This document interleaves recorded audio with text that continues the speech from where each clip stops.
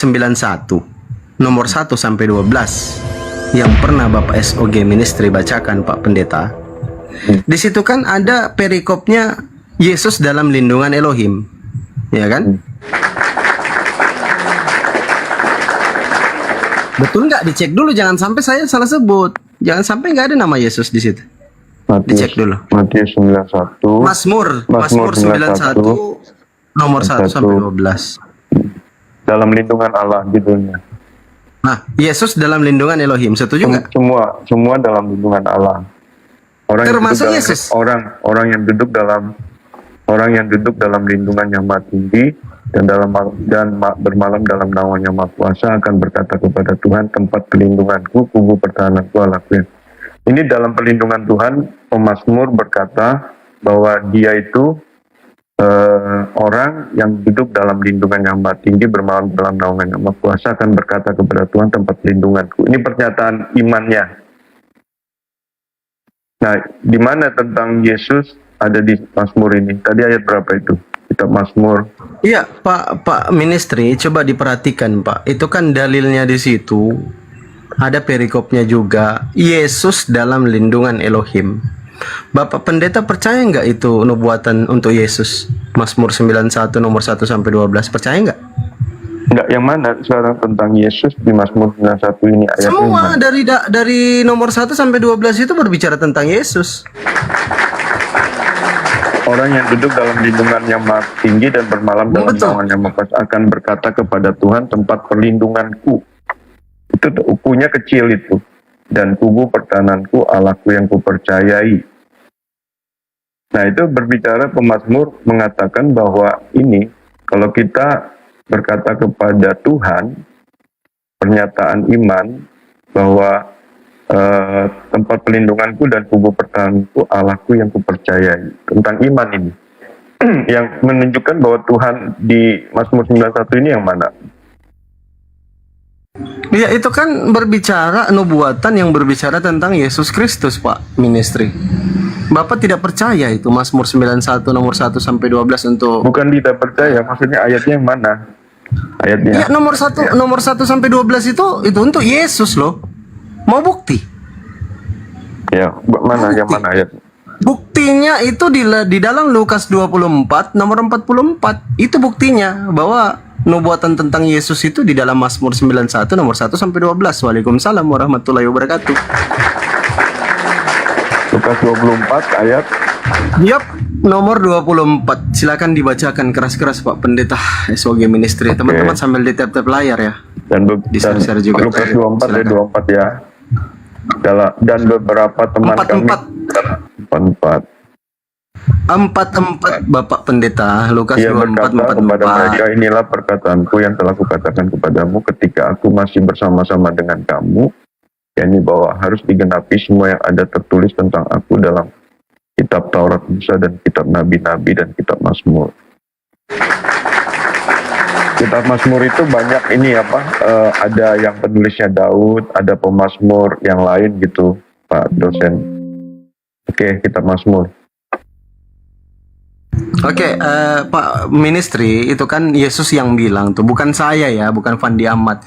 Yesus sendiri yang menyampaikan kepada umatnya, kepada muridnya pada waktu itu, waalaikumsalam warahmatullahi wabarakatuh, bahwa ada tertulis, yakni bahwa harus tergenapi semua yang tertulis tentang aku dalam kitab Taurat Musa, kitab Nabi-Nabi dan kitab Mazmur. Itu kan yang Yesus katakan. Nah, ketika kita buka kitab Mazmur 91 sampai 12, tolong dibaca dari 1 sampai 12 dulu biar kita tahu tuh. Gitu loh Pak. Ya. Dibaca dulu dari 1 sampai 12 dalilnya. Tujuannya kan bahwa Tuhan Yesus dilindungi, tak mungkin dia mati di kayu salib kan, berarti bukan Tuhan betul, Yesus. Dibaca dulu mungkin. Menurut kita Pak jangan dosen, langsung konklusi. Menurut Pak dosen kan itu kan. Betul, tapi jangan langsung konklusi dong. Mazmur 91 ayat 1 sampai 12. Masuk nggak di sini atau tidak kan gitu? Dalam lindungan. Orang yang duduk dalam lindungan yang Maha Tinggi dan bermalam dalam naungan yang Maha Kuasa akan berkata kepada Tuhan, tempat perlindunganku dan kubu pertahananku, Allahku yang kupercayai. Sungguh dialah yang akan melepaskan kau dari jerat penangkap burung, dari penyakit sampar yang busuk, Dengan kepaknya ia akan melindungi engkau, di bawah sayapnya engkau akan berlindung, kesediaannya ialah perisai dan pagar tembok. Engkau tak usah takut terhadap kedahsyatan malam, terhadap panah yang terbang di waktu siang, terhadap penyakit sampar yang berjalan di dalam gelap, terhadap penyakit menular yang mengamuk di waktu petang. Walau 1.000 orang rebah di sisiku dan 10.000 di sebelah kananku, tetapi itu tidak akan menimpamu.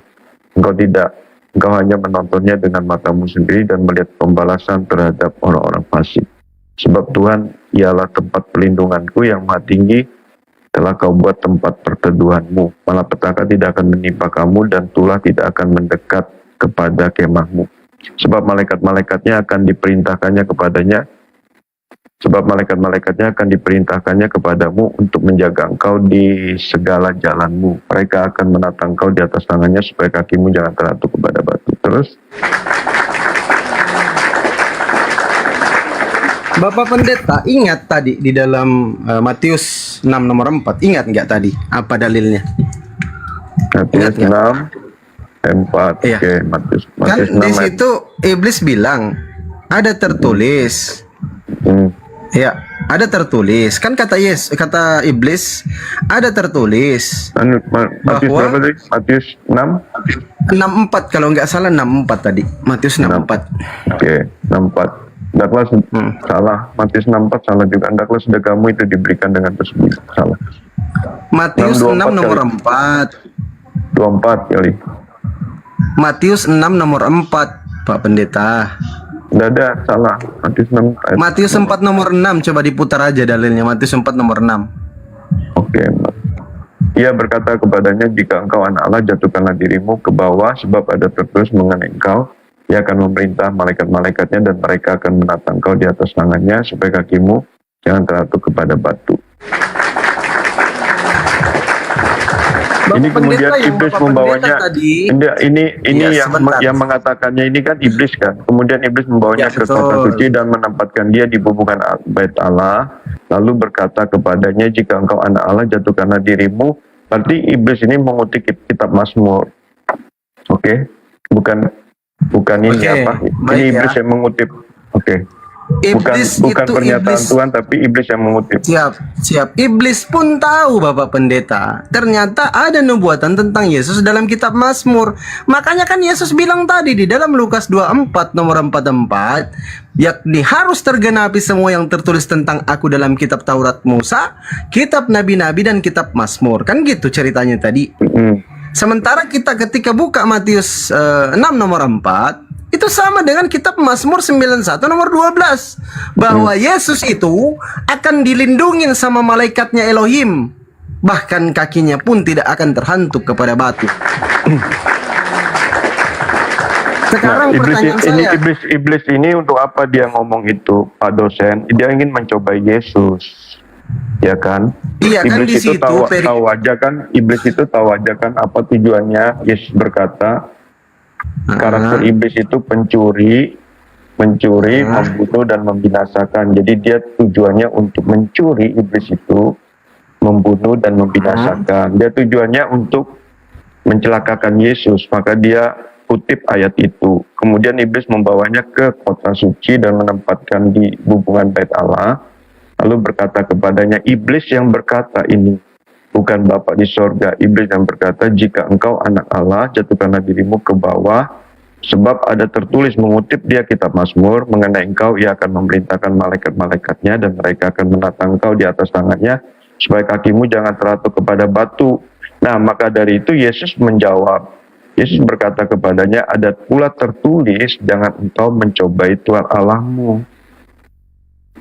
Jadi ini adalah iblis menipu Yesus untuk jatuh. Padahal Yesus kan di dunia ini memakai kemanusiaannya, walaupun dia ada keilahiannya. Dia juga memakai kemanusiaannya dia. Jangan kau mencobai Tuhan Allahmu.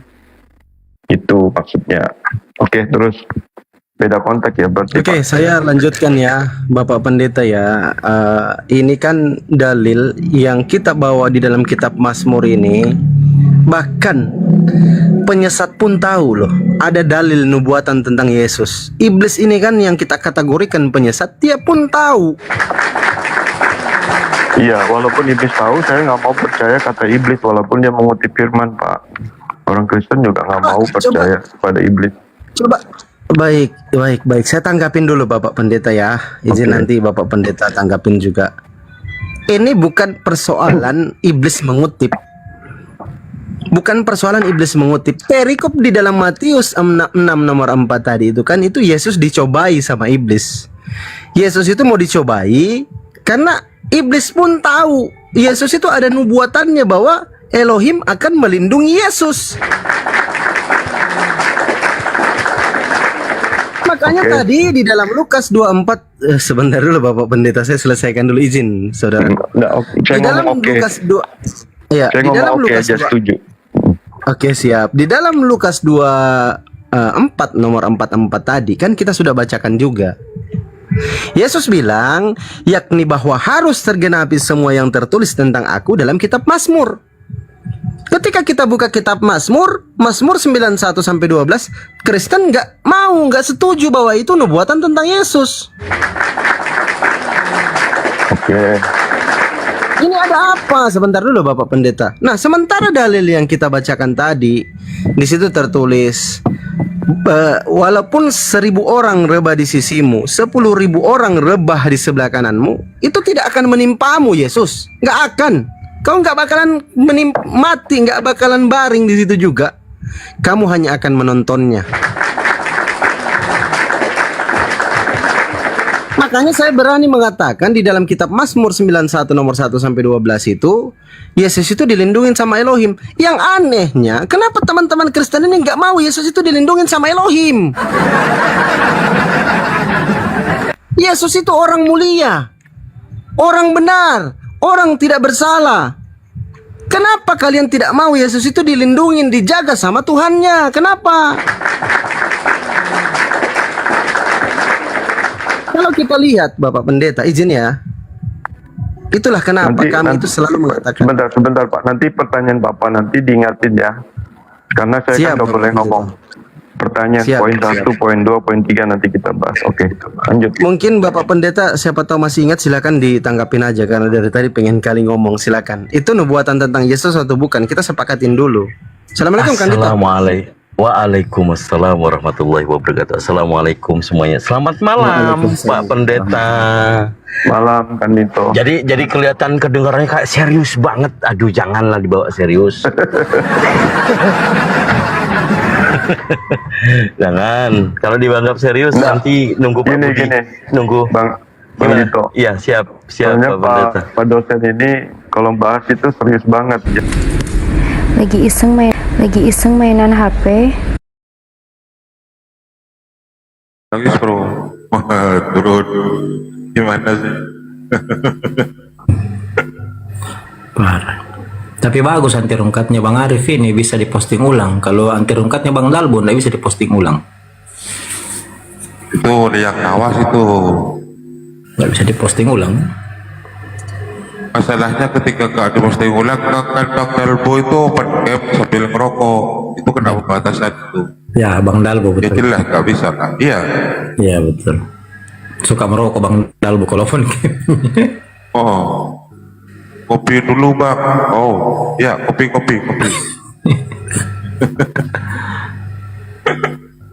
Gini, Bang Isbro kok turun, naik lagi Bang Isbro.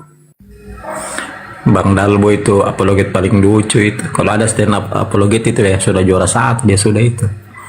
Oh, Lucu dia itu kalau ini. Baru dia tidak pernah marah. Biar dihujat apa dia tidak pernah marah. tapi di Komal Bang Dalbo sering kena batasan juga, Bang Betul. Sering selalu. Apalagi sampai nampilin data, kemudian open cam gitu kan. Misalnya Bang Goto open cam, Ya. tapi yang nyerocos Bang Baal. Ya kena. Gitu. Bang Baal di apa? Tutup cam. Tapi yang kena pasti yang open cam. Iya yang kena open cam begitu. Iya, Bang Gafur apa sering kena kena pelanggaran, kena pembatasan. Padahal yang terocos Bang Baal, gitu kan? Iya, yang open cam yang kena. Apalagi kalau dua-dua tampilkan data sekarang aja langsung kena itu.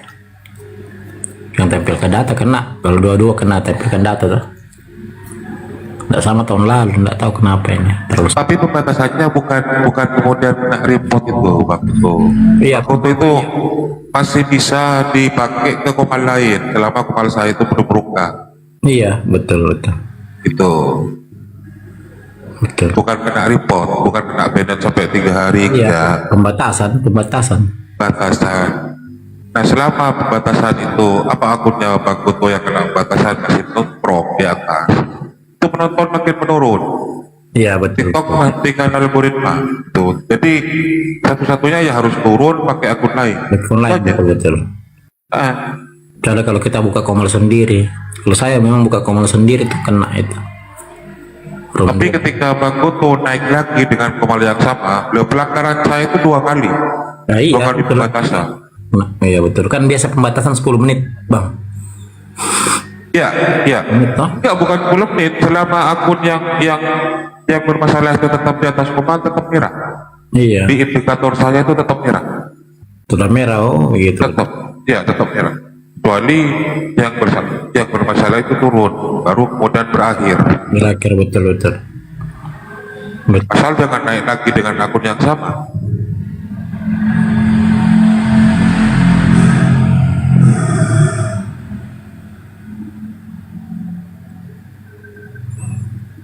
Kalau room saya itu kadang ada peringatan, pembatasan, gitu. Kadang orang Saya sapa dulu. Tunggu dulu kamu. Tunggu, saya sapa dulu saudara saya nih, Bang. Kak Fauzia, assalamualaikum warahmatullahi wabarakatuh. Waalaikumsalam warahmatullahi wabarakatuh. Lanjut Bang, lanjut. Oke, Atau sekarang Manggarai, saya Bang? saya minta dikit aja. Tunjukkan Oh, ke iya, saya Iya, di mantap, mana mantap, mantap. di mana Tuhanmu telah menghapus dosa. Tolong. Emang Tuhan kami sama makhluk seperti Tuhanmu yang Pertanyaan turun saya menjadi jawab. makhluk? Akan ngeles Tuhan kamu, tidak ada kami, yang kamu. Tuhan kami Tolong bukan jawab. makhluk. Sebentar, Tuhan kami bukan makhluk. Bukan masalah Pertama. makhluk. Ya Menghapus udah ini saya dosa. jawab. Loh, di mana Yesus mengajarkan dia mati untuk menghapus dosa? Lari ke mana? Gak punya Sabar, ibu. sabar, santai, Suku slow, saya slow. masuk Kristen. Sabar, Bang, Kamu sabar, tadi udah santai. congor.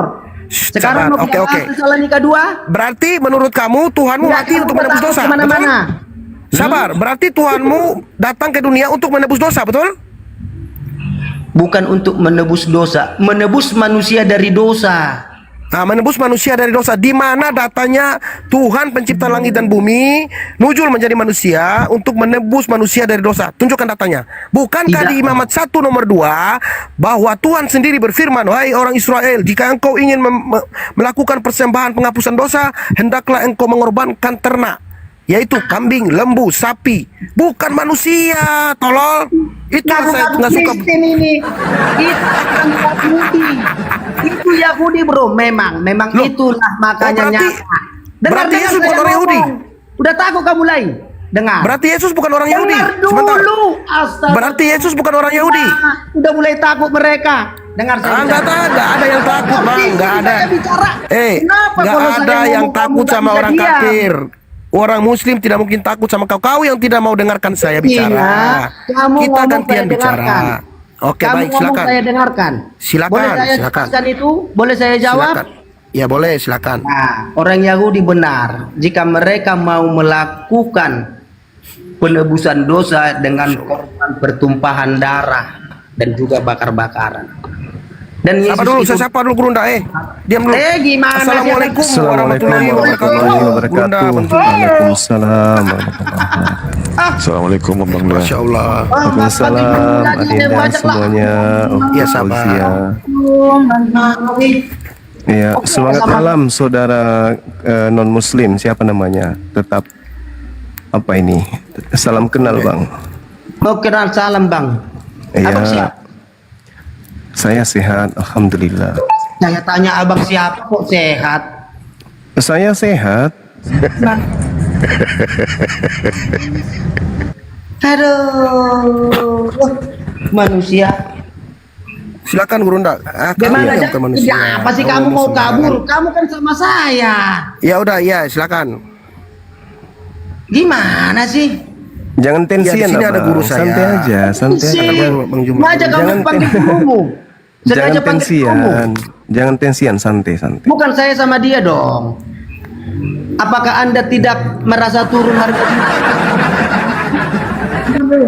Ada di tadi dia ada CP. Ya, Bang tetap Gimana? tadi katanya di mana Allah mengampuni dosa kami ya umat Islam ya di Az-Zumar ayat 53. Apa bunyinya? ayat 53. Ya. Di situ di situ Allah mengatakan akan menghapus. Oke, saya baca. Masih Bismillahirrahmanirrahim. ayat kan, Bu? Qul ya ibadillazina sudah saya baca ini, diamlah dulu kau Qul ya ibadiyallazina asrafu ala anfusihim la taqnatu min rahmatillahi innallaha yaghfiru dzunuba jami'an innahu huwal ghafurur rahim. Artinya aku berlindung pada Allah dari godaan syaitan yang terkutuk dengan menyebut asma Allah yang Maha Pengasih lagi Maha Pemurah. Katakanlah Nabi Muhammad, wahai hamba-hambaku yang melampaui batas dengan menzolimi dirinya sendiri, janganlah berputus asa dari rahmat Allah. Sesungguhnya Allah mengampuni dosa semuanya. Tadi Anda mengatakan kapan? Dosa semuanya. Biar saya buka Sesungguhnya datanya. Dialah yang Maha Pengampun lagi Maha Penyayang. Maha benar Allah atas segala Buka datanya. firman-Nya. Surah berapa? Surah berapa? Surah berapa? Az-Zumar ayat 53. Tadi kan Anda bertanya, saya nyimak dari Ya, tadi kan. saya buka dulu ya. Santai. Banyak ayat yang lain. Saya buka boleh tidak? Silakan, Kapausia kita kasih gerunda Bang Juma biar nanti Ya, gerunda. nggak apa-apa. Iya, setelah ini Bang Juma. Surah apa, Bu? Nggak apa-apa. Surah apa? Mumpung Biar dia beliau metong lagi langsung jinak. maksudnya. Mumpung saudara non muslim ini jinak dengan ukhti Fauzia, silakan. Iya, silakan. Lihat, buka dulu. Waduh, Bang, saya nggak doyan yang gitu-gituan, Bang.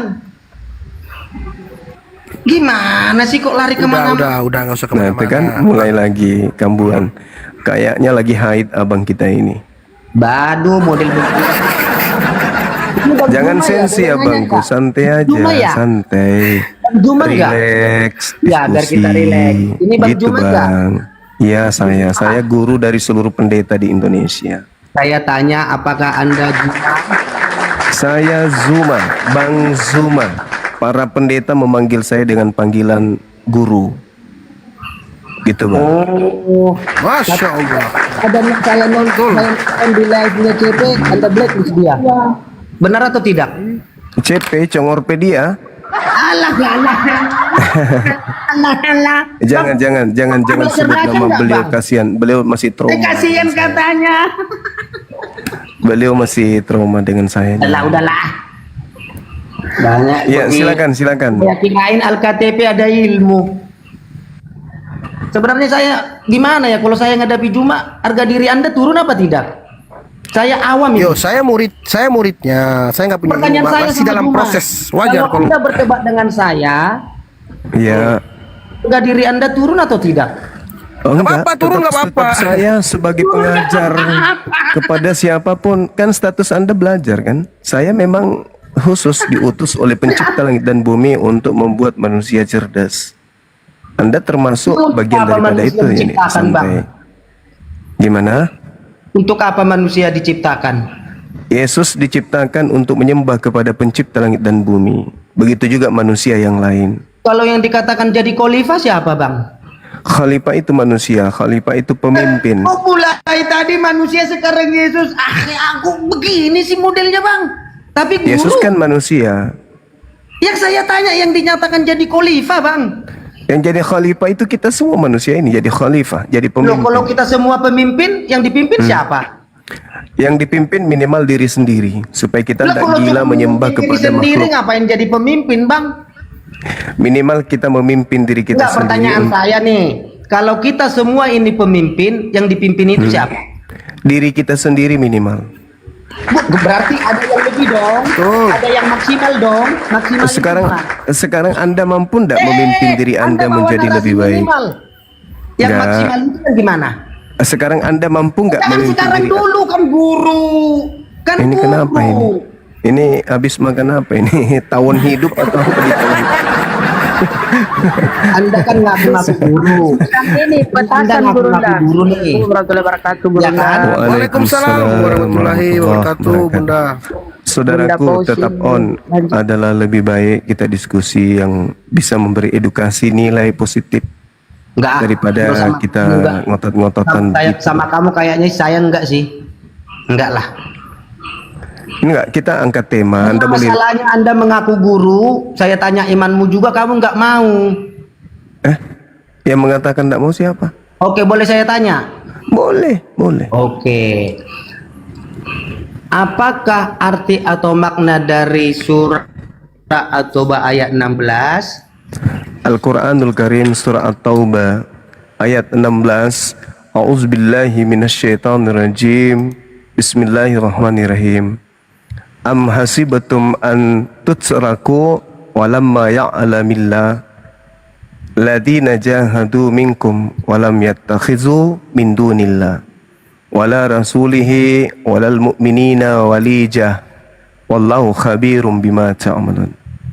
Apakah kamu mengira bahwa kamu akan dibiarkan tanpa diuji padahal Allah belum mengetahui dalam kenyataan orang-orang yang berjihad di antara kamu dan tidak menjadikan selain Allah dan Rasulnya dan orang-orang mukmin sebagai teman setia. Allah Maha mengetahui apa yang kamu kerjakan. Kalau belum tahu, apakah pada posisi itu dia tahu atau tidak tahu? Nah, begini abang, Anda ingin membahas Al-Quran atau membahas terjemah? Itu dulu. Bagaimana kamu sudah baca terjemahannya, kamu tidak boleh dibahas terjemahannya. Kan begini kamu dari dulu. Jangan sensi. Saya bertanya Bukan lagi. sensi gitu saya, loh. saya ulang dulu pertanyaan saya. Pertanyaan saya gini deh. Apakah ilmumu lebih tinggi daripada beliau yang telah Saya ulang lagi nih pertanyaan sederhana nih bang. Anda ingin belajar Al-Quran atau belajar terjemah? Itu dulu. Bagaimana saya memahaminya tanpa saya Saya ulang lagi pertanyaan sederhana saya. Anda ingin belajar Al-Quran atau Anda ingin belajar terjemah? terjemahannya lah biar cepat. Oke, Bagaimana? baik, Jawab baik, aja. baik. Baik abangku, kalau ingin belajar terjemah saya jelaskan terjemah. Di sini dikatakan Allah Maha mengetahui bima ta'amalun. Allah Maha mengetahui apa yang kamu kerjakan. Jadi seibarat saya bang, seibarat saya mengatakan kepada staf saya kemudian, apakah kamu paham sekiranya aku tidak tahu menyetir sampai kamu ugal-ugalan mengendarai kendaraan ini? Apakah saya tidak bisa menyetir dengan perkataan saya seperti itu? Tidak. Bukan di situ konteks pertanyaan saya, Bang. Saya ulangi pertanyaan saya. Pertanyaan saya. Iya. Di saat saya berkata belum tahu, apakah di saat posisi itu di detik itu saya tahu atau tidak tahu? Kan bertanya di situ kan? Kan ada pertanyaan. Mana Apakah bertanya kamu di situ? mengira? Apakah kamu mengira? Mana di situ bertanya? Apakah kamu mengira? Ada kata padahal di situ, Bang. Makna padahal apa sih? Apakah kamu mengira? Lanjut. Makanya aku bilang ini terjemahan aja sulit. Iya. Apa makna padahal? Iya. Apakah kamu mengira bahwa Lanjut. kamu akan dibiarkan? Padahal Allah belum mengetahui dalam kenyataan orang-orang yang berjihad di antara kamu. Apakah kamu mengira? Apakah kamu mengira bahwa Allah tidak mengetahui? Allah belum mengetahui. Padahal kata Allah. Padahalnya di mana, Bang? Allah Maha mengetahui. Padahalnya di mana? Allah Maha mengetahui. Nah, udah Apakah mulai. kamu mengira bahwa Allah saya baca itu terjemahannya bahwa ya, padahal sesuai dengan Allah yang dikatakan. belum mengetahui orang-orang yang Padahalnya berjihad di di mana antara katanya kamu? itu tadi? Tunggu dulu, saya Saya menjelaskan tunggu dulu. terjemah.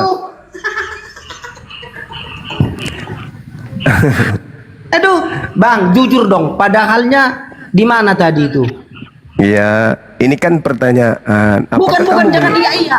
Jawab aja. Padahalnya di mana? Apakah kamu mengira kamu akan dibiarkan tanpa diuji padahal Allah belum mengetahui?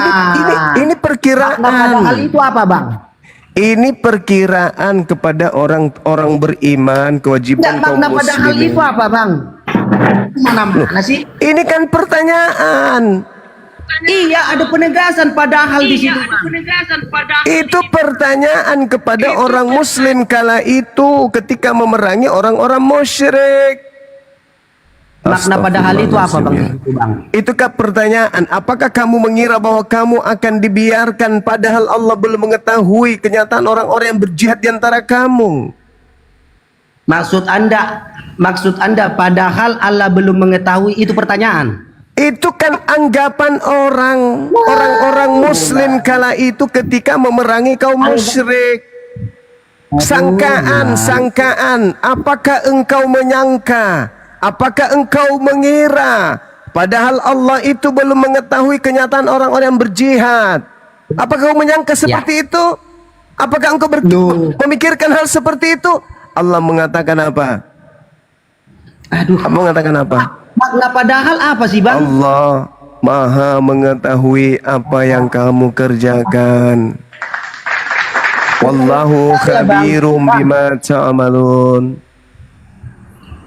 Bang, pertanyaan saya, makna kata padahal di situ apa?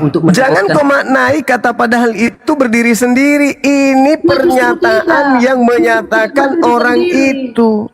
Dia menegaskan di situ. Kok berdiri sendiri padahal? Oke. Ketika dikatakan di terjemahan terakhir, kalau saya bikin contoh begini bang, saya bikin contoh, boleh kan? Dengar. Allah Maha mengetahui apa yang kamu kerjakan. Maksudnya apa itu bang? Begini, kalau untuk itu bang, seberapa sering anda tahu di surat Saya ulang lagi pertanyaan saya sederhana. Allah Maha mengetahui apa yang kamu kerjakan. Maksudnya apa itu? Contohnya begini, jika Tuhan saya mengatakan dia belum tahu sesuatu, Tuhan saya Yesus ini, apakah layak dia mengatakan dia maha tahu? Ini pertanyaan, bukan Allah menyatakan dirinya tidak tahu. Jangan lari konteksnya. Allahu Akbar, Masya Allah. Pertanyaan saya nih. Masya Allah, sulit. Jika Yesus saya, sulit Tuhan saya ini, memang sulit. Karena Al-Quran itu memang hanya untuk orang-orang yang berakal. Ini Al-Quran hanya untuk orang-orang berakal bang. Al-Quran mengatakan itu. Quran surah ayat 29 abangku. Al-Quran saya mengatakan Al-Quran itu diwahyukan hanya untuk orang berakal sehat. Kitabun anzalnahu ilaika mubarakun liyadabbaru ayatihi waliyadzakkara ulul albab. Jadi Al-Quran itu hanya bisa dipahami oleh orang yang berakal sehat. Seberapa sering dinyatakan seperti itu di tiap surah? Nah, ini pernyataan Allah kepada orang-orang yang diajak untuk berjihad. Pertanyaan saya, seberapa sering kalimat seperti Lalu Allah mengatakan di akhir ayat itu, Wallahu khabirum bima ta'amalun. Allah Maha mengetahui apa yang kamu kerjakan. Nah, ini belum berjihad. Ini belum berjihad waktu itu. Pertanyaan saya kok kemana-mana. Ayat-ayat sebelumnya itu kan berbicara tentang bagaimana kewajiban kaum muslimin untuk memerangi kaum musyrik yang merusak perjanjian damai dengan orang-orang muslim kala itu. Lalu Allah menyatakan, am hasibatum an tutsraku walamma ya'lamil ladzina jahadu minkum. Ini kemudian pernyataan, apakah kamu mengira perkiraanmu itu kamu menganggap Allah belum tahu? Beda, yang lain saya tanya beda penjelasannya. Saya makanya tadi bertanya sama saudara.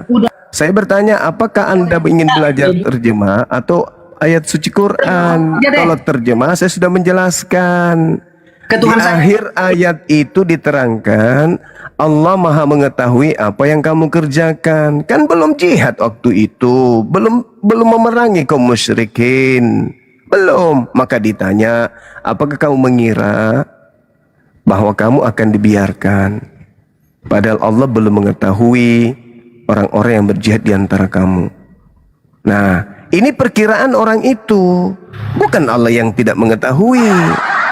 Perkiraan orang-orang itu, aku nggak usah ikut perang deh, kan nggak ketahuan juga, nanti aku pura-pura ikut perang. Nah, itu anggapan orang pada saat itu. Maka Allah mengatakan kamu nggak bisa lolos. Kenapa? Karena Allah khabirum bima ta'malun. Maha mengetahui apa yang kamu kerjakan. Kamu ikut perang atau tidak ikut perang, Allah tahu. Apapun yang ada di dalam hatimu, Allah sudah tahu. Nah, kenapa Anda tidak bisa paham Al-Quran? Karena itu tadi, kitabun anzalnahu ilaika mubarakul liyadabbaru ayatihi waliyatazakkara ulul albab. Al-Quran, kitab yang aku turunkan kepadamu, wahai Nabiku Muhammad, yang penuh berkah, supaya mereka menghayati ayat-ayatnya dan orang-orang berakal sehat mendapatkan pelajaran. Siapa yang mendapatkan pelajaran? Orang yang berakal sehat. Sedangkan Anda, maaf, kufur itu adalah orang yang tidak berakal sehat.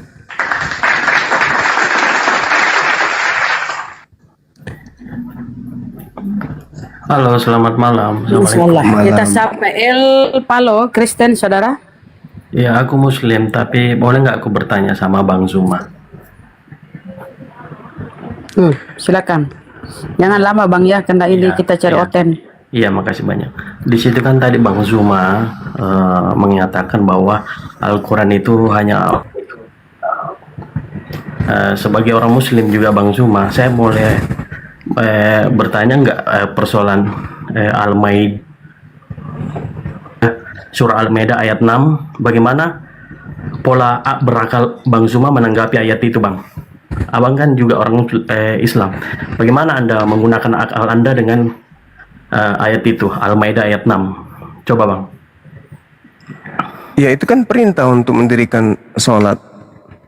Kenapa emangnya? Iya, oke. Bisa dibaca nggak, Bang Zuma? Boleh, pasti saya sudah bisa baca. Di situ ada masalahnya? di situ kegunaan untuk kita berakal, untuk memikirkan ayat itu. Apa masalahnya di sana? Makanya masalahnya itu Anda harus Kok baca, Bang Zuma. makanya Anda yang harus bacakan kepada saya, coba. Oke. Aku kan nggak bisa baca, Bang Zuma. Di sini kan Ya, aku silakan punya hak Anda. belajar. Tapi Silakan yang Anda jelas di bacakan situ, ayatnya kepada saya. Silakan. Bisa nggak host teman-teman Bang Zuma baca di sini? Jangan kau kamu yang baca. Jangan Kamu kau yang kafir, Bang. baca. Kamu yang baca. Bacalah, Bang. Karena saya mencium aroma babi di sini. Bang, minta maaf ya. Saya mencium Masa aroma Al-Quran babi. Anda tidak mau baca? Saya mencium Al-Quran aroma Anda. babi. Al-Quran Anda, Kristen kau dia baca juga. dulu ayat. Lanjut. Anda juga kan punya Quran, aku juga punya Iya, Quran. Anda yang bertanya, Anda yang membawa dalil, Wah. Anda baca dong. Saya mencium aroma babi di sini, serius. Bang, kalau Anda mencium aroma babi, sahadatin aku, Bang, sampai 100 kali. Enggak bisa, orang sahadat itu orang berakal. Wah, masa berarti orang Anda gila. mendahului Allah kalau begitu. Menurut saya, Tidak seolah-olah dong. bukan Muslim. Orang yang bersyahadat itu orang berakal. Ya, syahadatin aku kalau Anda Ya enggak mengatakan mau tadi saya, Anda mencium tidak aroma berakal. babi. Gimana mau Berarti saya Anda hadatin memfitnah Anda saya. orang tidak berakal? Gimana Anda kan saya mau memfitnah syahadatkan? tadi. Bagaimana Wah, saya mau syahadatkan Anda sebenarnya orang yang Anda tidak berakal. berakal? Karena Anda langsung Disuruh memponis saya baca tadi nggak bahwa bisa saya baca. ada bau babi. Mengaku Muslim, tapi saya mencium aroma babi. Makanya syahadatin aku. Ya Kamu kan tidak baca. berakal, saudaraku. Nggak perlu kamu baca Al-Quran surah Al-Maidah ayat itu. Innalillahi Saya wa ingin dengar. innalillahi raji'un. Innalillahi wa inna ilaihi wa inna ilaihi. Wah, aneh.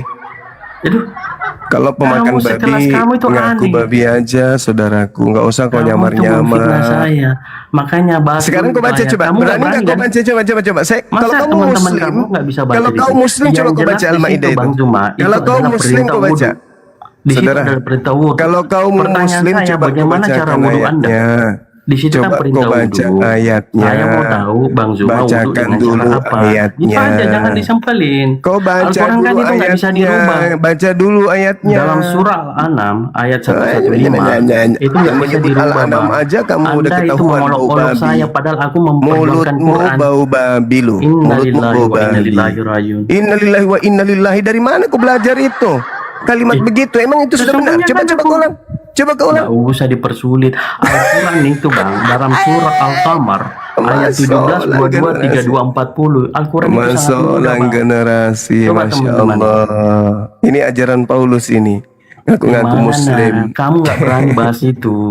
Coba Ngaku-ngaku buka Al-Maidah Muslim. ayat 6. Iya. Kita Pengikut bahas. Paulus ini Gerunda. Iya, pengikut Paulus dia ini pemakan babi, makanya Lihat ya, mereka memperolok-olok Kelihatan. saya ya. Padahal aku mau menyampaikan. kelihatan babinya, Lihat. kelihatan watak babimu kelihatan sudah. Sahadatin aku bang, sahadatin. Watak Ikuti. babimu kelihatan. Gak bisa. Ngapain kau suruh saya? Ngapain saya suruh kau sahadatin? Kamu kan menuduh saya tadi bau babi. Ya memang. Kalau Sejauh kau mana kalau kau penciumanmu? Muslim Memangnya coba kau kamu itu baca, malaikat? coba kau baca Al-Maidah ayat 6. Kita fokus saja konteks Ya, pembahasannya bang. aku Makna mencium bau Al-Qur'annya. babi, weh. Al-Quran dalam Babi surah panggang, Al-Qamar kan? ayat 17, 22, 32, Aku mencium 40. aroma babi, Al-Quran itu sangat mudah. wih.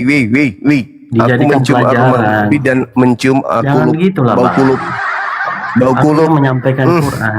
busuk, bau kulub, Oke, kalau kamu nggak mau bahas itu, kita lari ke ayat Al-Isra. bau kulub, Coba kita buka Al-Isra 78, bau 79, kulub, bau 88. kulub. Dia Gurunda, malu mengakui Tuhannya Bau terkutuk kulub. loh, malu dia janjinya Bau nyamar. kulub dia. Apa? Bau kulub. Aku menyatakan bahwa Udah Anda di bawah Anda nggak layak di sini. Allah Subhanahu wa taala. Anda di sini hanya jadi lelucon nanti kuat. Anda di bawah. Innalillahi katanya tadi. Aneh. Dari datang dia naik, bukannya beri salam, langsung main gertak. Ya ketahuan pemakan babi. Dari wataknya aja. Kalau mau menyamar Muslim itu bang, dari awal itu Assalamualaikum warahmatullahi wabarakatuh Bang Suma. Saya Muslim bang, tapi ada sesuatu yang ingin saya pertanyakan. Itu naik-naik langsung main gerak. Muslim bang, bukannya beri salam, selamat malam.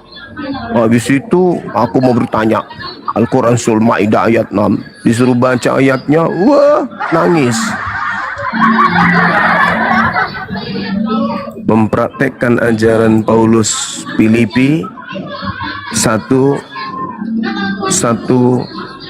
Korintus, Filipi 1:18.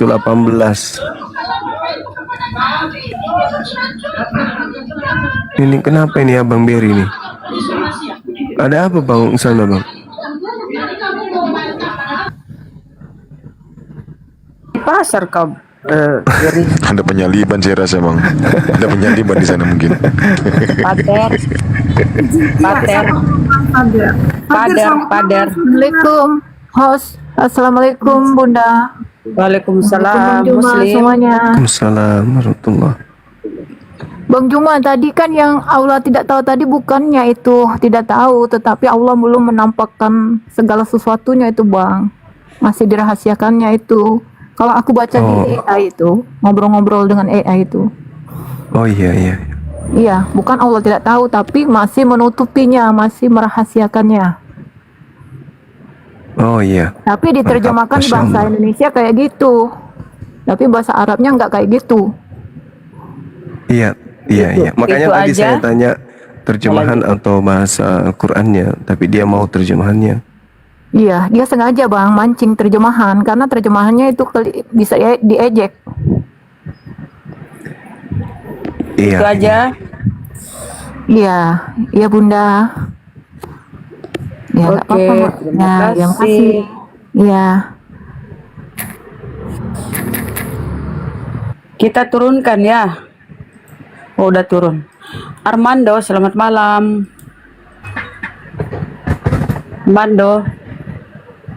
Armando. Kristen, Muslim, saudara. Armando. Oh, Armando. Ya, Armando, kenapa kupingmu, Armando? Bang Armando monitor, Bang Armando. Armando, selamat malam Armando.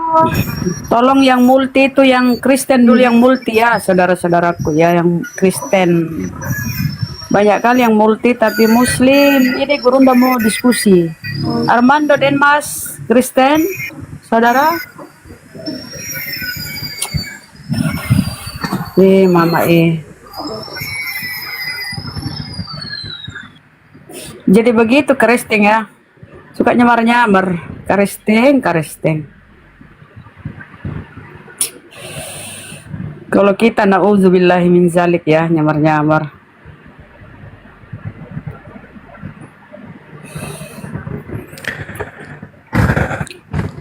Oke, baik sahabat-sahabat yang dimuliakan oleh Allah. Seperti malam-malam sebelumnya kita kembali membawa kajian Al-Quranul Karim di dalam surah Al-Araf ayat 144 sampai dengan 145. Allah Subhanahu wa taala menjelaskan di dalam Al-Quranul Karim, Bismillahirrahmanirrahim. Qala ya Musa inni istafaituka 'alan nasi birisalati wa bikalami fakhuz ma ataituka wa kum minasyakirin. Allah berfirman kepada Nabi Musa, wahai Musa, sesungguhnya aku memilih melebihkan engkau dari manusia yang lain pada zamanmu untuk membawa risalahku dan firmanku. Sebab itu berpegang teguhlah kepada apa yang kuberikan kepadamu, dan hendaklah engkau termasuk orang-orang yang bersyukur. Wa katabna lahu fil alwah min kulli syai' mau'idatan wa tafsila li kulli syai' fahusha biquwwah wa'mur qaumaka ya'khuzu bi ahsaniha sa'urikum daral fasiqin. Dan telah aku tuliskan untuk Musa pada Torah segala sesuatu sebagai pelajaran dan penjelasan untuk segala hal. Maka aku berfirman kemudian kepada Nabi Musa, berpegang teguhlah kepada Torah dan suruhlah umatmu berpegang kepadanya dengan sebaik-baiknya. Aku akan memperlihatkan kepadamu negeri orang-orang yang fasik. Sahabat yang dimuliakan oleh Allah, di ayat ini Allah memerintahkan kepada baginda Nabi Musa alaihi salam untuk berpegang teguh kepada hukum Taurat, dan Allah memerintahkan kepada Nabi Musa alaihi salam agar mengajarkan kepada kaumnya untuk berpegang teguh kepada hukum Torah yang Tuhan firmankan kepada Nabi Musa alaihi salam. Nah, jadi Al-Quran mengatakan itu. Bagaimana dengan kitab yang sampai ke Indonesia dibawa oleh saudara-saudara kita Kristen yang kita kasihi? Di dalam Ulangan 4, di situ ada perintah kepada Nabi Musa alaihi salam, dilanjutkan kepada kaumnya. Maka sekarang hai orang Israel, dengarlah ketetapan dan peraturan yang kuajarkan kepadamu untuk dilakukan supaya kamu hidup dan memasuki serta menduduki negeri yang diberikan kepadamu oleh Tuhan nenek moyangmu. Jangan kamu menambahi apa yang kuperintahkan kepadamu dan jangan kamu menguranginya. Dengan demikian kamu berpegang pada perintah Tuhan Elohim yang kusampaikan kepadamu. Ini perintah Tuhan kepada Nabi Musa alaihissalam, yang kemudian Nabi Musa sampaikan kepada kaumnya agar kiranya hukum yang datang kepada Nabi Musa itu dipegang teguh sebagaimana yang diterangkan Al-Quran. Jangan menambahi, jangan mengurangi. Begitu juga kata Yesus, ditegaskan oleh Yesus, Matius 5:19, barang siapa yang meniadakan, yang mengurangi hukum Taurat meskipun yang paling terkecil, maka dia akan menempati kemudian tempat terhina dalam kerajaan langit. Ini pernyataan Yesus dan tadi pengakuan Musa. Musa mengatakan, jangan kau menambah, jangan kamu mengurangi, kata Nabi Musa. Yesus pun mengatakan ancaman yang sangat-sangat luar biasa. Barang siapa yang mengurangi, maka akan menempati tempat terhina. Pertanyaan muncul kemudian, apakah Paulus ini Bani Israel? Pengakuannya Filipi 3 nomor 5, ya, beliau mengaku dari suku Benyamin. Berarti aturan main Tuhan berlaku kepada Paulus. Selanjutnya, apakah Paulus mengurangi hukum Taurat? Ini pertanyaan seperti yang kita pertanyakan semalam. Silakan. malam saudara, silakan. Ya, bagaimana kabar Bang Juma? Baik, alhamdulillah. Sehat ya? Sehat abangku. Ya. Semoga abang sehat Ya, juga. Bang Juma. Siap. Puji Tuhan, sehat Bang Juma ya. Iya. Saya dengar tadi tausiah dari Bang Juma tentang Nabi Musa ya. Ya. Nabi Musa. Gini Bang Juma, saya ingin bertanya Bang Juma, apakah Musa di dalam Al-Quran dan kitab-kitab sebelumnya itu sama apa enggak Bang Juma? Sama bang. Kami menganggap Nabi Musa itu cuma satu. Oh. Enggak dua, iya bang. Iya. Tadi kan Bang Juma mengatakan jangan menambah dan jangan mengurangi. Iya. Ya Bang Juma ya. Iya. Di kitab-kitab sebelumnya Bang Juma tidak ada nama Musa alaihissalam, tidak ada. Ya, yang ada itu hanya Musa. Tapi kitab di abad ke-7 di situ menambah alaihissalam. Iya. Berarti apa yang disampaikan oleh Bang Juma tadi, jangan menambah, jangan mengurangi, itu bertolak belakang abangku.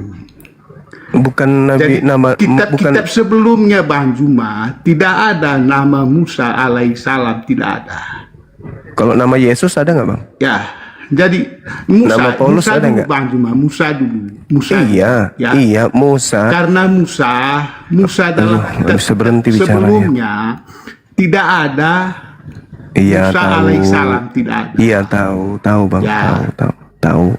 Tapi kan ayat Ulangan 4 itu bang bukan Ya, nama Nabi. kenapa orang abad ke-7 kok suka menambah-nambahi gitu? Silakan dijelaskan Bang Juma. Tapi saya bicara langsung dipotong. Iya, silakan. Kenapa Oke. ditambahi Oke. salamnya? Baik. Kenapa? Silakan. Saya ulang Mbak Ca, coba pasang kuping bang ya. Maka sekarang hai orang Israel, dengarkan ketetapan dan peraturan yang kuajarkan kepadamu untuk dilakukan supaya kamu hidup. Jangan kau menambahi apa yang kuperintahkan kepadamu, dan jangan kamu menguranginya. Ini bukan berbicara mengenai nama. Ini Iya, berbicara mengenai... yang saya tanya itu kenapa orang abad ke-7 menambah namanya Musa itu Musa Bukan masalah nama ini bang, yang dilarang ditambah bukan nama. Makanya berarti yang ada di Al-Quran itu tidak sama dengan Musa yang ada pada Kau kitab bertanya bang, sebelumnya. kau bertanya, tolong kau dengar dijelaskan. Sabar bang, biar dijelaskan Gurunda. Silakan Gurunda. Ayat itu jangan anda pakai. Saya hanya Astagfirullahaladzim. kenapa nambah alaihissalamnya kata Musa itu? Yang Apakah dilarang sama? menambahi itu nama atau peraturan? Namanya. Coba di mana dalilnya? Jangan kau menambahi namaku dan jangan kau mengurangi namaku. Mana dalilnya? Iya, makanya saya tanya tadi kan tuh, apakah Musa di dalam kitab-kitab sebelumnya sama yang Saya ada dalam tanya, Al-Quran itu apakah sama yang dilarang ditambah yang dan dikurangi itu nama atau aturan-aturan perintah-perintah? Makanya Bang Juma yang saya hormati, saya nggak butuh penghormatan. Kalau anda tidak menggunakan akal sehat percuma. Yang saya tadi tanya kan di saya sini. tanya, Boleh anda dibawa dulu. Jaga sendal di bawah, jaga Musa sendal. di Abangku, kitab sebelumnya- abangku jaga sendal di bawah. Jangan naik ke sini. Anda nggak layak masuk di kelas saya karena otak anda itu cocoknya di gereja, nggak cocok di sini.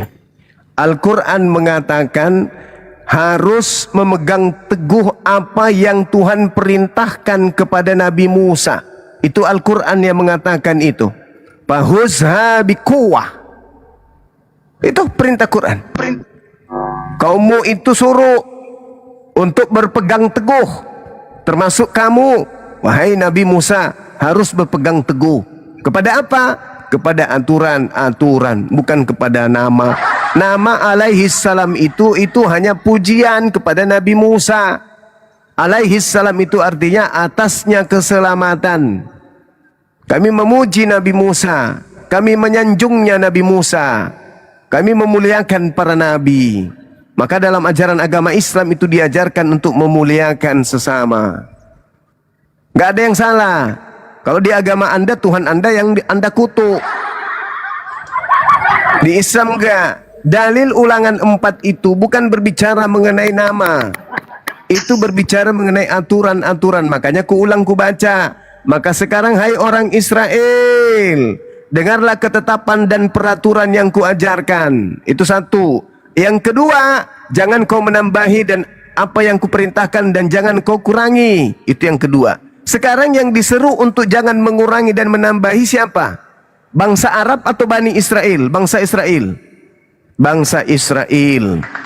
Kalau Nabi Muhammad mengurangi atau menambahi, apakah perintah Ulangan 4 ini berlaku bagi Nabi Muhammad? Tidak berlaku. Karena beliau bukan Nabi, beliau bukan orang Israel. Yang dipanggil dan diperintahkan untuk jangan menambah dan mengurangi adalah Bani Israel. Paulus Nabi orang Israel enggak? Filipi 3 nomor 5. Aku adalah orang Ibrani, keturunan Benyamin. Berarti keturunan Israel. Israel itu nama lain daripada Yakub. Yakub memiliki kemudian anak 12, diantaranya adalah Benyamin. Berarti Paulus adalah anak Israel, keturunan Israel. Berarti yang dilarang untuk menambah dan mengurangi adalah Paulus, bukan Nabi Muhammad. Tolonglah, kalau masuk di kelas saya itu meskipun bodoh, tapi jangan sombong. Harus memiliki ruang untuk menerima jawaban. Sudah bodoh sombong lagi mau jadi apa? Sudah bodoh. Assalamualaikum. Iya, ehonya jangan terlalu tinggi, Bang. Waalaikum. Assalamualaikum warahmatullahi wabarakatuh. Bang Zuma. Ehonya ketinggian, abangku. Namanya Bang. Oh iya. Mungkin ada yang Waalaikumsalam penting warahmatullahi karena wabarakatuh. Ini kita udah. bilang poten yang naik tapi mereka naik, silakan, ada yang penting mungkin, silakan Bang. Ya, kita bukan konten. Ehonya abangku bisa nggak dikurangi? Oh ya. Ini udah belum? Masih. Masih ya. Kalau ini? Nah, alhamdulillah udah bagus. Terima kasih kesempatannya untuk dari Bang Zuma. Siap. Dan hostnya. Ya, mungkin sedikit melenceng. Saya sering melihat debat-debat. Sebagai Muslim, terkadang kita terpanggil untuk membantah apa yang orang-orang oten sampaikan dalam debat-debat seperti ini. Namun keterbatasan ruang dan ilmu mungkin. Yang ingin saya tanyakan gini, sebagai orang Muslim, seberapa haruskah kita membantah hal-hal yang seperti ini?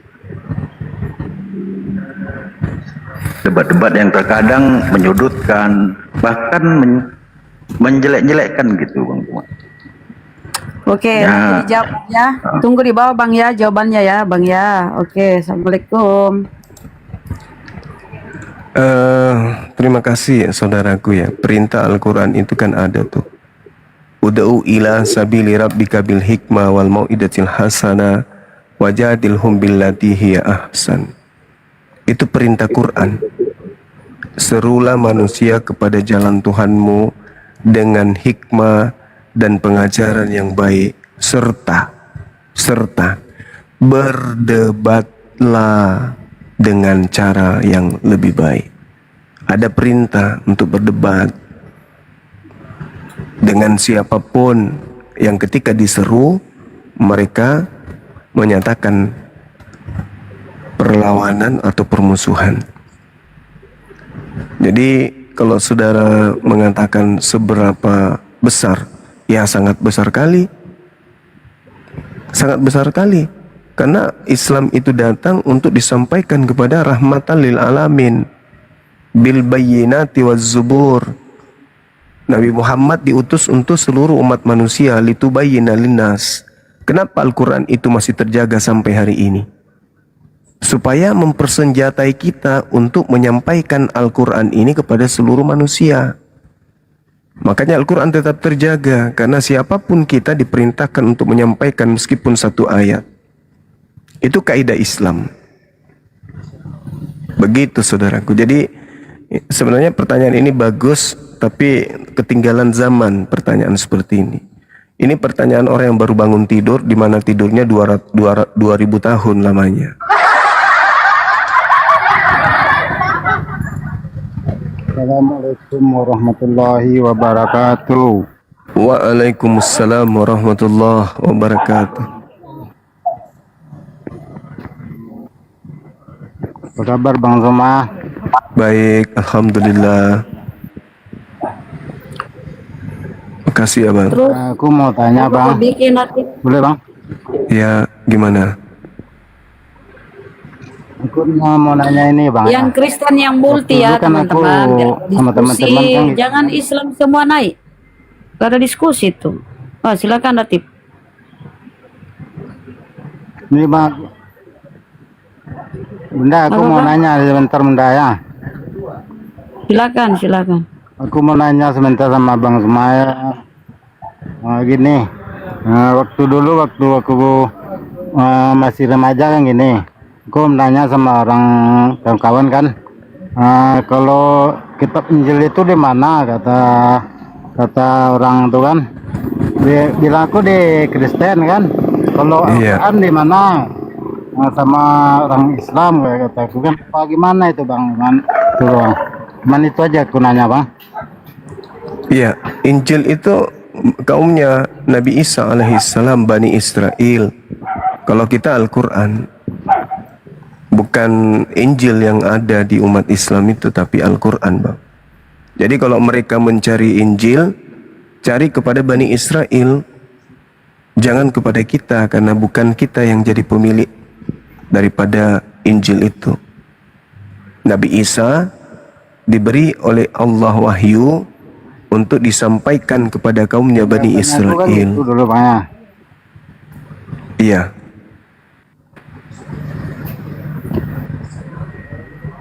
Itu udah benar itu Bang. Masya Allah. Artinya Bang, saya tambahkan Bang, izin Bang. Artinya Injil itu tidak boleh sampai dan tidak boleh dipelajari ataupun hukum-hukum yang ditaati oleh orang-orang di luar dari Bani Israel gitu ya Bang? Iya, karena itu hanya untuk kaumnya Bani Israel.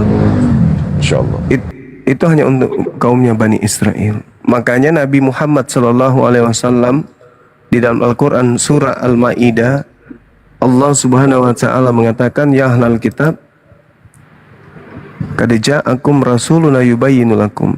Telah datang pada kalian Rasulku. Untuk apa beliau datang kepada kalian wahai Bani Israel? Untuk menjelaskan sebagian dari isi kitab suci yang kalian sembunyikan.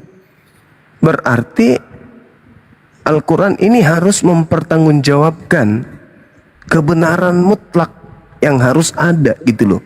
Ketika Al-Quran mengklaim dia sebagai wahyu ilahi, maka kebenaran mutlak itu harus terpapar kepada keadaan. Apalagi sekarang kita sangat mudah untuk mencari ujung pemisah antara orang Kristen dan orang Islam ini. Al-Quran mengatakan, ya ahlal kitab, qad ja'akum rasuluna yubayyinu lakum katsiran mimma kuntum tukhfuna minal kitab wa ya'funa an katsir.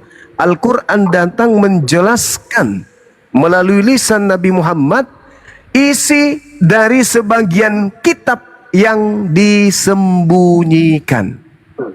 Nah, Al-Quran harus bertanggung jawab. Apa pertanggungjawaban Al-Quranul Karim? Harus ada sebuah Injil yang tidak muncul sampai hari kiamat. Karena kalau muncul, Al-Quran gugur. Pertanyaannya sekarang, mana Injil yang Nabi Isa alaihissalam ajarkan kepada Bani Israel? Wah, terlalu berat itu Bang Zuma. Injil itu kan cuma Nabi Isa. Oke. Kita lihat apa yang tertuang di dalam Markus 1:14. Markus 14. Ya jelas Markus 14, dan juga di dalam data Yohanes 1 nomor 53 dan juga di dalam Kisah Para Rasul 8 bagaimana Yesus memberitakan Injil di Galilea. Yesus memberitakan Injil di Galilea, Filipus memberitakan Injil Yesus kemudian kepada orang-orang yang ada pada zamannya. Pertanyaannya, mana Injil Yesus? Ayo. Karena Al-Quran mengatakan, lantas orang itu mengatakan, oh kami tidak beriman kepada Nabi Isa. Oke, kalau begitu ke Yesus deh, Yesus deh. Ada nggak Injil Yesus yang Filipus beritakan? Kita lihat di dalam Kisah Para Rasul.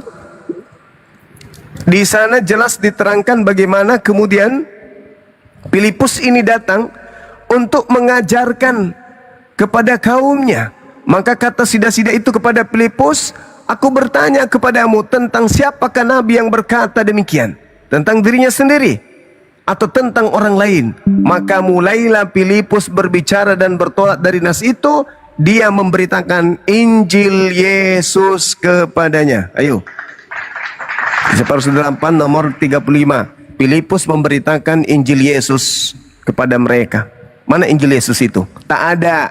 Kalau Injilnya Yesus aja tak ada, apalagi Injilnya Nabi Isa alaihissalam. Maka turun Al-Quran mengatakan, ya ahlal kitab, qad ja'akum rasuluna yubayyinu lakum katsiran mimma kuntum tukhfuna minal kitab. Ayo, Nabi Muhammad datang diutus kepada kaum Bani Israel untuk menjelaskan sebagian dari isi kitab yang mereka sembunyikan. Oh, hai, keren sekali Al-Quran saya ini. Ayo, ini sudah Al-Quran 1400 tahun digaungkan bahwa ada kitab yang disembunyikan. Ayo saudaraku Kristiani, tunjukkan kepada saya Injil Yesus kalau tidak disembunyikan. Begini bang jawaban mereka. Injil itu kan Yesus itu sendiri. Berarti Filipus itu bawa lukisan Yesus bang ke sana kemari bang, tentengnya bang ke Galilea.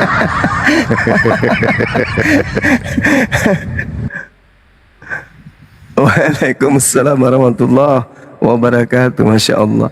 Kita lihat di dalam Yohanes 1. Ini nggak bisa bohong. Kita nggak bisa berbohong karena masih ada tertulis meskipun dalam bentuk terjemah. Di dalam Filipi 1, di situ Yesus mengatakan di data 43, pada keesokan harinya Yesus memutuskan untuk boleh nih. Apa jemaah Bunda? Membawanya. Aduh, ini kemana saya tadi? Bismillahirrahmanirrahim. Pada keesokan harinya Yesus memutuskan untuk berangkat ke Galilea. Ia bertemu dengan Filipus dan berkata kepada Filipus, Filipus, ikutlah denganku. Yesus tidak pernah berkata kepada Lukas, kepada Markus, kepada Paulus, kepada penulis daripada Matius, penulis Yohanes, ikutlah denganku. Yesus berkata kepada Filipus, Filipus, ikutlah denganku. Lalu tertulis di dalam kitab Markus, jelas sekali dikatakan bagaimana bagaimana Yesus kemudian datang ke Galilea. Markus 1:14. Untuk apa dia datang ke Galilea? Tadi ketika Yesus ingin ke Galilea, dia memanggil Filipus. Filipus, ikutlah denganku. Setelah sampai di Galilea, apa yang mereka lakukan? Mereka memberitakan Injil Allah. Kalau dikatakan Injil itu adalah Yesus, gimana ceritanya tuh? Sesudah Yohanes ditangkap, datanglah Yesus ke Galilea memberitakan tentang Yesus. Yesus Allah gitu. Sesudah Yohanes ditangkap, datanglah Yesus ke Galilea memberitakan Yesus Allah. Gimana maksudnya? Sedangkan di dalam Yohanes 1 yang dipanggil adalah Filipus, di Kisah Para 8, ketika di Galilea, Filipus memberitakan Injil Yesus kepada kaumnya di sana. Al-Quran kemudian datang, ya ahlal kitab, qad ja'akum rasuluna yubayyinu lakum katsiran mimma kuntum tukhfuna minal kitab wa ya'funa an katsir. Nabi Muhammad datang kepada kalian untuk apa? Untuk menyampaikan apa? Menyampaikan isi kitab yang sebagian yang kalian sembunyikan. Menyampaikan isi kitab yang kalian sembunyikan. Nah, harusnya saudara kita Kristiani ngamuk. Mana ada? Ukhti Dewi, barakallahu fik. Mana ada kemudian kitab disembunyikan? Ya udah, kalau nggak ada, coba mana tunjukkan. Jangan Injilnya Nabi Isa deh, berat. Tunjukkan aja Injil ketika dia Galilea. Atau tunjukkan Injil Yesus yang diberitakan oleh Filipus ke Sida. Ada nggak? Tidak ada. Wah, Al-Quran tetap berdiri kokoh sampai hari ini, nggak ada yang bisa bantah. Silakan.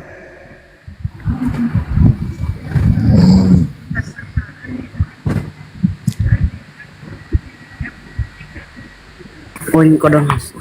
Adik Mika Kristen. Islam pun Islam. Insyaallah Islam. Tolong yang Kristen Alhamdulillah. yang multi kawan, biar ada diskusi sama Gurunda ya. Kalau Muslim semua multi, capek kita ini.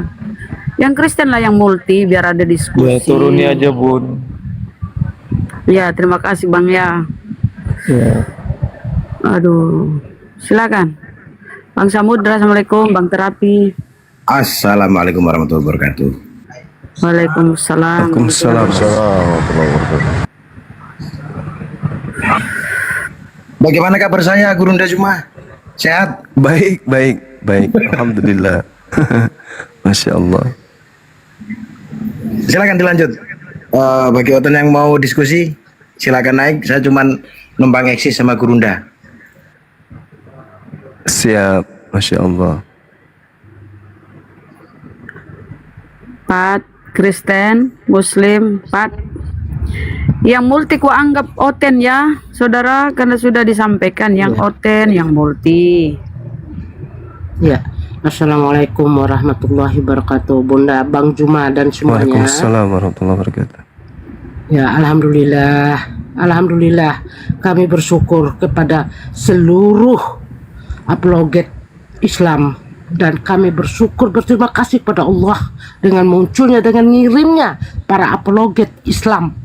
Jadi di situ juga kami dapat memperkuat iman kami dari ilmu-ilmu apologet Islam. Kami bangga kepada seluruh apologet Indonesia, apologet Islam. Kami bangga, Bang. Kadang kami terharu, kami sekeluarga, Bang, suka menonton bareng. Siap. Terima kasih mewakili yang lainnya. Apologet ini. Pesan saya, semoga selalu semangat. Allahu Akbar. Allahu Akbar.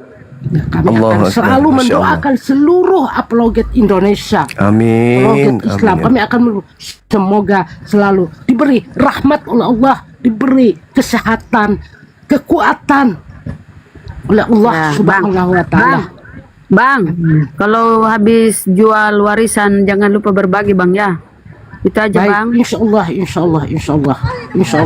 Cuma Bunda, saya tuh bingung kalau kita mau ngirim tuh lewat mana ya? Oh, nggak tahu dia. Oh, mau ini ya Bang ya, berdonasi untuk api yayasan ya Bang ya. Insyaallah. Oke, Bang. Nanti kita ketik di bawah Bang ya. Oke. Baik. Ya, makasih Bang. Assalamualaikum. Waalaikumsalam warahmatullahi wabarakatuh. Nanti aku ketik di bawah Bang ya, siapa tahu ada rezekinya Bang berbagi. Saya tulis. Baik. Ya. Baik. Oke, kita turunkan Bang. Baik. Boleh. Terima kasih banyak. Ya Bang. Assalamualaikum. Waalaikumsalam warahmatullahi wabarakatuh. Masya Allah ya. Ngapa aku lagi kita anjo burak nenjo. Laki-laki tahu itu Gurunda. Cara dek na bener tahu. Perempuan. Hah? Perempuan. Suara laki-laki. Oke, kita sapa saudari kita Mandiri Jaya. Assalamualaikum. Selamat malam. Mandiri Jaya. Salah pencet. Oh, perempuan ya? Oh, mohon maaf. Jadi Kristen, tolong yang Kristen dulu ya, yang multi. Aduh, masih ini mudah-mudahan Andri ini Kristen kah? Biar ada diskusi kali. Gurunda itu waktunya ini loh. Andri Kristen. Bang Andri. Muslim bang, Muslim. Mama apa yang disampaikan bang? Halo, assalamualaikum Bang Zuma. Waalaikumsalam warahmatullahi wabarakatuh. Agak tuh kada bang. Alhamdulillah makan baji-baji. Udah lama mau naik baru naik ini ya bang. Iya. Oke, itu aja bang. Salam-salam aja, itu aja ya, oke. Siap, Terima makasih Bun. bang. Sehat-sehat Ki. Assalamualaikum. Waalaikumsalam. Jeki. Bunda Rahma ini, Bunda Rahma terapi itu di siapa Bunda? Muslim atau Kristen? Udah aku sapa tadi. Teman kita itu. Saudara Muslim. Jeki. Halo, assalamualaikum. Waalaikumsalam warahmatullahi wabarakatuh. Dari Aceh, kita dari Aceh. Turunkan aja kak. Oh, salah pencet. Oke bang. Oke. Mana keristeng ini?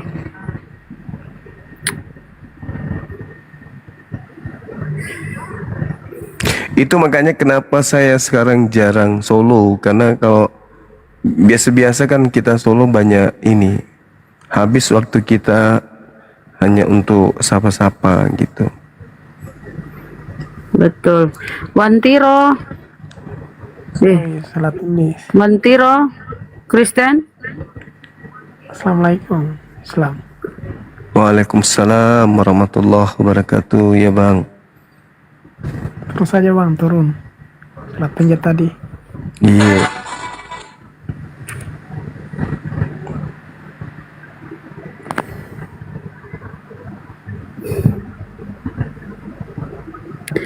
Raja Rebahan. Ya, jadi terkait dengan hukum Torah tadi bang, kenapa saudara-saudara Kristen tidak mau belajar lebih jauh ya? Kenapa Torah itu bisa berada di laci meja mereka gitu? Kenapa bisa berada di dalam tempat ibadah mereka? Apa dasarnya sehingga Torah itu bisa sampai ke sana? Jadi mereka ini kurang banyak belajar tentang ilmu kitab ataupun sejarah di masa lampau ya Bang Zul, kalau menurut saya. Silakan Bang, diuraikan Bang. Kenapa bisa demikian Bang? Silakan Bang. Kalau saya melihat ya, karena saya juga belajar Bible, di dalam Kejadian 49 itu nomor 27, di situ Yakub menubuatkan anaknya yang bernama Benyamin kalau laku keturunannya itu seperti serigala. Jadi merampas habis itu membagi-bagikan hasil jarahan. Jarahan itu bahasa apa itu? Menjara itu maksudnya apa? Merampas.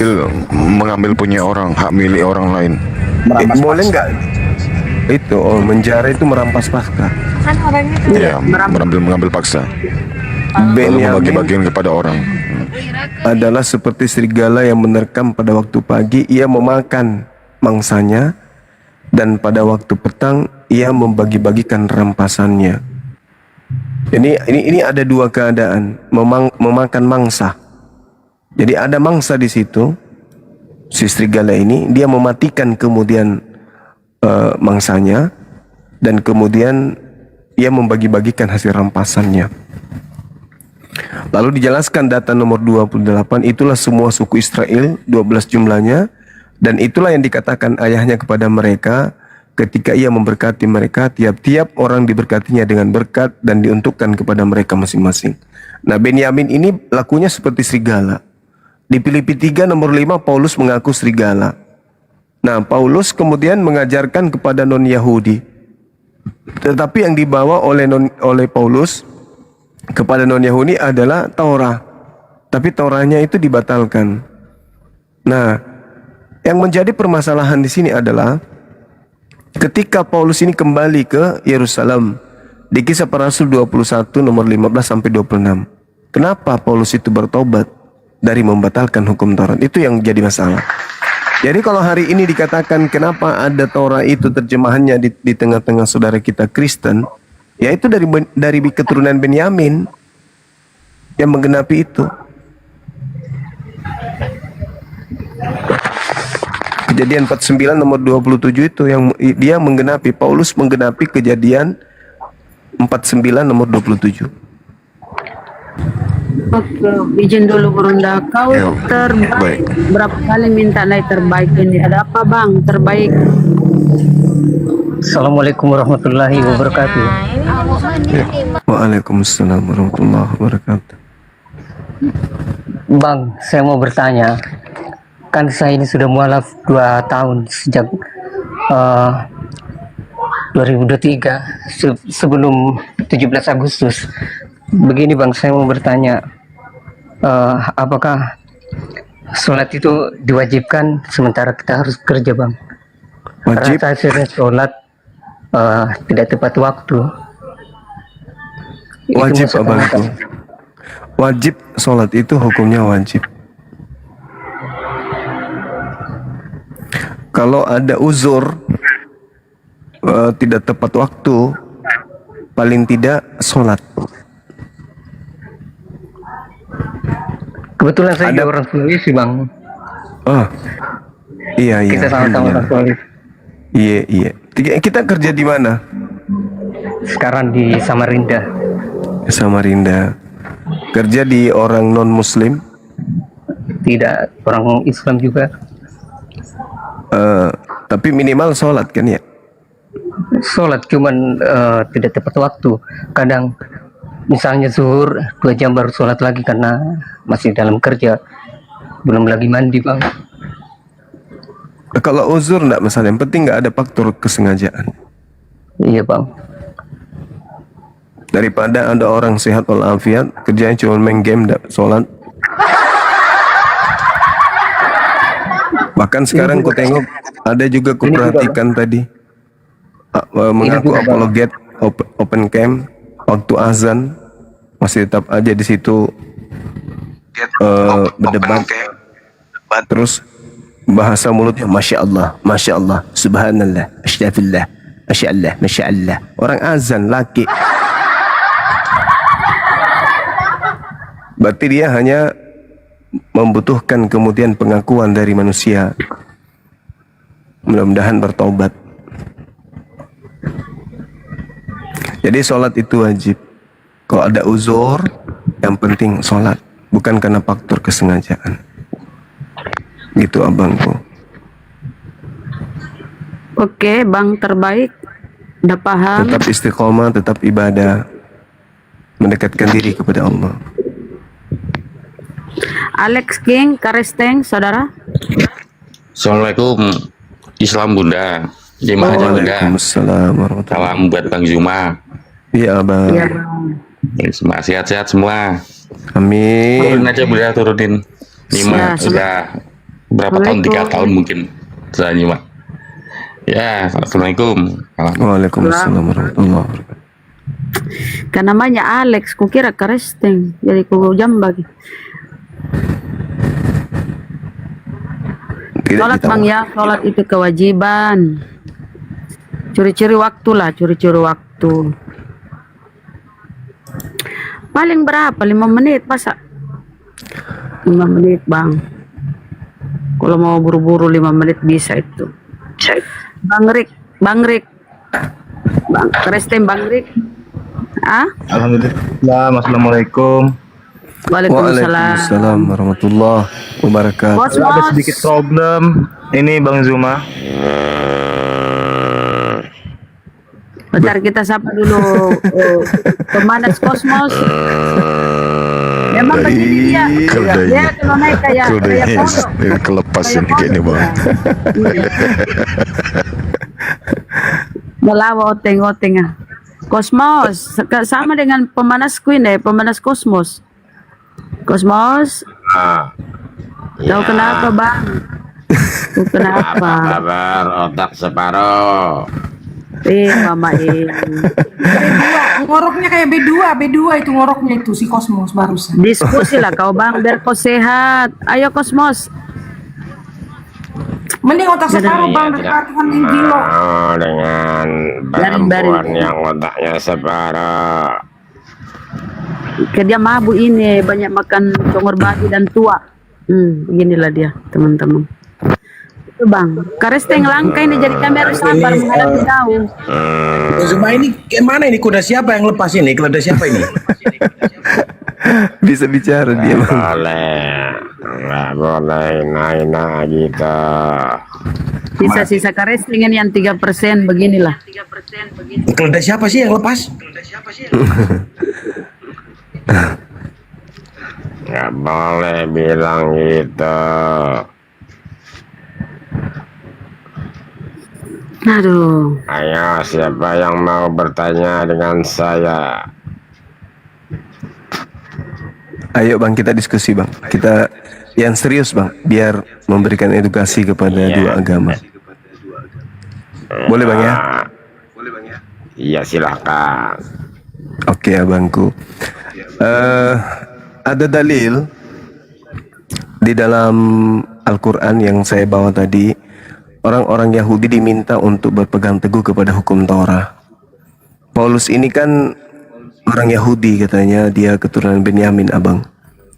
Ketika ada perintah di dalam Matius 5 nomor 19, barang siapa yang meniadakan hukum Torah meskipun yang paling terkecil dan mengajarkan kepada orang lain, maka dia akan menempati tempat terhina dalam kerajaan langit. Yang ingin ku pertanyakan di sini adalah, Paulus sebagai orang Yahudi, apakah dia meniadakan hukum Taurat meskipun yang paling terkecil? Enggak, Paulus kemarin mabuk. Paulus kemarin mabuk? Iya, dia kemarin mabuk sama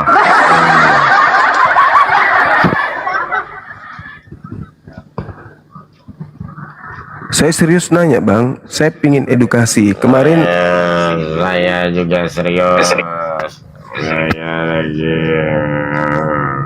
Ini kayak babi ya. Kok ini babi kah? Cara ngomong begini.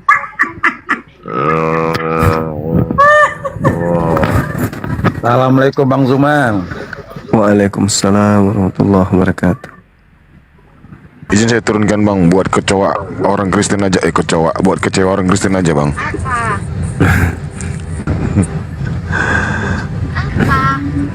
Unan, apa yang disampaikan Pak? Saya Muslim. Ya kenapa multi bang? Apa yang disampaikan? Cuman mengasih selamat ke Bang Suma, teruskan perjuangan Bang Suma menegakkan. Baik abangku, insya Allah. Bang, selamat ya Bang Suma ya. Assalamualaikum. Ya. Waalaikumsalam. Doakan kami sehat-sehat terus bang. Ya, amin. Amin. Dire naik singgu masak. Saya udah geje sisa-sisa Karesteng ini. Gua masak, belum masak. Yop, selamat malam. Malam. Kau diskusi lah baik-baik ya. Pakai akalmu sedikit. Ayo, lanjut. Benar mas sembarang teman cara tahu disuruh orang diskusi. Nah, dia ini Oke, saya bikin narasi dulu ya. Tidak ada akal lagi ya berondang. Ini cari satu dulu dengan logi, dengan luga. Ada dua kelompok ilah. Mati. Yo, apa? Ilah yang di surga. Para ilah yang di surga disebut ilah yang Tuhan. Iya. Para ilah yang di surga disebut ilah yang iblis. Iya. Pertanyaannya, Alif lam lam ha, ilah yang mana? Ilah di surga atau ilah di luar surga? Dompa lah. Masya Allah. Ada ilah yang Tuhan, ada ilah yang iblis. Ilah yang Tuhan adalah ilah yang surgawi atau ilah yang sangat suci, ilah yang berada di surga. Ilah yang iblis adalah ilah yang durhaka, ilah yang tidak mau diperanakkan Yahweh. Iya. Pertanyaannya, alif lam lam ha, orang gila masuk diskusi.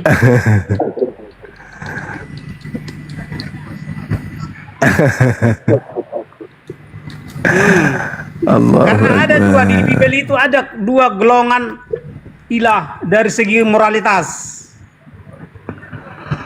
Allahu Akbar. Menurut Bible, ilah yang berada di luar surga atau ilah yang bertahta di luar surga disebut ilah yang iblis. Pasiennya siapa? Kalau di dalam agama Gumasa ini, saudaraku ini, abangku ini yang ganteng sedikit, dilihat dari Monas pakai pipet, yang terkutuk itu iblis atau Tuhan? Terkutuk artinya dihukum berat. Siapapun boleh dihukum berat. Bukan soal iblis atau tidak iblis. Di dalam iman saudara, yang terkutuk itu iblis atau Tuhan? Tuhan juga bisa terkutuk. Mati nih ya, malas ya anak kan. Tuhan juga bisa Orang-orang terkutuk. suci, Awi, orang-orang masuk sangat lah suci kasih. banyak Masuk lah. dihukum berat. Masolang Oleh generasi hancur Woi, sudah. kau diam. Kamu kusuntik mati. Sahabat bintang barakallahu fik. Ini pertanyaan. Orang-orang kudus atau Tuhan banyak yang dikutuk oleh iblis. Bang, bisa nggak saya bacakan doa buka puasa ini, Bang? Apa yang berani, Bang? Terkutuk artinya dihukum berat. Enggak, biar keluar jinnya. Rupiah saja, mau di rupiah ini. Bacakan ayat. Allah. Masa aku bacakan doa buka puasa ya. Moga-moga jin dalam diri kau keluar ya. Allahu Akbar. Jadi seseorang kutuk Pasien Bang Zul orang semuanya udah dihukum waras, cuman berat. dia yang belum waras. Yang Haji Indra soal dia iblis atau tidak iblis. Ya Allah, pertanyaan saya di dalam iman saudara, yang terkutuk itu pencipta langit dan bumi atau iblis? Banyak orang terkutuk Iya. hukum berat. Pertanyaannya cuma ada dua. Pencipta langit dan bumi atau iblis yang terkutuk di dalam iman saudara? Ilah pencipta langit dan bumi itulah sang Yahweh. Terkutuk tidak? Tidak. Yang terkutuk apa? Iblis. Yesus pernah dikutuk dihukum berat. Saya nggak bilang Yesus. Sampaian buka. Yesus pernah Sampaian yang dihukum buka berat, bocor. disalibkan. Anda yang membocorkan rahasia. Bukan berarti setiap yang disalib adalah tidak Tuhan. Berarti Tuhan Anda Tuhan terkutuk. Setiap orang yang sangat suci disebut Tuhan. Iya. Setiap semua penghuni surga disebut Tuhan. Iya. Tuhan artinya orang-orang yang sangat suci. Dan hanya kenapa penghuni surga adalah suci? Karena surga adalah satu-satunya tempat yang suci atau tempat yang Tuhan. Makhluk yang terkutuk bisa nggak masuk ke situ, Bang? Makhluk yang terkutuk? Iya. Bisa? Wih. Pahami dulu, kutuk artinya hukuman berat. Sebab iblis bisa mengkutuk orang-orang benar. Jadi surga itu bisa dimasuki oleh berat. orang yang terkutuk. Iblis juga bisa menghukum orang-orang yang benar. Enggak, orang yang terkutuk di atas tiang salib bisa masuk surga? Bisa? Alasannya? Karena Yesus dihukum berat bukan karena dosa. Dikutuk artinya dihukum berat. Denom baru, Bang, denom Dikutuk baru. artinya dihukum berat. Yesus dihukum Orang berat yang mati terkutuk bukan di karena atas dosa. tiang salib, Kenapa? apakah bisa masuk surga? Yesus dihukum berat atau Saya nggak bilang Yesus, padahal dia sendiri yang ngomong Yesus. Ya, Aku nggak masalah. ngomong Anda Yesus. nggak apa-apa. Gini, siapapun gini, karena bukan setiap yang disalib langsung masuk neraka. Orang yang di kanan sebelah kanan Yesus yang rendah hati, dia masuk ke Firdaus. Padahal dia disalib, dikutuk. Jadi dia hilang di bumi waktu itu. Siapa? Itu orang yang disalib sebelah kanan, hilang di bumi. Dia kan masa depan dia di Firdaus. Iya, kirain hari itu juga kau bersama dengan Firdaus, ternyata enggak. Bohong enggak tuh bang? Masa depan dia di Firdaus. Hari ini juga Kalau kau akan jasanya- bersama dengan aku di Firdaus. Boro-boro ke Firdaus dia malah ke alam maut 3 hari dia dalam kubur. Udah ke Firdaus dia. Masa depan dia di Firdaus. Oh, hari ini juga kau bersama dengan aku di surga Firdaus. Iya. Hari ini atau masa depan? Awika masih masolat dengan dikasih embok na tahu Jito Ikan Kristen. ambok na ni gaye masolat yang kasih Yang harus kau sadari. masolat. Iya. Jito masolat Kristen. yang kasih. Ilah yang durhaka, ilah yang tidak mau diperanakan. Kau diam dulu itu kau udah ada otak botol. Jito Kristen. Jawab dulu pertanyaan saya. Islam. Alhamdulillah. Bapak saya kan tadi bertanya, bisa tidak manusia yang digantung terkutuk oleh Tuhan masuk surga? Siapa yang mengutuk Yesus? Hai, saya tidak bilang Yesus. Di dalam Ulangan 21 nomor 22-23 di situ diterangkan begini. Orang yang melakukan dosa yang sepadan dengan hukuman mati, lalu kau gantung dia di tiang salib, maka jangan mayatnya dibiarkan semalam-malaman pada tiang itu, tetapi haruslah engkau menguburnya pada hari itu juga. Sebab seorang yang digantung terkutuk oleh Elohim, jangan kau menajiskan tanah yang diberikan Tuhan Elohim kepadamu menjadi milik pusakamu. Tanah di bumi aja nggak boleh disentuh oleh mayat orang tersebut. Apakah dia boleh masuk surga? Orang yang digantung terkutuk oleh Elohim. Yesus disalib. Kenapa lari ke Yesus ya? Nah, dengarkan dulu. Saya nggak bahas Gini. Yesus. Dengarkan. Tidak Orang yang semua melakukan dosa yang disalib, sepadan dengan hukuman mati, Yesus lalu disalib digantung, bukan karena mayatnya dosa. najis untuk menyentuh tanah yang diwariskan Elohim kepada Bani Israel. Iya, Kalau ada tanah yang orang diwariskan saja tidak boleh disentuh mayatnya, bagaimana Ya, dengan dengarkan. surga? Maka saya minta Anda Ada jujur. orang dulu- Apakah orang yang disalib, dikutuk Elohim di atas tiang salib boleh masuk surga? Yang dikutuk Elohim pasti masuk neraka. Makasih. Mantap Tapi sekali. Yesus tidak dikutuk Mantap oleh sekali. Elohim. Pertanyaan saya, yang masuk neraka iblis apa Yesus? Yang masuk neraka adalah iblis. Iblis. Berarti yang mati terkutuk Yesus atau iblis? Yesus bukan mati karena dosa. Masalah lama rupa. Jadi gini, ada dua versi yang orang disalib. Satu karena dosa, Yesus Satu? karena tidak berdosa. Iya. Yesus disalib bukan Asik. karena berdosa. Lalu karena apa? Karena antikristus. Iya lama. Berarti salah satu yang menyalibkan Yesus antikristus. Yesus kau yang menyalibkan Yesus adalah antikristus. Masolang generasi hancur Antikristus mina. adalah yang anti kepada penghuni surga. La haula wala quwata illa Umat billah. iblis adalah antikristus. Kenapa? Karena Masya umat iblis Allah. tidak bertuhan kepada penghuni surga. Astagfirullahaladzim ya Allah. Semua Orang yang umat dikutuk iblis Elohim adalah masuk antikristus. neraka. Orang yang digantung di atas tiang salib masuk neraka. Yang disalib Belum tentu. orang suci Belum tentu. atau iblis. Belum tentu yang disalib masuk neraka. Loh, kenapa bisa? Ada orang yang disalib karena dosa, itu masuk neraka. Ya. Yesus disalib bukan karena dosa. Lalu karena apa? Karena Yesus mengaku sebagai anak Allah.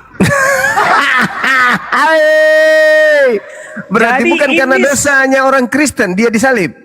Tidak. Oh, terima kasih. Berarti bukan karena menebus dosa. Menebus orang berdosa. Bedakan menebus dosa Masolang dengan menebus generasi orang hancur berdosa. sudah. Masolang. Jadi berasap gini, atap. para ilah yang bertahta di luar surga adalah ilah yang iblis. Apakah orang yang dikutuk oleh Elohim bisa masuk surga? Yang dikutuk oleh Elohim pasti masuk neraka. Yang Yesus mengutuk tidak Yesus di pernah atas dikutuk. tiang salib siapa? Yang mengutuk dia siapa? Yesus dikutuk di tiang salib, itu siapa yang mengutuknya? Elohim atau bukan? Yang mengutuk Yesus atau yang menghukum berat Yesus adalah antikristus. Iya.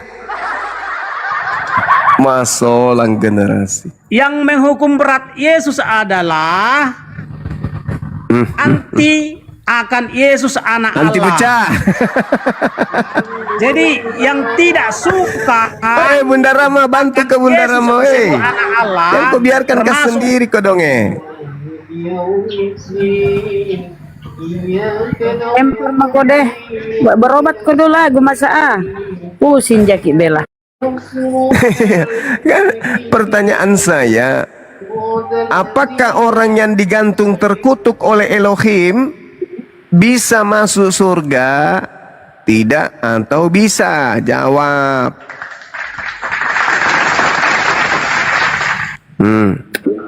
Materi baru Jam itu. mau Materi ko baru. multi kau. Jam mau multi nggak ada otak kau diskusi. Bisa diskusi bang gue masak. Menyentuh tanah yang diwariskan nenek moyang saja nggak boleh, apalagi masuk surga. berat. Ini masuk kalau saya akal aja konsep. enggak, apalagi masuk surga kau ten. Marlboro, Kristen, Marlboro, Kamei. Ya, selamat malam. Malam Ya. kami. Mudah-mudahan kau sehat ya seperti ibu masak ya. Malam. Malam.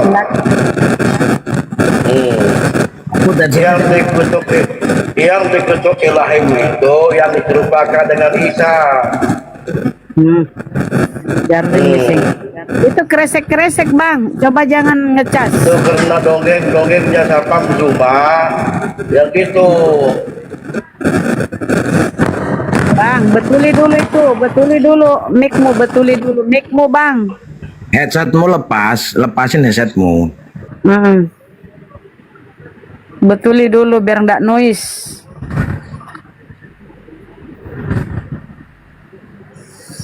Itu kok nggak malu bang? Ada keresteng kayak gue masak. Silakan. Udah bagus kah? Udah masih noise ya. Kami. Silakan. Yes. Oke. Ya. Diskusi yang baik bang ya. Ayo bang. Yang dikutuk itu yang diserupakan dengan Isa. Galatia 3 nomor 13 itu siapa? Karena itu? dongeng. Galatia 3 nomor 13 kan sudah tertulis, Kristus telah menebus kita dari kutuk hukum Torah dengan jalan kutuk, karena kita sebab ada tertulis, terkutuklah orang yang digantung di atas tiang salib. Siapa yang digantung di tiang salib, Bang? Bang? Yesus digantung di salib itu ada dosanya. Terkutuk. Ada dosanya. Terkutuk itu tadi. Kau buktikan ada Terkutuk katanya. dosanya. Terkutuk tadi. Kan hukum salib itu hukum kerajaan Yahudi zaman itu. Iya, tapi Paulus mengatakan terkutuklah orang yang digantung.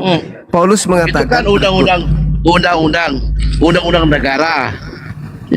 negara Yahudi. Kau itu dikatakan terkutuklah orang kayak apa yang digantung. kalian lakukan di Indonesia. Kalau kalian kan mayoritas. Di situ dikatakan terkutuklah orang. Terkutuklah orang. Terkutuklah orang yang dihukum. Gitu. Walaupun orang itu nggak bersalah, karena kalian itu mayoritas dalam politik, menekan orang dalam politik. Ngomong apa sih? Kalian itu tuh. Jangan kau curhat bang, kau curhat sama mama pula, diskusi lah, ayo. Ayo bang. Kau itu. Ayo. Kan yang terkutuk itu yang diserupakan dengan Isa sebab dongeng. Oh, berarti yang diserupakan yang digantung kan, yang disalib, abang? Kan dalilnya begitu. Itu kan dongeng. Kan dalilnya begitu. Itu dongeng itu. Oh, baru tahu aku. Enggak disalib. Iya. Kapan disalibnya ya dongeng itu? Yang tadi yang Dimana digantung tempatnya terkutuk disalibnya siapa, dongeng abang? itu? Tadi yang digantung terkutuk siapa, bang? Kan ada juga pesalah yang dulunya. Iya, Gimana yang digantung terkutuk itu tadi Makanya siapa? kau harus tahu sejarahnya. Itu Ya kata-kata justru manusia. saya bertanya, bang, saya bertanya. Apakah orang yang Itu kan digantung di kata-kata atas manusia. tiang salib itu boleh masuk surga, bang?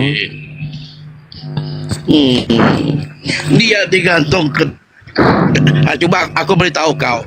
Aku katakan, kalaupun dia menjadi pelacur untuk membebaskan keluarganya, adakah dia masuk surga, neraka? Orang yang mati digantung terkutuk di atas tiang salib, apakah boleh masuk surga, bang? Dia dikatakan mati terkutuk di tiang salib karena dia menebus manusia, mengampuni manusia dengan darahnya yang kudus. Apakah orang yang digantung terkutuk di atas tiang salib bisa masuk surga, bang? Komei, tunggu dulu saya, Bang Komei. Kita lihat dulu, kita buktikan apa ada Islam berani debat dengan saya. Di Iran, saya dari Iran. Apakah orang yang digantung terkutuk itu Iran, bisa masuk surga? Karena saya melihat di dalam Ulangan 21 nomor 23 kita uji. Tidak boleh orang yang dikutuk Elohim menyentuh tanah yang diwariskan Elohim kepada Bani Israel. Kalau tanah yang ada di bumi aja tidak bisa dipijak oleh orang yang dikutuk Elohim, bagaimana surga? Tuhan kau. Gitu loh. Pertanyaan saya, apakah kamu menyembah makhluk yang tidak bakal masuk surga karena dia dikutuk Elohim di atas tiang salib? Manusia beriman pada firman, bukan menyembah. Parah kali kau. Apakah Anda sudah merasa benar dengan menyembah makhluk yang dikutuk oleh Elohim di atas tiang salib? Apa Tuhan menyuruh manusia beriman pada firman ataupun menyembahnya?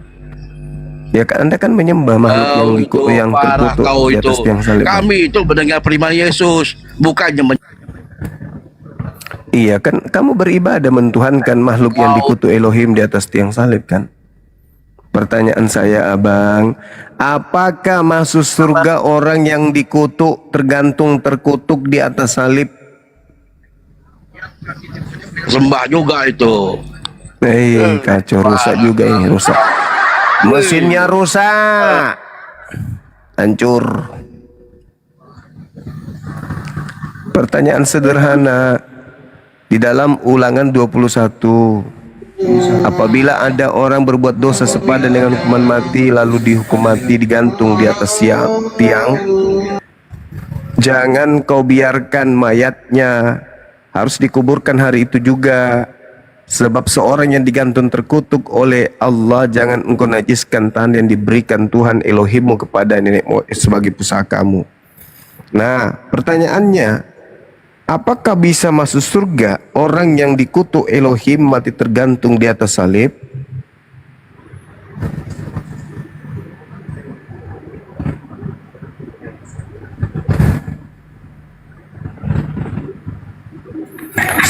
Surga itu tempat suci, nggak boleh masuk hal-hal yang terkutuk di dalamnya. Kristen, Muslim, Kristen. Berusaha ini otaknya Kristen. Cinta abadi Kristen. Cinta abadi. Kristen itu Muslim itu Bunda. Ikut gabung Kak. Muslim ya? Dengar ya. Iya Muslim, pengen dengar-dengar aja. Dibawa aja Bang ya, izin ya. Kristen. Muslim, Kristen Muslim. Oh, janganlah jangan multi Muslim dulu, biar ada diskusi. Ya Allah, ada yang multi oten rusak kepalanya semua. Jadi sebenarnya Bang, kalau demikian, ketika kita bertanya kepada mereka, apakah penyaliban itu adalah kehendak Bapa? Yes, pasti mereka menjawab demikian, ya. Nah, artinya Yesus ini ditumbalkan sebagai penghuni neraka sebenarnya, Bang Zuma, ya. Ya, itu kalau kita ambil ulangan 21 ya. Iya, itu makanya saya tidak mau menyebut nama. Saya secara umum, siapapun dia yang melakukan dosa yang dihukum mati, digantung di sebuah tiang, lalu mayatnya ini tidak boleh menyentuh tanah karena najis.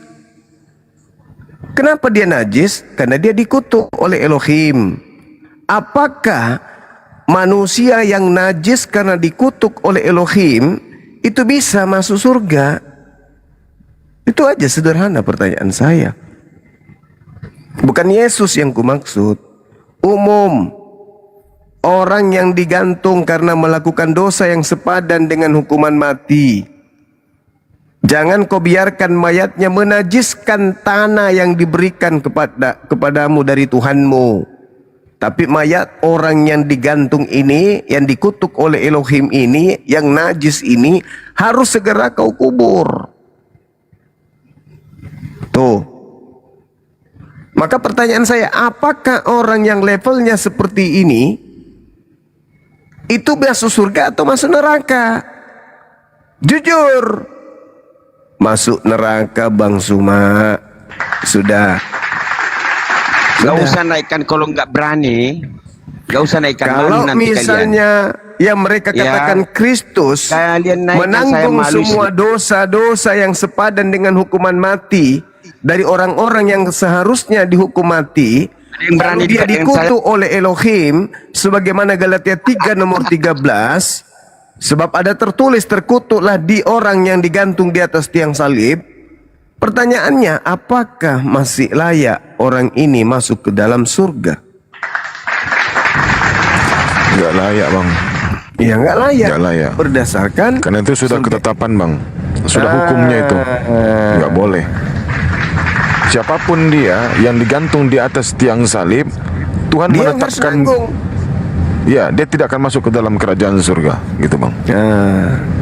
Mantap sekali. Berarti saudara kita yang mu'alaf tadinya menyembah kepada makhluk yang calon penghuni neraka, kan begitu? Betul, Bang. Mantap sekali.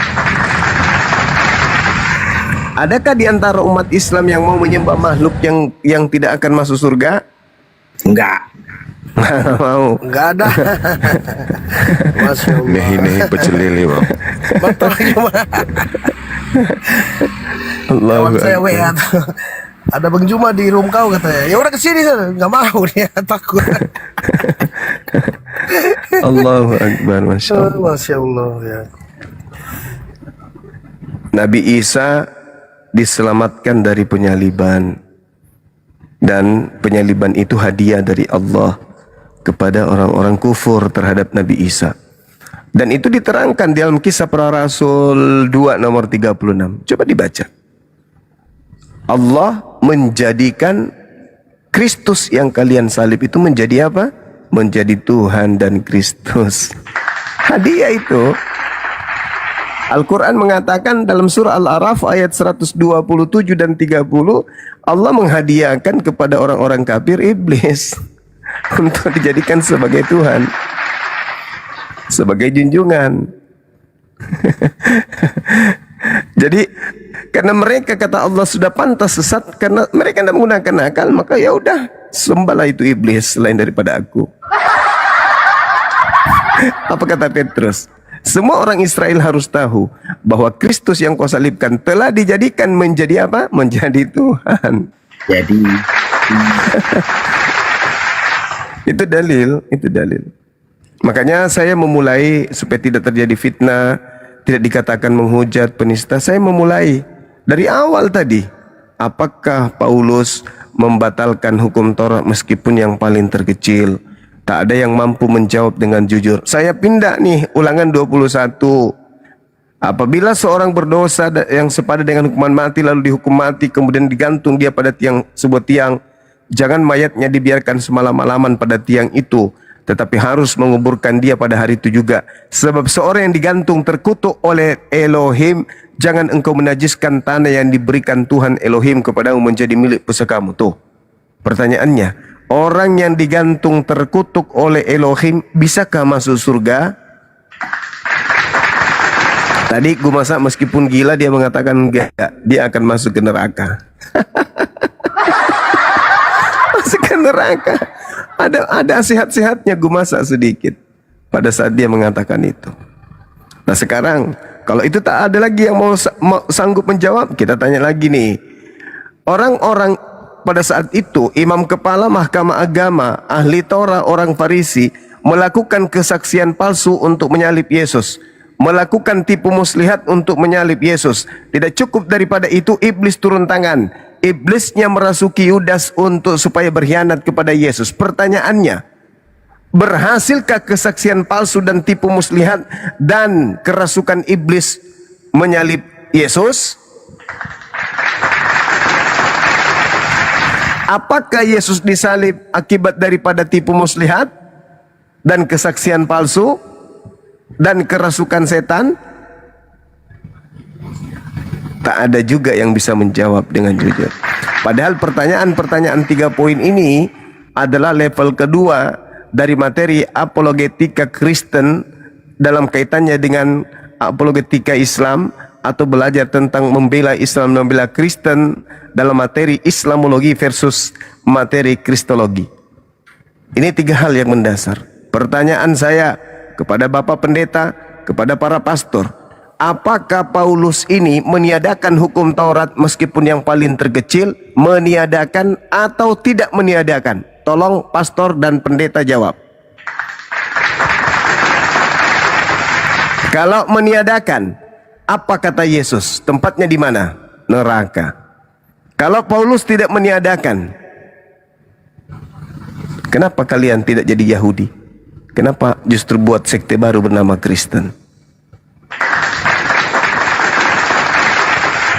Lalu Paulus mengatakan di dalam kitab Roma ya teman-teman, kalau pengikutnya itu tidak lagi hidup di bawah hukum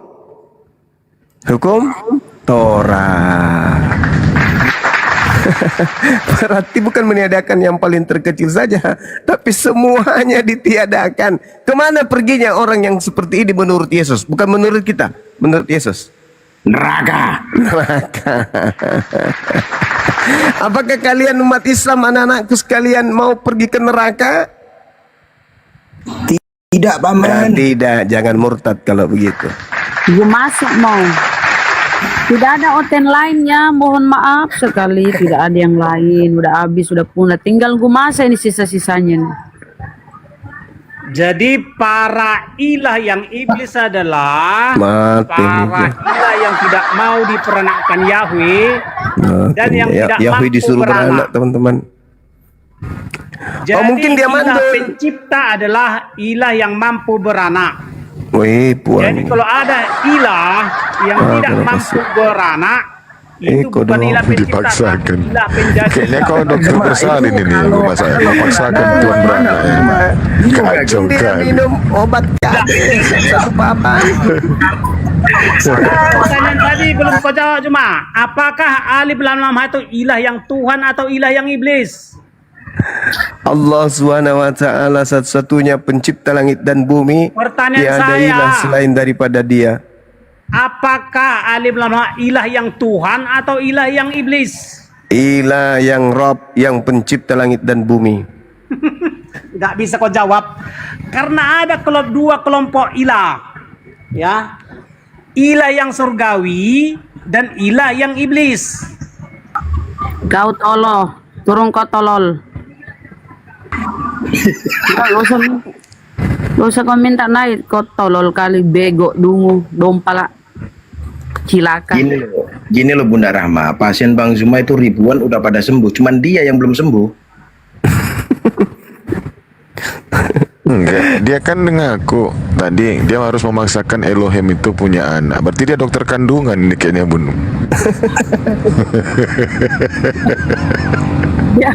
Dia mau hamil, mungkin dia mau hamil.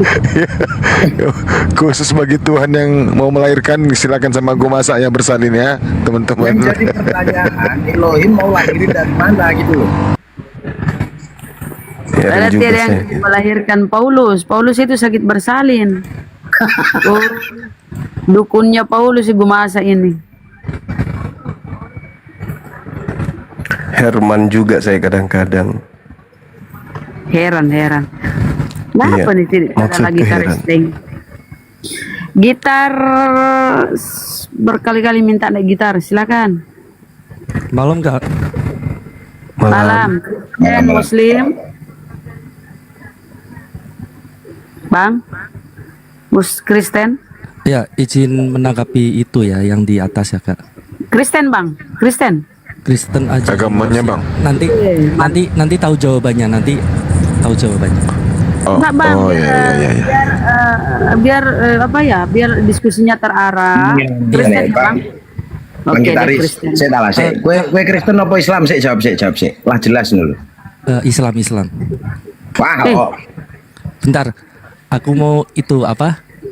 Mau jawab izin menanggapi Kristen ajaran manusia. Boleh digedein Kak Host? Aku mau praktek nih. Enggak, kau aduh. Dia sudah mengaku Islam. Biarkan. Beliau sudah mengaku Islam. Ya, silakan. Aku Islam. Silakan. Boleh digedein Kak Host? Ya, digedein bunda. Nah, Izin menanggapi Kak Host. Ya. Apakah Kristen ajaran manusia? Sebenarnya gampang banget sih. Kita ke kitab. Kita ambil ke kitab ya. Prakteknya kayak gini aja nih. Ya. Oh, bagi cuma pakai baju utang Bang. Asam ya. Lagi panas Bun, maaf. Iya, lagi panas. Ini gelas ya, dan ini botol air putih. Ini berarti terus? yang murni ya. Murni. Sebenarnya udah lama sih itu. Kita campur. Dicampur spiritus. Jadi warna apa ini? Hijau ya? Warna kuning. Hijau. Merah. Hijau. Ini udah kecampur nih kitab nih. Ya, Ibaratkan ini kitab. Berarti yang murni udah bercampur dengan udah hilang, udah enggak ada hilang. ya. Sebenarnya seperti itu aja sih. Kalau kitab yang udah dicampur-campur sama tangan manusia itu berarti kemurniannya sudah hilang. Hilang. Berarti ajaran Tepuk tangan. Kencang kali bah. Sederhana tapi betul-betul menggugah. Tapi jangan diminum, itu nggak asli lagi Bang. Fanta. Oh, Fanta. Keren. Sebenarnya kayak gitu aja sih. Kalau kita mau tahu ajaran yang murni, ya kita lihat kitab sucinya. Ya. Kalau kitab sucinya udah kecampur-campur tangan manusia, apalagi orang yang gak dikenal, aneh-aneh, nabi palsu. Ya wis, gue kita palsu. Ya tepuk tangan lagi 2 kali. Udah gitu aja Bun, makasih buat Bang Suma, itulah saya. Sebentar ya Bang Suma ya. Bang Gitaris. Iya kenapa? Ora apa-apa, Rika ngombe kayak kie. Oh nyong, ora apa halal. Arab nanti ikut jangan naik dewe mas. Iya ke, banyu halal kan, ora apa tuh. Yang penting jangan ngejelah wedus toh. Ya itu nggak boleh. Oke Bang, terima kasih banyak. Assalamualaikum. Waalaikumsalam Bunda, salam. Sederhana tapi wah mantap kali bah. Cuman ada cumannya Adinda. Kita menjelaskan kepada anak SD mudah mereka paham. Ini masalahnya. Orang stok tua udah berkarat. Gak bisa dengan sederhana itu kita buat mereka sadar, gak bisa. Sedangkan kita berdarah-darah dengan keringat kemudian berdarah-darah. Gak mungkin mudah seperti itu kita menjelaskan kepada mereka manusia tuyul tanpa otak. Susah. Kalau dengan hanya sederhana seperti itu sedunia sudah mualaf. Aku ini udah hampir 20 tahun bahkan lebih bersama dengan mereka. Tengok lagu masa itu, tak bisa. Sulit. Kenapa? Karena itu tadi Nabi Adam alaihissalam yang sudah bergelimang pengetahuan, kenikmatan, keberkahan diberikan oleh Allah bisa jatuh hanya karena ajakan kemudian makan ilmu pengetahuan. Sulit. Kalau mau dijelaskan kepada anak TK, mudah. Dengan cara adik saya tadi tuh, wah gampang. Anak TK tahu. Tapi masalahnya ini stok lama yang udah berkarat. Susah.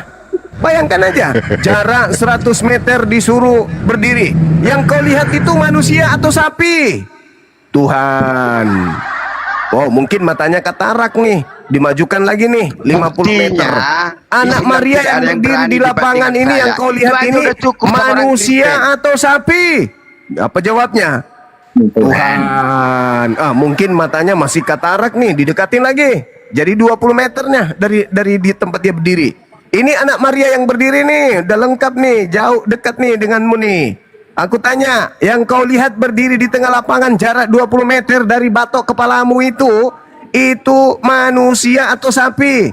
Tuhan. Aduh, masih parah matanya. Didekatkan lagi, 5 meter dari mukanya, dari matanya. Nah, sekarang udah dekat kan? Kamu lihat bos, jelas.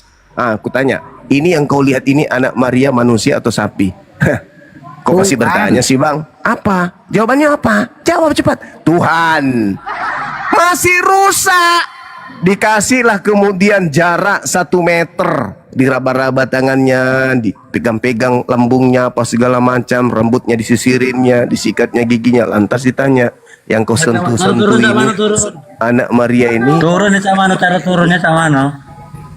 Cara turun sama mana? Suaranya tuh yang kau pegang-pegang ini, yang kau raba-raba ini, yang kau sisirin dan kau sikat giginya ini menurutmu manusia atau sapi? Tuhan. Innalillahi wa inna ilaihi rajiun. Jadi bagaimana mungkin hal seperti yang tadi sesederhana itu bisa diajarin kepada mereka? Nggak mungkin. Kalau ke anak TK, Adinda paham yang itu. Tapi makasih, Anda kreatif luar biasa. Lanjut. Masa bukannya makin bertobat malah jadi bidan Tuhan dia. Aduh, gawat. Tazkiyah Kristen. Muslim. Assalamualaikum warahmatullahi wabarakatuh. Waalaikumsalam warahmatullahi wabarakatuh. Mau juga memperagakan sesuatu bang? Jangan. Cuma mau mempertanyakan soal ini saja. Di Kekristenan itu kan apa Tuhan menjelma sebagai manusia. Ya. Nah, jadi kalau Yesus itu Tuhan yang menjelma sebagai manusia, pastikan ada kalanya dia mengantuk, tidur, ngorok. Iya. Jadi pada saat dia berada di bumi, kalau Yesus misalkan dia tidur, terus ada manusia yang berdoa sama Tuhan, berarti doanya itu dipending atau gimana? Ada Tuhan cadangan, jangan salah. Ada Tuhan cadangan, Bung. Namanya Tuhan Bapa. Gitu. Iyalah. Kan mereka punya 3. Bukannya sudah turun jadi manusia? Yang turun katanya firman-Nya. Kok ucapan bisa jadi manusia? Ya itu dia. Misalnya Anda mengatakan, saya ingin makan pisang. Nah, Anda jadi pisang. Saya ingin membuat Maria hamil dan melahirkan seorang manusia bernama Yesus. Nah, setelah bicara begitu, dia jadi Yesus. Masuk dia ke dalam rahim. Waduh, itu akal yang mana yang dipakai?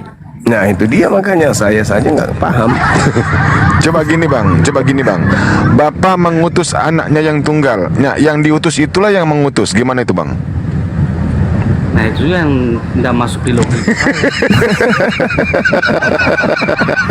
Itulah yang membuat kami tersiksa bertahun-tahun di sini. Kalian enak di typing di bawah. Ini loh bang, kalau semudah yang dipraktekkan sama saudara kita yang barusan, Bang Zuma nggak usah berbusa mulutnya dari 20 tahun yang lalu.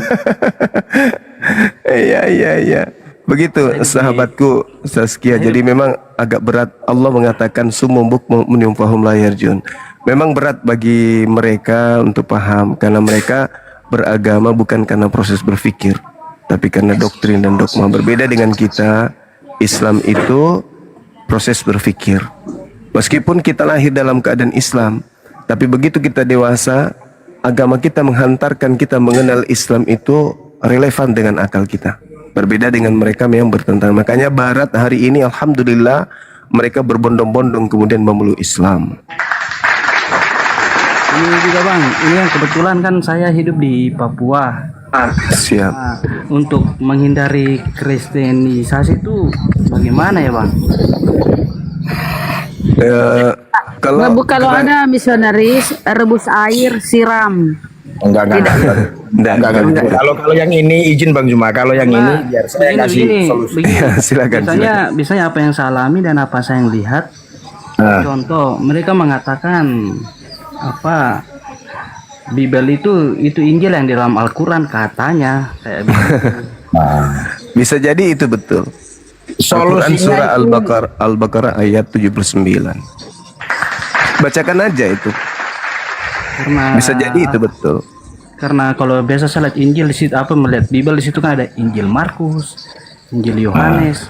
Itulah yang mungkin yang di Al-Quran surah Al-Baqarah ayat 79 abangku. Itu isinya apa ya Bang? Tertulis. Fawailul lil ladzina yaktubuna al-kitaba bi aydihim. Celakalah orang yang menulis kitab dengan tangannya sendiri. Coba Bang, coba ulang itu Al-Baqarah ayat berapa biar saya catat. Ayat 79. Al-Baqarah ayat 79. Oke. Tapi rata-rata di sini kristenisasinya biasanya melalui pernikahan sih.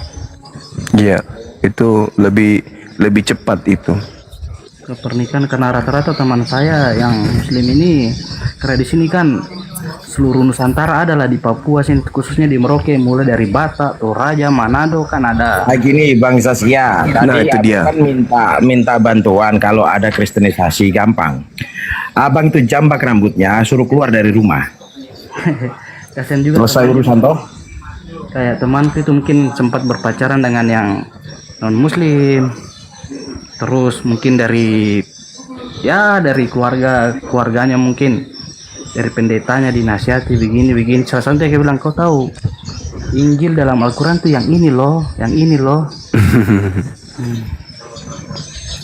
Mereka bisa jadi betul. Itu melalui percintaan biasanya. Tapi Al-Quran surah Al-Baqarah 79.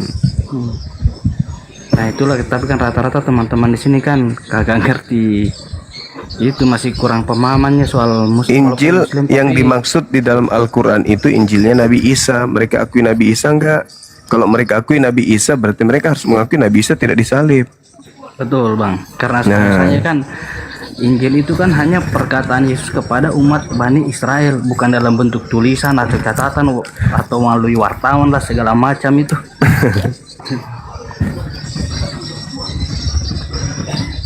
Itu aja mungkin Bang yang saya mau sampaikan Bang. Oke saudaraku, tetap semangat belajar. Oke Bang. Iya. Bang. Kita juga hati-hati aja di sana ya, jaga diri baik-baik. Oke, assalamualaikum warahmatullahi wabarakatuh. Waalaikumsalam warahmatullahi wabarakatuh. Owner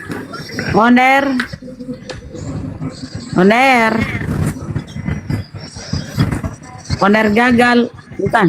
Oh, owner galeri. Owner. Sambil lagi bunda. Oh, owner. Murah kok. Pirui.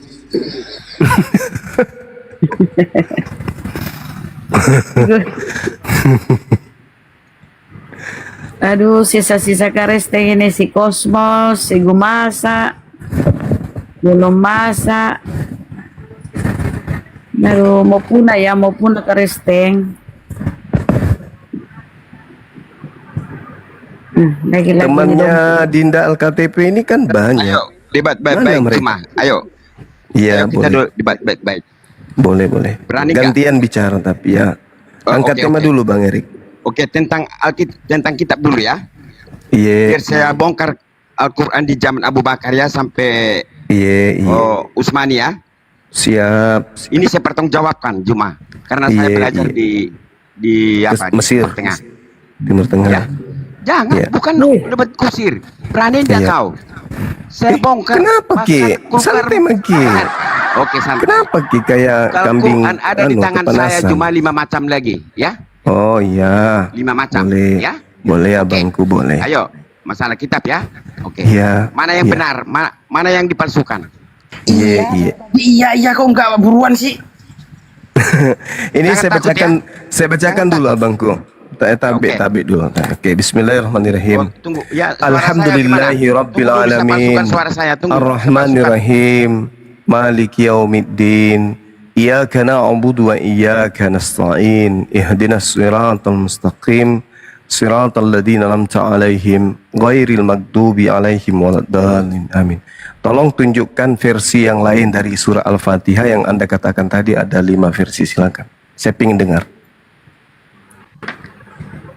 Silakan Bang. Saya bertanggung jawab Juma mengatakan bahwa Saya Al-Qur'anmu berbeda-beda di zaman Abu Iya, Bakar sampai iya. hari ini. Sekarang Ya. saya sudah membaca Sampai Al-Qur'anmu tahun 1924. Alhamdulillahi Rabbil Alamin. Saya pertanggungjawabkan itu, ya. Ar-Rahmanir-Rahim. Maliki yaumiddin. Iyyaka na'budu wa iyyaka nasta'in. Silakan Anda tunjukkan dan bacakan versi yang Anda maksud berbeda dengan yang kami pegang. Mana beliau? Nanti saya minta satu aja. Anda boleh menunjukkan kepada saya bukti-bukti akurat yang Anda punya katanya. Saya cuma satu doang. Tolong tunjukkan wahyu pertama yang diterima Yesus ketika Yesus sebagai penyampai firman pada kaumnya Bani Israel. Itu aja.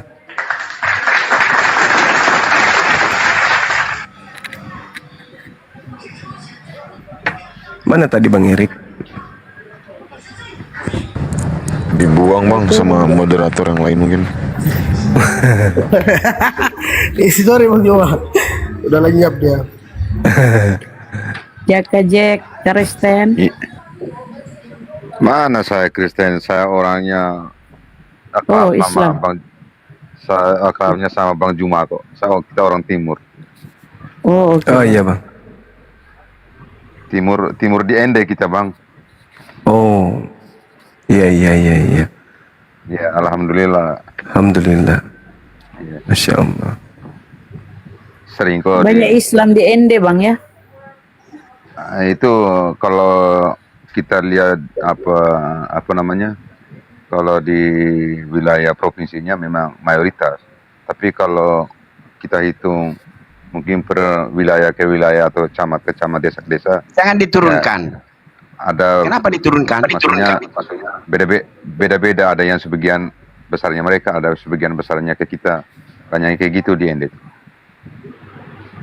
Iya, Bang Erik, Saya bongkar, makasih ya. abangku. Ya, oke. Jangan turunkan ya.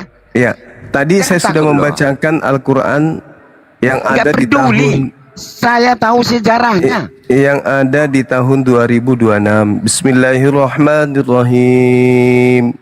Orang Arab mengaku Alhamdulillahi Rabbil Alamin. Saya pendebat. Ar-Rahmanir-Rahim.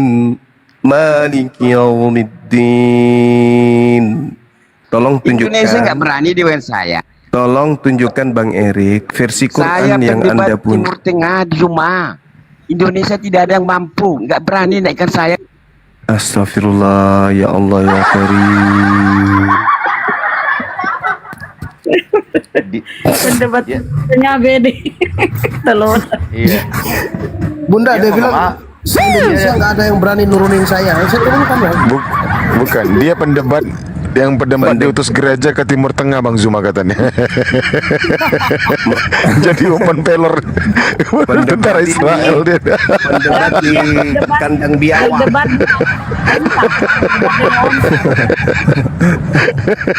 Saya kan pernah saya bilang kalau mau debat jangan dulu makan yang lain. Babi anjing jangan dulu cuci bersih-bersih baru berdebat. Jangan kalau debat itu dengan terbawa emosi, nggak usah. Aku udah serius pun, kupikir dia benar-benar pintar.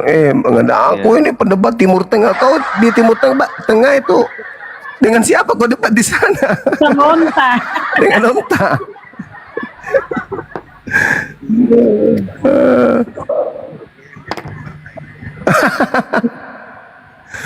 Timur Tengah.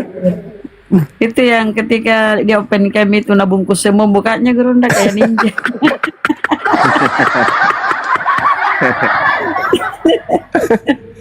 Aduh. Timur Tengah maksudnya mungkin Timur betul. Timur kali. Iya. Negara yang baru maju. Lucu-lucu. Terima kasih ya Oten yang menghibur ya. Jos, CS, Karesteng, saudara. Menghibur kidom pala. Karesteng, Jos. Timur Tengah siapa yang tanya kau? Masih bagus itu daripada saya pendebat ini Bukit Tengkorak.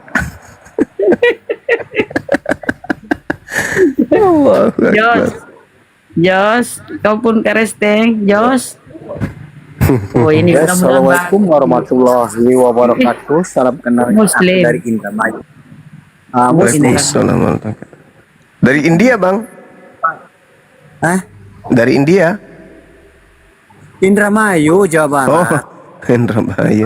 Tadi kirain bilang dari India lebih maju. Bang Juma. Gimana Bang Juma kabarnya, sehat? Sehat. Ya perjuangan perjuanganlah agamaku, ya boleh. Ya insyaallah bang. Semoga Bang Juma sehat selalu dan dilindungi oleh Allah Subhanahu wa taala ya Bang ya. Amin ya rabbal alamin. Kalau yang nggak mengerti masalah agama mohon sunat 2 kali Bang. Boleh. Ya. Sunat 2 kali. Aku lalu Bang. Iya.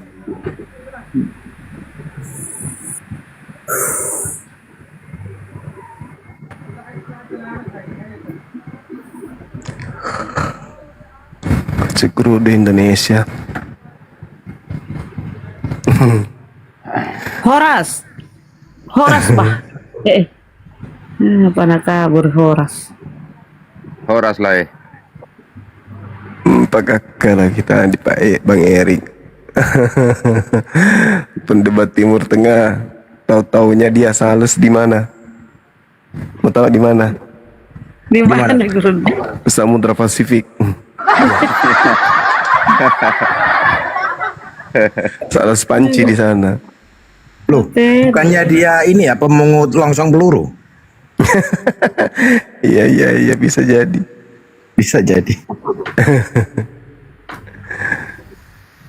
Aduh, udah habis Oten. Adi, kau sudah ke pasar Adi? Bunda Rama kayak panggil anaknya. Adi, di mana Kak Adi? Cuci dulu sendalnya Mama. Oh, Adi ke pasar. DND, kau Karesteng. Kalau naik minta berdoa dulu. Sekarang Assalamualaikum. Setiap di wilayah itu ini. Waalaikumsalam. Malam Bang Zuma. Iya, semangat malam. Gimana kabarnya Bang Zuma? Baik. Ini kayak orang habis lebaran ya. Terpencet Kia dibilang. Iya. Bunda. Ya langsung mohon maaf lahir batin. Iya. Aku tuh tiap malam kalau mau tidur tuh dengerin terus tuh video Bang Zuma. Makanya ya. Udah akrab ya Bang ya? Oh bener banget Abang. Alhamdulillah. Kalau aku pertama di YouTube-nya A sampai Z. Nah, debatnya Bang Zuma Betul, sama Bang. siapa? Sama siapa di aja aku YouTube-nya. ikutin terus tuh. Iya bener YouTube. Alhamdulillah, makasih. Udah Bang ya, bahasa percakapannya ya. DND kita turunkan. Monggo silahkan monggo. Ya. Makasih. Ya, makasih ya Bang ya, makasih. Assalamualaikum. Waalaikumsalam warahmatullahi wabarakatuh. Belum pas selesai tahu. Kita itu dia yang bikin.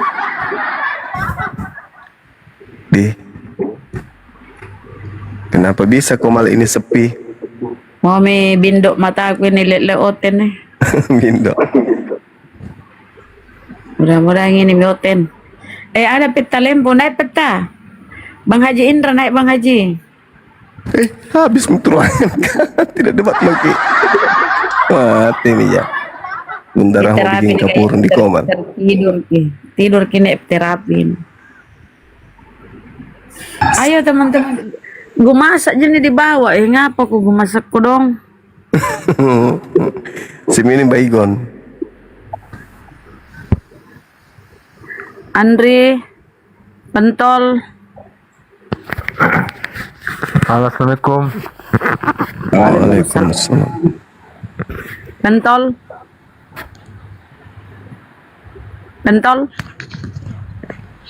Silakan Andri, apa yang disampaikan? Mau jual warisan, bagi-bagi di sini? Nggak ada Bunda, kangen aja sama Bang Zuma. Nggak bisa masuk. Udah berapa lama?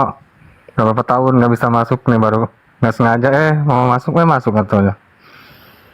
Giliran niat masuk nggak bisa masuk ya. Silakan Bang. Di YouTube pada teriak tuh. Oten mana Oten? Oten, oh Oten. Kangen juga orang teman-teman di YouTube tuh. Luar biasa, nggak bisa. Makasih Bang, udah. Sate pocong. Sate pocong namanya. Sate pocong. Sate pocong. Iya, Dinda Alif AR. Memang sehat terus kita. Sudah habis. Kasih. Mr. Aping, Omo 84. Ayo ngomong yang naik dong, biar kita nggak capek. Ayo. Izin Bang Juma. Siap. Tolong itu disapa Bang Kucing Beriman. Kucing Beriman. Kalau nggak ada Oten, cuman Islam yang naik, HP-nya mau dibanting. Jangan, masih kredit itu HP-nya. Oh. Jangan. Nanti dikejar sama counter. Jangan dibanting Bang, jangan. Bentar lagi Oten naik kok. Sahabatku, Akhi Indra. Bang Juma.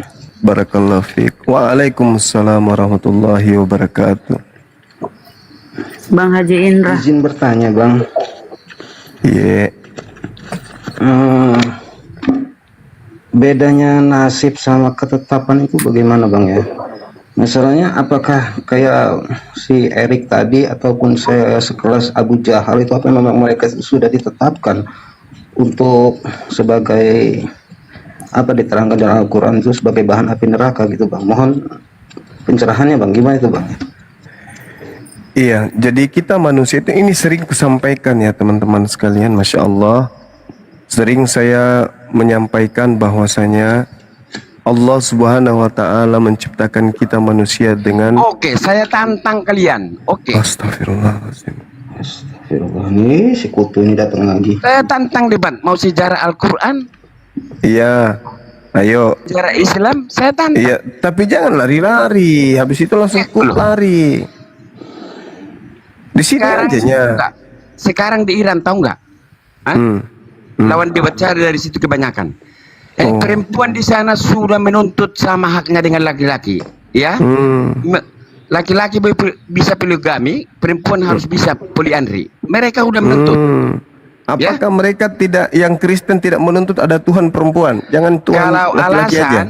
Kalau alasan ya masalah keturunan. Bang Erik, apakah perempuan-perempuan di sana tidak menuntut adanya Tuhan dalam wujud perempuan? Jangan laki-laki doang. Kalau masalah biar adil toh. Tuhanmu turun hanya dalam rupa laki-laki. Biar adil, supaya adil, kudu harus ada Tuhan perempuan juga. Apakah sudah ada turun di sana? Saya pendebat. Iran saya buktikan, ya, sama Suriah. Saya buktikan. Coba saya pingin dengar kau pakai bahasa Iran. Balik kepada negara Kristen. Coba. Ya, saya buktikan. Mbah. Saya mau karena musuh lelah kau ditontok kamu. Coba kau ngomong bahasa. Bukan kecil, bahasa Iran, woi. Hei, kau bahasa Iran bukan dengan kecil. saya. Mereka sakit dulu. Woi, coba kau jawab bahasa Iran. Umbar kasanganmu. Katanya di Iran, diajak bahasa Iran kok nggak bisa jawab. Umbar kasanganmu. Jangan di mute kan. Pelok. Di mute. Pelok pura kena keke asu pelok kamu. Diajak bahasa Iran, ngomong sendiri kamu. Tuhan Yesus. Erik, kau cocoknya diutus ke segitiga Bermuda kau. Biar lenyap kan di sana. Ya Allah, dari Iran. Mudah-mudahan ketemu Dajjal kau di sana. Astagfirullah. Sama Syria. Aduh, bolong. Izin Gurunda Bang Suma, saya mau tanya sedikit ke... Kok tiba-tiba Bang Suma bisa bahasa Iran Bang ya? Oh iya dong. Memang betul tadi bahasa Iran Bang? Iya.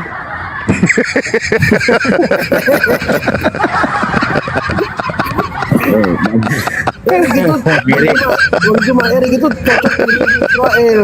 Jadi nasionalis, biar dinikahi dia. Betul. Ini perlu diingat ya Bang Erik.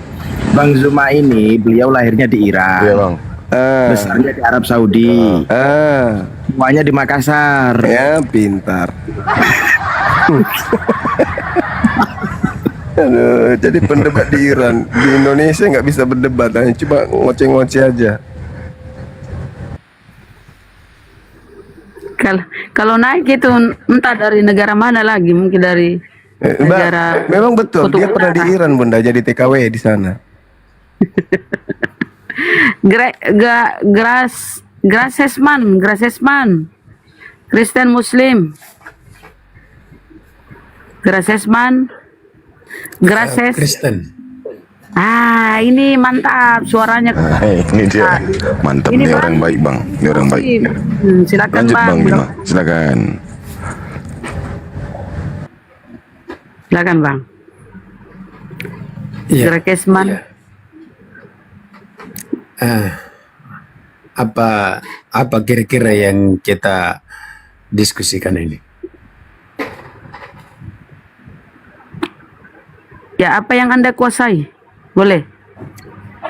Iya, sesuai tema Kristen ajaran manusia. Boleh lanjut. Sama.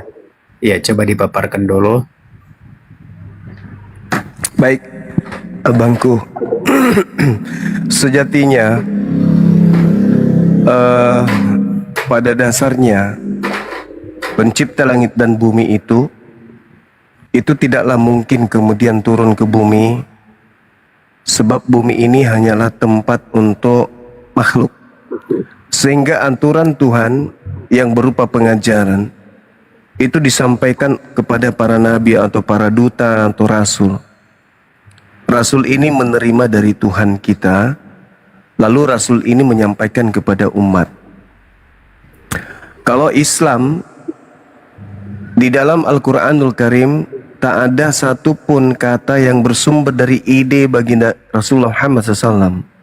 Seluruhnya adalah wahyu dari pencipta langit dan bumi yang kami imani.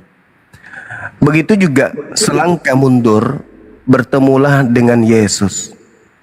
Yesus pun demikian, Yohanes 12 nomor 49. Aku tidak berkata-kata dari diriku sendiri. Apa yang aku katakan adalah apa yang diperintahkan oleh Sang Tuhan untuk aku katakan dan aku sampaikan. Jadi posisi para nabi, para rasul Tuhan ini itu sama sebagai penyampai firman. Nah, Islam, agama yang dihasilkan dari lisan baginda Rasulullah Muhammad SAW menjadi dua sumber yang menjadi mantiknya. Yang pertama adalah Al-Quranul Karim sebagai kalamullah. Yang kedua adalah penjelasan baginda Rasulullah Muhammad SAW terkait Al-Quran. Dan penjelasan inilah yang kami sebut hadits. Kami umatnya kemudian menerima dua pengajaran, yaitu Al-Quran dan As-Sunnah. Al-Quran dan uraiannya. Uraian Al-Quran itulah As-Sunnah. Sedangkan agama Kristen ini, yang kami tahu, agama Kristen, cakupan prosesi ibadahnya, itu semuanya bersumber dari manusia yang tidak pernah menerima wahyu dari Sang Ilahi. Contoh Markus, Lukas, kemudian Paulus, kemudian penulis Matius dan penulis Yohanes. Mereka para penulis Bible itu tidak menerima wahyu dari Tuhannya Abraham, Ishak dan Yakub. Saya ngambil satu kesimpulan supaya abang ini bisa mengerucutkan permasalahan. Contoh, Keluaran 31:14 orang Yahudi di dalam prosesi perkumpulan hari raya beribadah, mereka kemudian disimpul hari Sabat. Mereka di situ mengkuduskan hari itu. Umat Islam Al-Quran, ya ayyuhalladzina amanu idza nudiya lis-sholati min yaumil jumu'ah. Umat Islam diperintahkan hari Jumat. Yahudi diperintahkan hari Sabtu. Yang bermasalah Minggu. Tak ada perintah Elohim atau perintah Yesus ibadah Minggu. Nah, dari mana kemudian cakupan ibadah hari Minggu menyembah makhluk yang bernama Kristus Yesus ini? Apakah perintah Tuhan? Tak ada. Apakah wahyu dari Tuhan? Tak ada. Lalu dari mana? Dari manusia. Silakan abangku.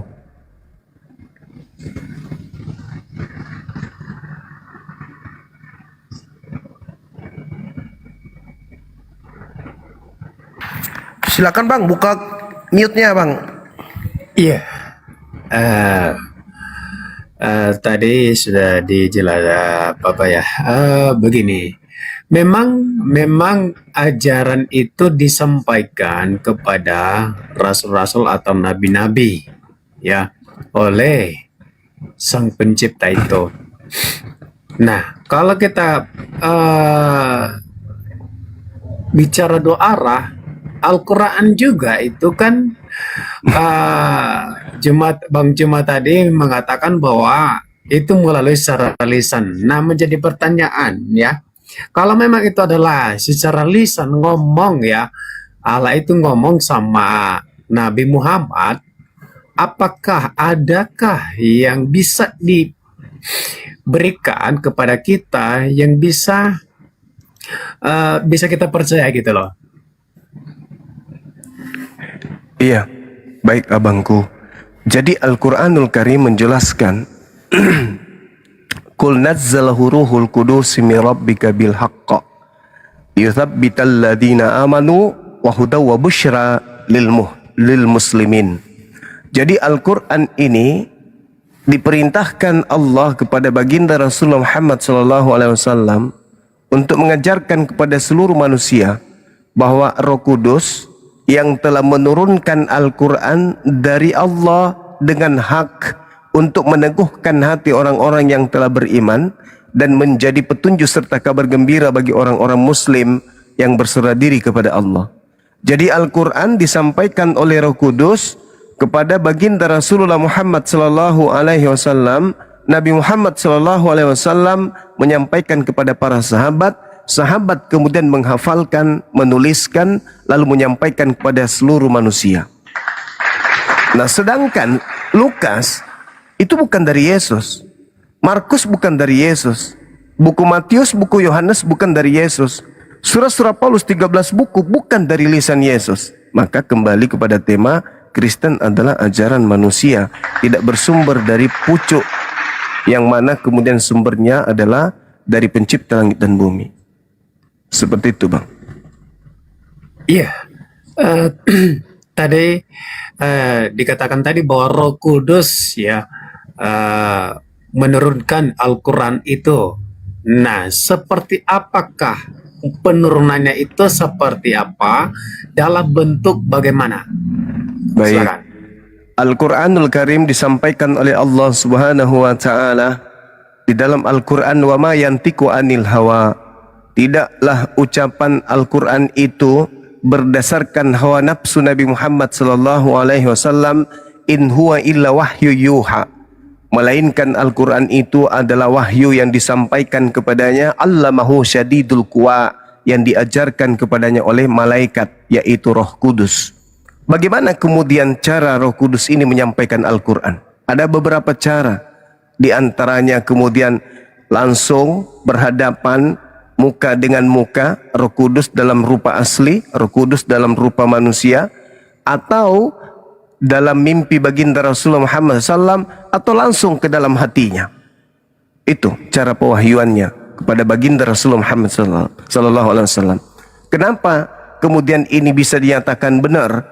Karena seluruh uraian Al-Quran yang disampaikan oleh baginda Rasulullah Muhammad SAW itu sifatnya kemudian tidak bertolak belakang dengan akal, tidak bertolak belakang dengan keadaan dimanapun manusia itu berada dan zaman apapun itu setelah pewahyuan.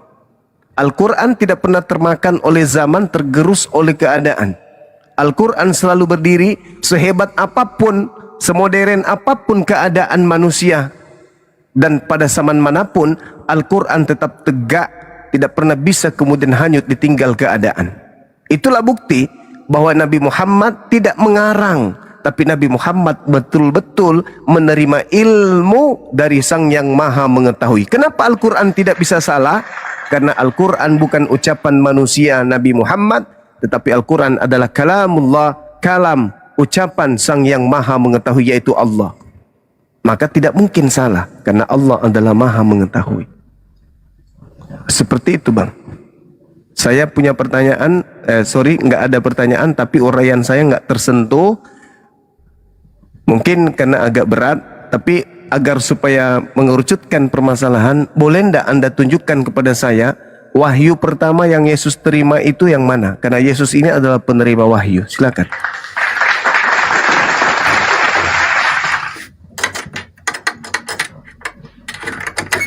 Oke. Ya, karena tidak dilanjutkan untuk menjelaskan tadi, ya saya jawab dengan pertanyaannya apa yang ditanya yang barusan. Mana wahyu yang diturunkan pertama kali kepada Yesus? Ya, bicara tentang disampaikan itu, tidak ada wahyu yang disampaikan, tetapi dia adalah hanya menerima. Silakan. Maksudnya gimana, Bangku ini? Wahyu pertama yang diterima oleh Yesus itu yang mana? Kan di dalam Wahyu 1 nomor 1, inilah wahyu Yesus Kristus yang dikaruniakan oleh Allah kepadanya. Nah, wahyu pertama yang saya maksud itu yang mana, Bang? Iya, kamu memahami wahyu itu apa dulu? Wahyu yang kan kita sedang berbicara Al-Quran kan, berarti kita berbicara mengenai kitab suci kan, Bang, di mana agama kita ini berdiri di atas pondasi sebuah kitab yang kita anggap suci. Nah, tadi saya menguraikan panjang lebar 3 sesi, Anda kemudian bertanya, saya jawab. Dengan jawaban saya tentu Anda sudah bisa paham. Kemudian ketika saya bertanya balik, Yesus itu penyampai firman, Nabi Muhammad penyampai firman, Nabi Musa juga penyampai firman. Kalau ditanya firman pertama yang Paulus terima dari Kristus itu yang mana? Tentu Anda bisa tunjukkan, bukan? Karena Paulus menulis surat. Misalnya kalau dikatakan surat pertama yang diterima adalah Roma, maka jelas bunyinya apa? Dari Paulus, hamba Kristus Yesus yang dipanggil menjadi rasul, yang dikuduskan untuk memberitakan Bible Theos. Nah itu kalau Paulus. Sekarang yang saya tanya Yesus, karena Yesus itu penyampai firman. Yohanes 17:8, segala firman yang engkau berikan telah aku sampaikan. Tuh, dia mengatakan dia segala firman. Jangan segala firman. Firman pertama yang Yesus terima. Kalau saudara Kristen ini adalah pengikut Yesus yang adalah Bani Israel, anak Maria yang ditunggu oleh orang Yahudi sebagai Mesias, orang Kristen pasti tahu wahyu pertama yang diterima oleh Yesus asli mana. Karena Yesus dan murid-muridnya senantiasa beriringan, sejalan seia sekata.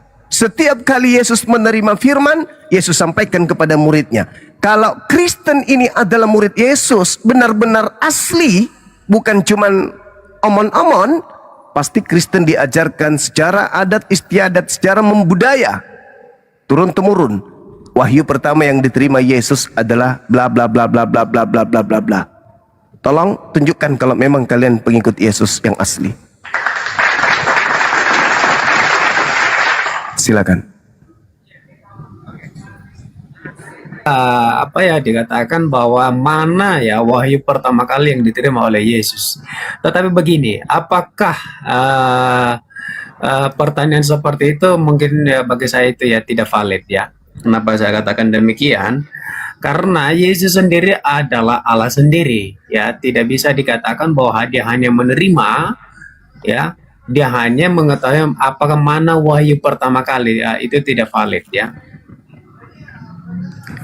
Gimana ceritanya abangku? Yesus ini murid Yesus ada, penyampai firman Yesus itu. Ketika Yesus memulai mengajar, ada permulaan pengajaran, tapi bukan permulaan pengajaran yang saya minta. Wahyu pertama, kalau Kristen ini benar-benar pengikut Yesus, maka tentu kalian akan tahu wahyu pertama yang Yesus terima dari Bapa itu yang mana. Tapi kalau kalian ini cuma penyamar doang, maka kalian tidak akan tahu. Seorang murid pasti dia tahu ketika guru membuka rahasia sebagai guru di hadapan mereka. Aku memulai pendidikanku SD di sini, SMP di sini, SMA di sana, dan seterusnya. Dan pengajaran yang sama akan guru sampaikan kepada tradisi muridnya. Nah, sekarang Yesus menerima wahyu. Oke. Wahyu itu ditelan mentah-mentah untuk dirinya sendiri? Tidak. Yesus sampaikan kepada murid. Yohanes 17:8. Segala firman yang engkau berikan kepadaku telah aku sampaikan kepada murid-muridku. Murid-muridku telah menerimanya dan mereka percaya bahwa engkaulah yang telah mengutus aku. Mereka menerima. Sekarang kalau Anda adalah penerima, Anda adalah murid, tolong tunjukkan wahyu pertama yang guru Anda Yesus terima itu dan berikan kepada Anda itu yang mana? Silakan. Iya, begini, kan saya sudah jawab tadi, bukan soal menerima wahyu yang pertama atau bagaimana, ya. Tetapi apa yang diajarkan itu Yesus sangat diterima oleh orang-orang pada saat itu, bahwa ada murid-murid juga mengakui sebagai Allah sendiri. Anda bisa menunjukkan wahyu pertama, sebentar, Pak. Ya, wahyu sebentar, pertama Pak, ya. yang Yesus terima apa? Ya, bukan soal kita bicarakan mana wahyu itu pertama, mana wahyu kedua, atau bagaimana. Itu yang saya persoalkan, abangku. Untuk Bukan masalah mendeteksi, itu, Pak. untuk mendeteksi Itu kita kalian ini bicarakan murid-muridnya Yesus atau bukan, kan begitu. Saya membacakan dalil. Saya membacakan dalil. Yohanes 17. Kata Yesus abangku di dalam Yohanes 14:24, firman yang kau dengar dari mulutku itu bukan dari aku, tetapi dari Tuhan yang telah mengutus aku. Ada firman, murid mendengar. Nah sekarang kalau Anda murid tentu tahu mana firman yang pertama yang Yesus sampaikan kepada murid. Kalau Anda muridnya, pasti Anda bisa tunjukkan itu. Iya, artinya begini. Bukan begitu, cuman ya. Apakah wahyu pertama itu bukan begitu? Karena kok bukan begitu? Begini, dia datang ke dunia bukan masalah mana wahyu pertama, karena dia bertujuan ke dunia ini bukan masalah menerima wahyu pertama. Itu karena Anda bukan muridnya mungkin. Menebus. Mungkin karena Anda bukan muridnya, maka Anda kelabakan, Anda nggak tahu. Saya tanya balik ke Juma, ya. Saya tanya balik, ya. Saya tanya balik, ya. Tadi pertanyaan saya udah ada pertanyaan tidak saya, Anda jawab. nggak jawab. Saya sudah menjawab pertanyaan Anda. Begini loh, kenapa Muhammad kalau saya tanya menerima doa, wahyu, tapi- Jibril datang kepadanya dalam bentuk begini, yang Pak, asli, Jemaah. dalam Coba bentuk berikan data laki-laki. kepada saya. Anda Kalau Nabi terlalu Muhammad kritis. itu memberikan, Anda terlalu kritis kepada saya, sedangkan pertanyaan saya yang begitu sempurna dan juga sederhana. Wahyu pertama yang Yesus terima, yang Yesus sampaikan kepada muridnya itu mana? Nah, Bangku, menjadi pertanyaan saya, dengarkan saya, Bang. siapakah yang memberikan kepada Nabi Muhammad? Dia disebut Nabi Muhammad. Nabi itu siapa yang memberikan jabatan itu? Saya tanya Anda. Izin. Anda hanya bisa bertanya, nggak bisa menjawab. Izin. Saudara, kitab saudara itu pertama namanya Markus. Cuma tadi kalau udah lari dari pertanyaan yang saya tanya dari awal. Diam. Kita harus bertanya doa dong. Kitab Anda namanya kitab Markus. Yang kedua Lukas. Itu namanya Anda berasumsi gitu loh. Ya. Kitab Anda Markus, Lukas, Anda Matius, berasumsi seperti itu. Yohanes, Sekarang jawab pertanyaan Galatia, saya. Di mana Filipi, kenabian Nabi Efesus, Muhammad itu Roma, siapakah yang memberikan Timotius, Tesalonika, jabatan sebagai nabi? Apalagi Galatia. Coba jawab itu. Apalagi Kitab Anda, Filipi, Bisa apa jawab lagi? nggak kira-kira? Banyak kali. Kisah Nabi Rasul 1, Muhammad Kisah Rasul itu, 2, kata Nabi itu kan kemudian gelar. 1 Petrus. Ya, siapa yang memberikan gelar kepada Nabi Pertanyaan Muhammad? saya, di antara setumpuk satu perpustakaan kitab Anda itu, wahyu pertama kalau Anda Kok murid lari-lari Yesus itu yang kemana-mana mana? cuma satu pertanyaan kok lari kemana-mana kamu? Mulai. Ini Coba pertanyaan berikan saya, sama Anda nggak saya. jawab. Di mana data? Kalau mau menangis jangan tempatnya di sini, bukan di sini tempatnya. Pertanyaan saya, wahyu pertama yang diterima Yesus kalau Anda muridnya mana?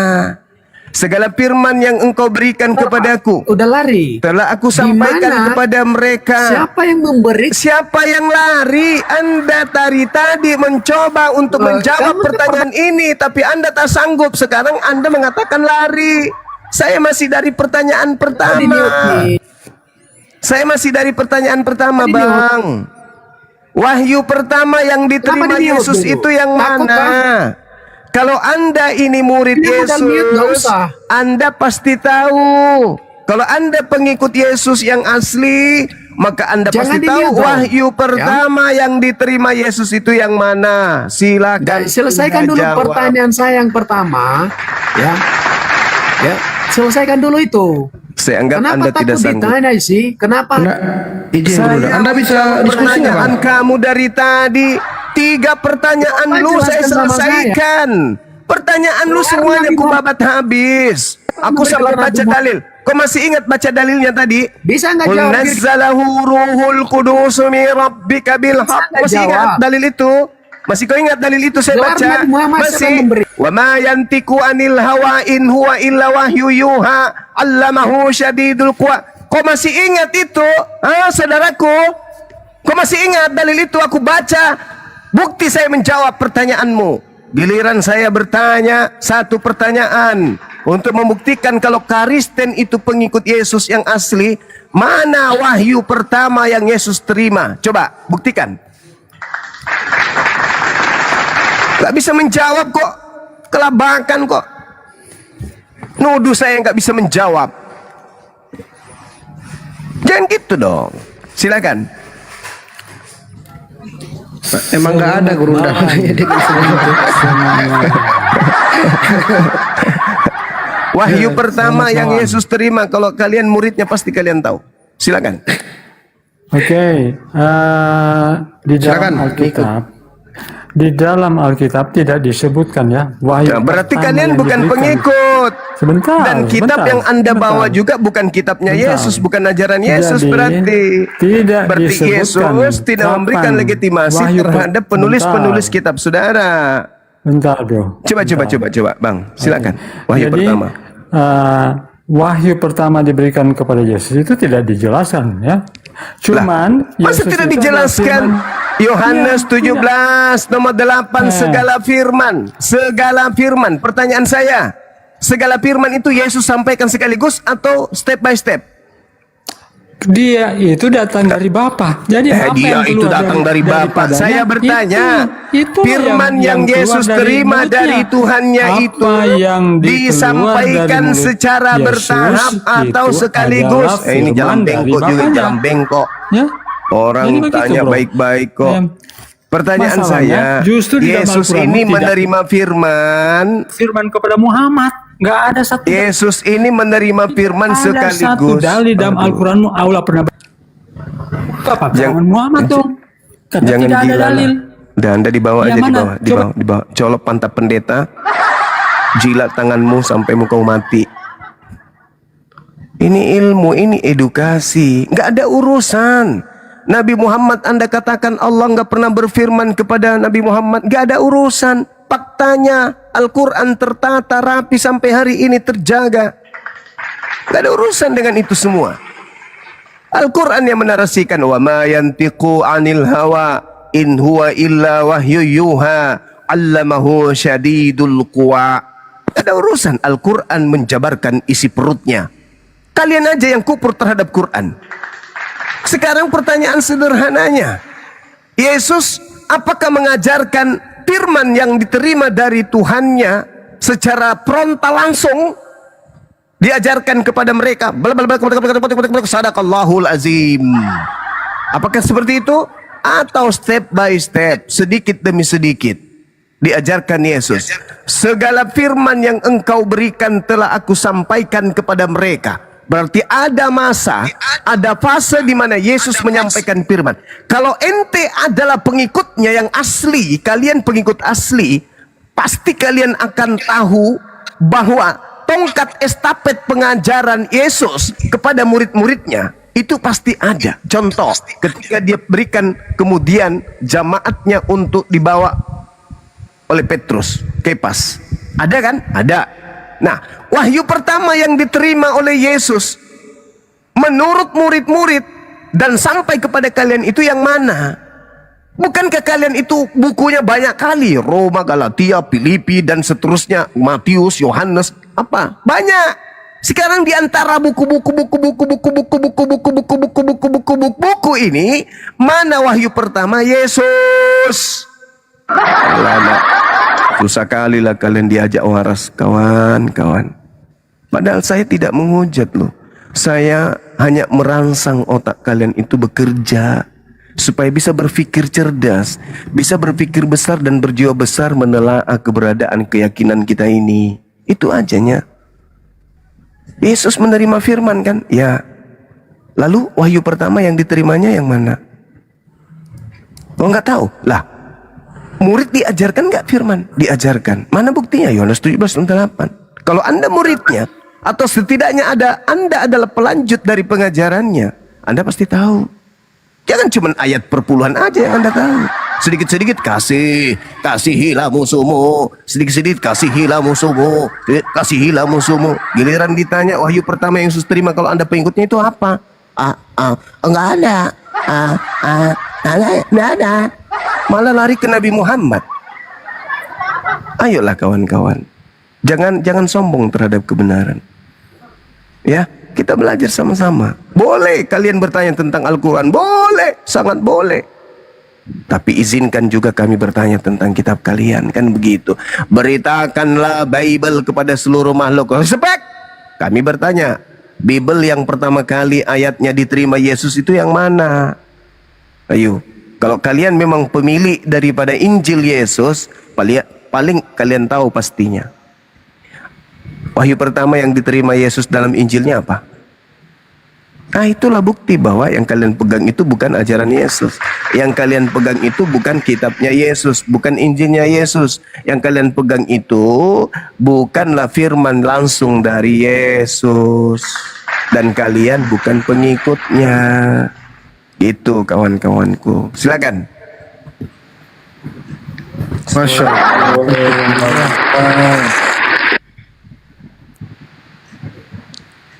Ya, silakan Bang Alphonse.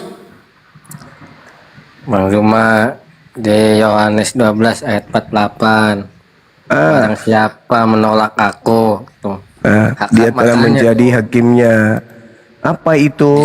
Yaitu firman yang telah aku sampaikan kepada mereka. Kembali kepada pertanyaan. Firman yang pertama yang Yesus sampaikan itu, yang bakal menjadi hakim di akhir zaman itu yang mana? Itu penting. Itu penting. Supaya kita tahu siapa yang bakal kena dalam penghakiman ini. Islam atau Kristen. Penghakiman Yesus berdasarkan kalam yang Yesus terima dari Tuhan. Betul. Yohanes 8 itu yang Anda bawa. Yohanes 12 nomor 48 itu. Betul. Dan firman itu kata Yesus nomor 50-nya adalah hidup kekal. Nah, ayo. Mari kita uji nih. Supaya kita ini jangan nanti malah menyesal gitu loh. Karena firman yang Yesus terima itulah yang akan menjadi cikal bakal alat untuk penghakiman Yesus. Umat Islam datang. Hei Islam, ya paman, kenapa Anda tidak menuhankan aku? Coba Yesus, kau kesini, kau periksa semua firman yang pernah kau ucapkan. Tolong tunjukkan firman yang keberapa yang kau katakan untuk menyembah dirimu. Mana? Tunjukkan ke kami. Oh ini nggak pernah muncul bang. Yang muncul cuma Paulus, Lukas, Markus, Matius. Ternyata ini ada. Jangan salahkan kami. Kami nggak sesaman denganmu. Dan ajaran kami tidak langsung darimu. Yang harusnya Kristen kau tanya. Kenapa Kristen tidak sampai ke situ? Bukankah dia yang mengaku pengikutmu? Bukankah dia yang teriak, bukankah yang bernubuat mengusir setan bermujizat? Mereka bukan? Ya, ada nggak mereka mengajarkan itu? Tak ada kan? Tak ada. Lalu kami ingin kau usir. Bukankah kau itu adil?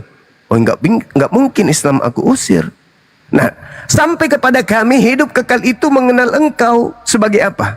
Sebagai rasul. Nih, gereja yang bawa. Dia bikin lembaga. Nama lembaganya Lembaga Bible Indonesia. Yohanes 17 mereka tulis, hidup kekal itu diperoleh dengan mengenal engkau sebagai utusan Tuhan. Silakan hakimi kami berdasarkan firman yang pernah kau sampaikan. Islam lolos masuk surga. Sekarang Kristen dihakimi. Sini bungkus. Ini kau berbaris. Kau hari Minggu menyembah saya, itu ajaran siapa? Mana firman saya yang berkata sembahlah saya? Mana dalilnya?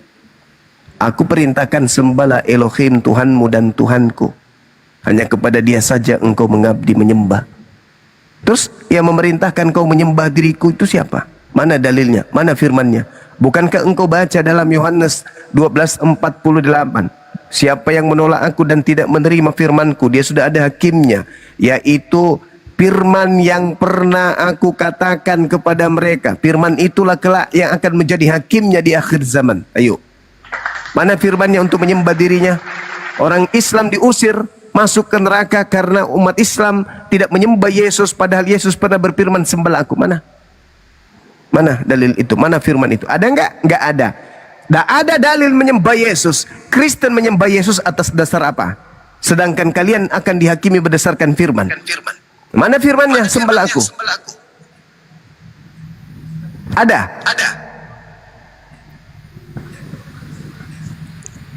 Ada di surat-surat Paulus.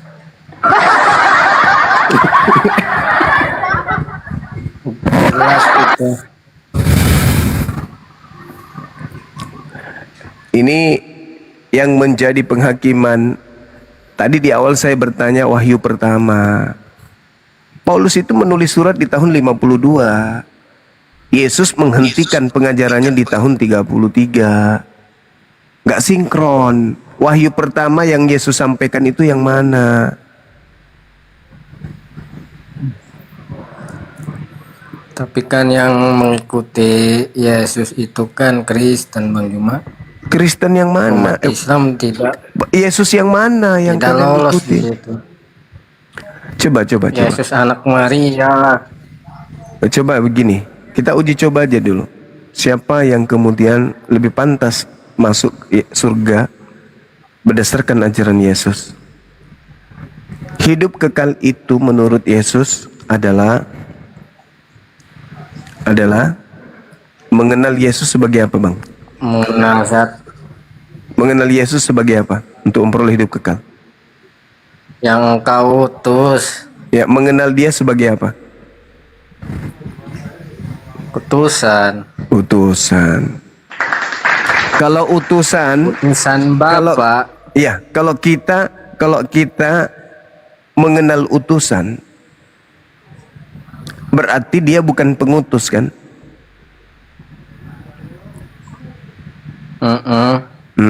Oke, sepakat kita. Kalau ada orang yang menyembah utusan, itu berarti dia tidak sampai pada poin mengenal utusan ini. Kenapa? Karena dia standarisasi legalitas standing yang dipasang untuk hidup kekal, orang mengenal dia cukup dengan sebagai utusan Bapa. Kalau ada yang menyembah dia, berarti dia tidak mengenal Yesus. Kenapa dia tidak mengenal Yesus? Buktinya dia menyembah. Padahal Yesus harus dikenal hanya sebagai utusan. Kenapa kau sembah? Berarti kamu tidak mengenalnya. Sorry Bang Suma, kami mengenalnya. Apa bukti kau mengenal dia? Kami mengikuti semua ajarannya. Oh, kalau itu mah bukan Yesus anak Maria. Itu. Tapi kalau ada orang Kristen yang mengikuti Yesus sepenuhnya itu, menurut Bang Juma gimana? Kalau orang Kristen mengikuti Yesus anak Maria, maka Kristen itu tidak ke gereja, tidak makan babi, bersunat, ibadahnya Sabat, dia ibadah di sinagoge dan dia masuk dalam tradisi Yudaism, bukan Kristen. Kalau dia sepenuhnya menjadi pengikut Yesus, dia akan hidup seperti Yesus. Yesus hidup Yahudi atau Kristen? Yahudi. Berarti kalau ada orang Kristen, tidak lagi disebut Kristen, tetapi dia disebut Yahudi atau Yudaism atau Yudaisme. Karena dia mengikuti Yesus. Nah sekarang kalian mengklaim diri kalian sebagai pengikut Yesus juga. Yesus yang mana yang kalian ikuti? Karena ada dua Yesus minimal. Waspadalah kepada penyesat yang datang kepadamu memakai namaku. Yesus. Nah, Yesus yang mana yang kalian ikuti makan babi? Yesus yang mana yang kalian ikuti tidak bersunat? Yesus yang mana yang kalian ikuti ibadah minggu? Ayo. Kalau Yesus yang asli, tidak makan babi, bersunat, ibadahnya Sabat, kitabnya Torah, kitab Tanak, dan dia hanya menyembah kepada Elohim, tidak menyembah kepada makhluk yang keluar dari kubur. Jadi kalian ini pengikut Yesus? Iya betul, tapi Yesus yang mana dulu? Kan Yesus katakan waspadalah kepada penyesat yang datang memakai namaku. Siapa namaku? Yesus. Berarti ada penyesat yang bernama Yesus yang banyak pengikutnya.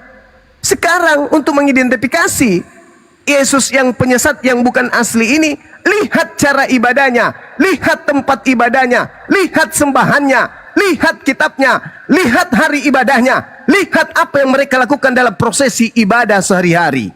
Sederhana kok itu. Gampang. Makanya ada pengusiran kepada orang-orang yang memakai nama Yesus bernubuat mengusir setan. Dan siapa mereka itu? Hindu? Tidak mungkin. Buddha? Nggak mungkin. Ateis? Nggak mungkin. Islam? Nggak mungkin. Satu-satunya kandidat ya Ali Teng. Siapa lagi? Kalau bukan kalian. Sederhana kok.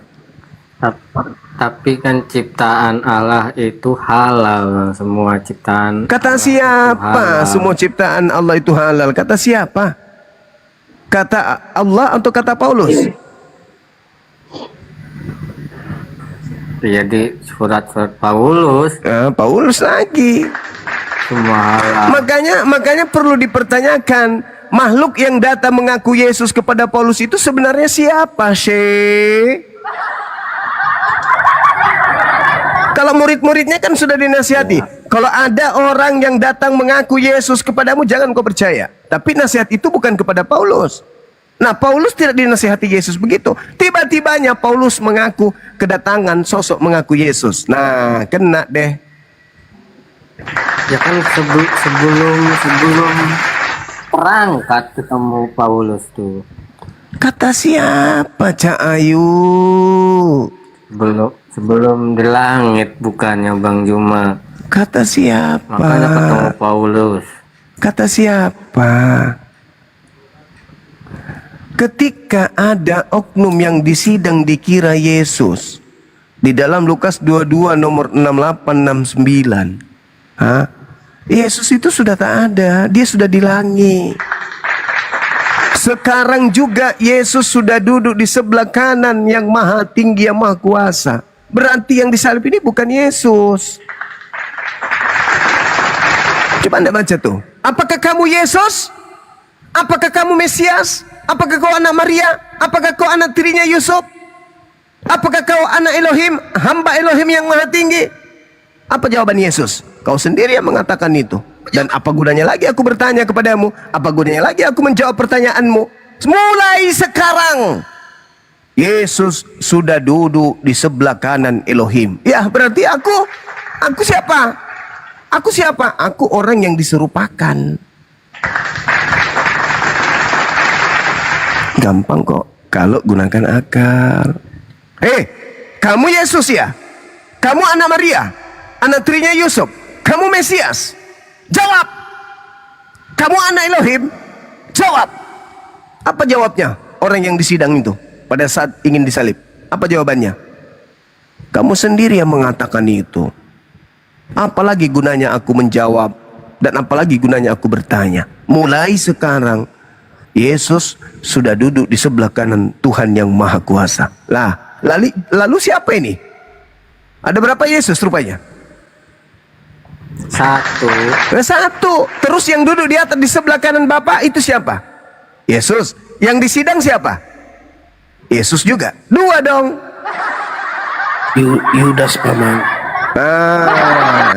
Itu baru kena. Kenapa orang Islam tuh ingin banget Yesus itu tidak disalib? Dan kenapa orang Kristen seperti iblis ingin sekali Yesus yang disalib? Kok balik nanya, Bang? Ya, harus. Ya kan, saya jawab. Kenapa kenapa Yesus ingin kali umat Islam itu jangan disalib? Pertama, karena karena Yesus menubuatkan. Apa kata Yesus? Ketika datang roh kebenaran, roh kebenaran, umat Islam dalam dirinya ada roh. Kalau roh yang ada di dalam umat Islam yang membuat para umat Islam ini hidup, bisa berpikir, bisa berbicara, bisa memberikan argumentasi, maka roh yang ada dalam diri umat Islam adalah roh kebenaran. Kalau mereka punya roh mengajarkan mulut mereka untuk berbicara memuliakan Yesus. Yohanes 16 kata Yesus, apabila datang roh kebenaran itu, maka dia akan memuliakan aku. Ayo, kenapa umat Islam itu tidak ingin Yesus mati terkutuk? Kenapa umat Islam tidak ingin kemudian Yesus itu ditampar, diludahi, diseret, ditonjok, digantung, ditombak, dibunuh, dikutuk? Kenapa umat Islam nggak mau? Karena roh yang ada pada diri umat Islam tidak menyampaikan kemuliaan tentang Yesus. Artinya bahwa roh kebenaran itu bekerja pada diri masing-masing umat Islam. Pertanyaannya, kenapa kemudian iblis ingin Yesus disalib? Kenapa kemudian orang-orang Roma dengki? Kenapa kemudian orang-orang Farisi dengki? Kenapa kemudian ahli Torah membuat kesaksian palsu? Kenapa kemudian imam-imam kepala membuat kesaksian palsu dan tipu muslihat? Dan kenapa iblis kudu merasuki Yudas untuk menyalib Yesus? Kenapa? Karena kejahatan membenci Yesus. Dan Kristen pingin kali melakukan hal yang sama, yaitu Yesus kudu disalib, Yesus wajib disalib, Yesus kudu ditampar, diseret, dikutuk, dan dikutuk. Pertanyaannya, roh apa yang ada di dalam diri Kristen? Suaranya putus-putus. Roh apa yang ada di dalam Kristen sampai Kristen ingin kali Yesus itu terkutuk, bukan memuliakan Yesus? Roh apa yang ada dalam diri kalian? Jawab. Izin saya bantu jawaban cuma. Silakan. Karena iblislah yang menjadi bapaknya. Maka kamu ingin melakukan keinginan bapakmu. Apa itu? Membunuh Yesus. Kenapa kalian ingin kali Yesus dibunuh? Karena iblislah yang menjadi bapak lo. Yesus mengatakan, apabila roh kebenaran itu datang, maka dia akan memuliakan aku. Kalian senang kali halilintar, dosa-dosa kita sudah ditebus di atas tiang salib oleh Yesus dengan jalan. Enak kali. Ya, kenyataannya kan gitu, Bang Juma. Nah sekarang kalau kenyataannya begitu, oke, saya ikuti. Kenyataannya gitu maksud lo. Sekarang orang yang digantung lalu mati terkutuk oleh Elohim itu kemana? Ke neraka atau ke surga?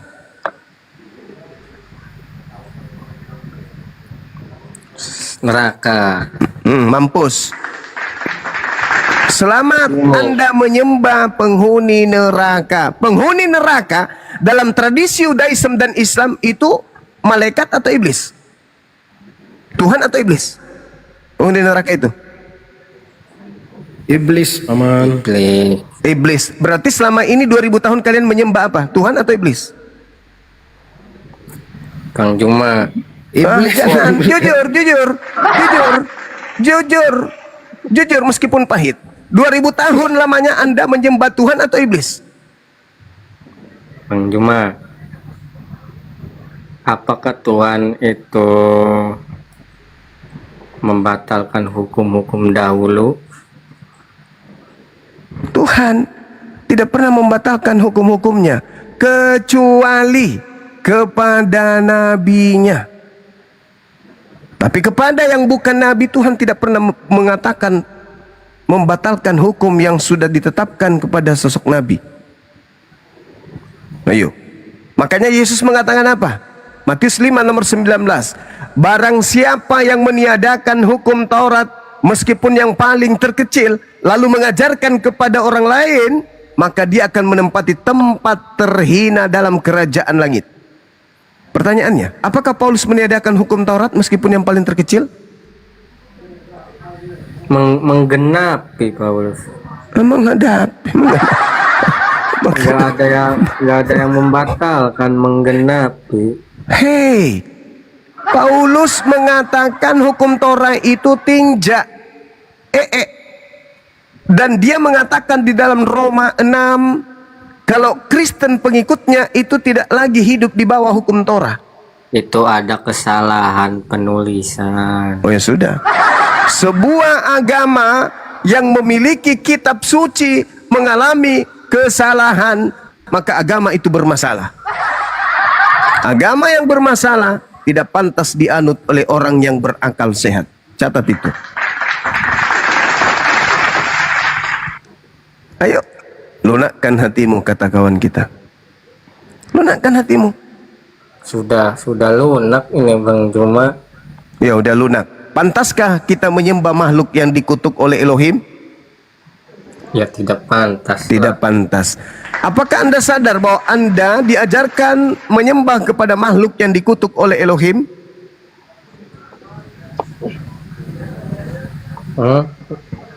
Atau gini, di dalam tradisi kekristenan, yang dikutuk Tuhan atau iblis? Tuhan itu menanggung kutuk. Menanggung kutuk Taurat. Saya ulang pertanyaannya. Yang dikutuk itu Tuhan atau iblis? Enggak ada, kan Yesus salib itu kan menanggung kutuk. Iya, sekarang bukan itu pertanyaan saya. Yang dikutuk dalam tradisi Kristen, Tuhan atau iblis? Tuhan. Karena Tuhan menanggung kutuk. Ingat ya, teman-teman, di sini ada 4.000 mata memandang, di YouTube ribuan memandang. Saudara kita mengatakan yang dikutuk ini tradisi Kristen. Saya bertanya, dalam tradisi Kristen yang dikutuk Tuhan atau iblis? Kata saudara kita yang Kristen ini, dalam tradisi Kristen yang dikutuk itu iblis. Kita lihat dalam tradisi Yahudi, yang dikutuk itu adalah iblis, ular tua. Ternyata di Kristen yang disembah adalah yang dikutuk. Yang dikutuk dalam tradisi Yahudi apa? Menanggung kutuk Bang Juma. Enggak, yang dikutuk di Ganbi Eden oleh Tuhannya Yahudi siapa? Iblis. Yang dikutuk dalam tradisi Yahudi adalah iblis, yang disembah di dalam tradisi Kristen adalah yang dikutuk. Islam datang nih, wa iyyaduuna illa syaitanan marida. Sesungguhnya yang orang kafir sembah adalah iblis yang terkutuk. Nyambung nggak tuh? Nyambung nggak? Jadi cocok-cocokin menyambung. Nyambung. Subhanallah. Sekarang kalau dicocok-cocokin, orang Yahudi dalam tradisi agamanya yang dikutuk adalah iblis, Kristen datang yang disembah adalah yang dikutuk. Betul?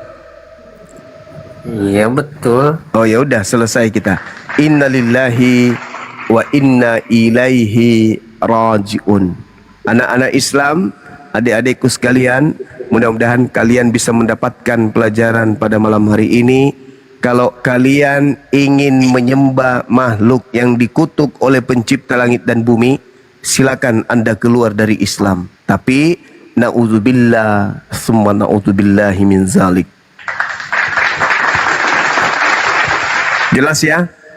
baik yang Kristen maupun yang Islam, udah dengar ya, bahwa di Kristen yang disembah itu yang dikutuk, menanggung kutuk, Bang Juma. apapun itu. Iblis masuk ke neraka menanggung apa? Iblis masuk ke neraka menanggung apa? Menanggung kutuk juga. Ini loh Bang Juma. Qulu amanna billah wa ma unzila ilaina wa ma unzila ila Ibrahim wa Ismail wa Ishaq wa Yaqub wal asbati wa ma utiya Musa wa Isa wa ma utiya nabiyuna min rabbihim la nufarriqu baina ahadin minhum wa nahnu lahu muslimun. Dah, berimanlah kepada apa yang disembah oleh Nabi Ibrahim, Ismail, Isa. Jangan menyembah kepada makhluk yang terkutuk. Jangan saudara, jangan.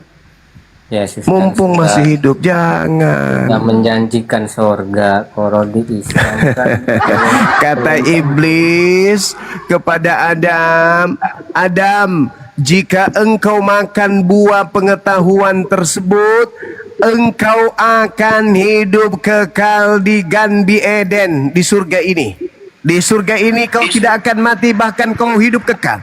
Iblis menjanjikan surga kekal kepada Adam alaihissalam. Adam masih kuat.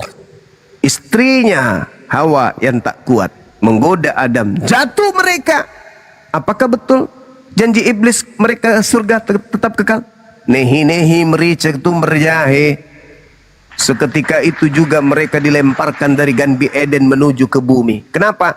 Karena iblis menjanjikan surga, tapi ternyata yang didapatkan adalah kepahitan. Itulah yang terkutuk ini tadi, menjanjikan kalian jaminan surga. Bagaimana mungkin? Yang Anda sembah aja Anda katakan di neraka. Yang di neraka ini iblis. Ini yang terkutuk ini di mana? Surga apa neraka? Neraka. Dia menanggung kutuk kemana? Ke surga apa ke neraka? Ke neraka. Sembahan Anda aja di neraka, apalagi Anda penyembahnya. Innalladzina kafaru min akhlil kitabi wal musyrikina fi nari jahannam khalidina fiha ulaika hum syarrul bariyah.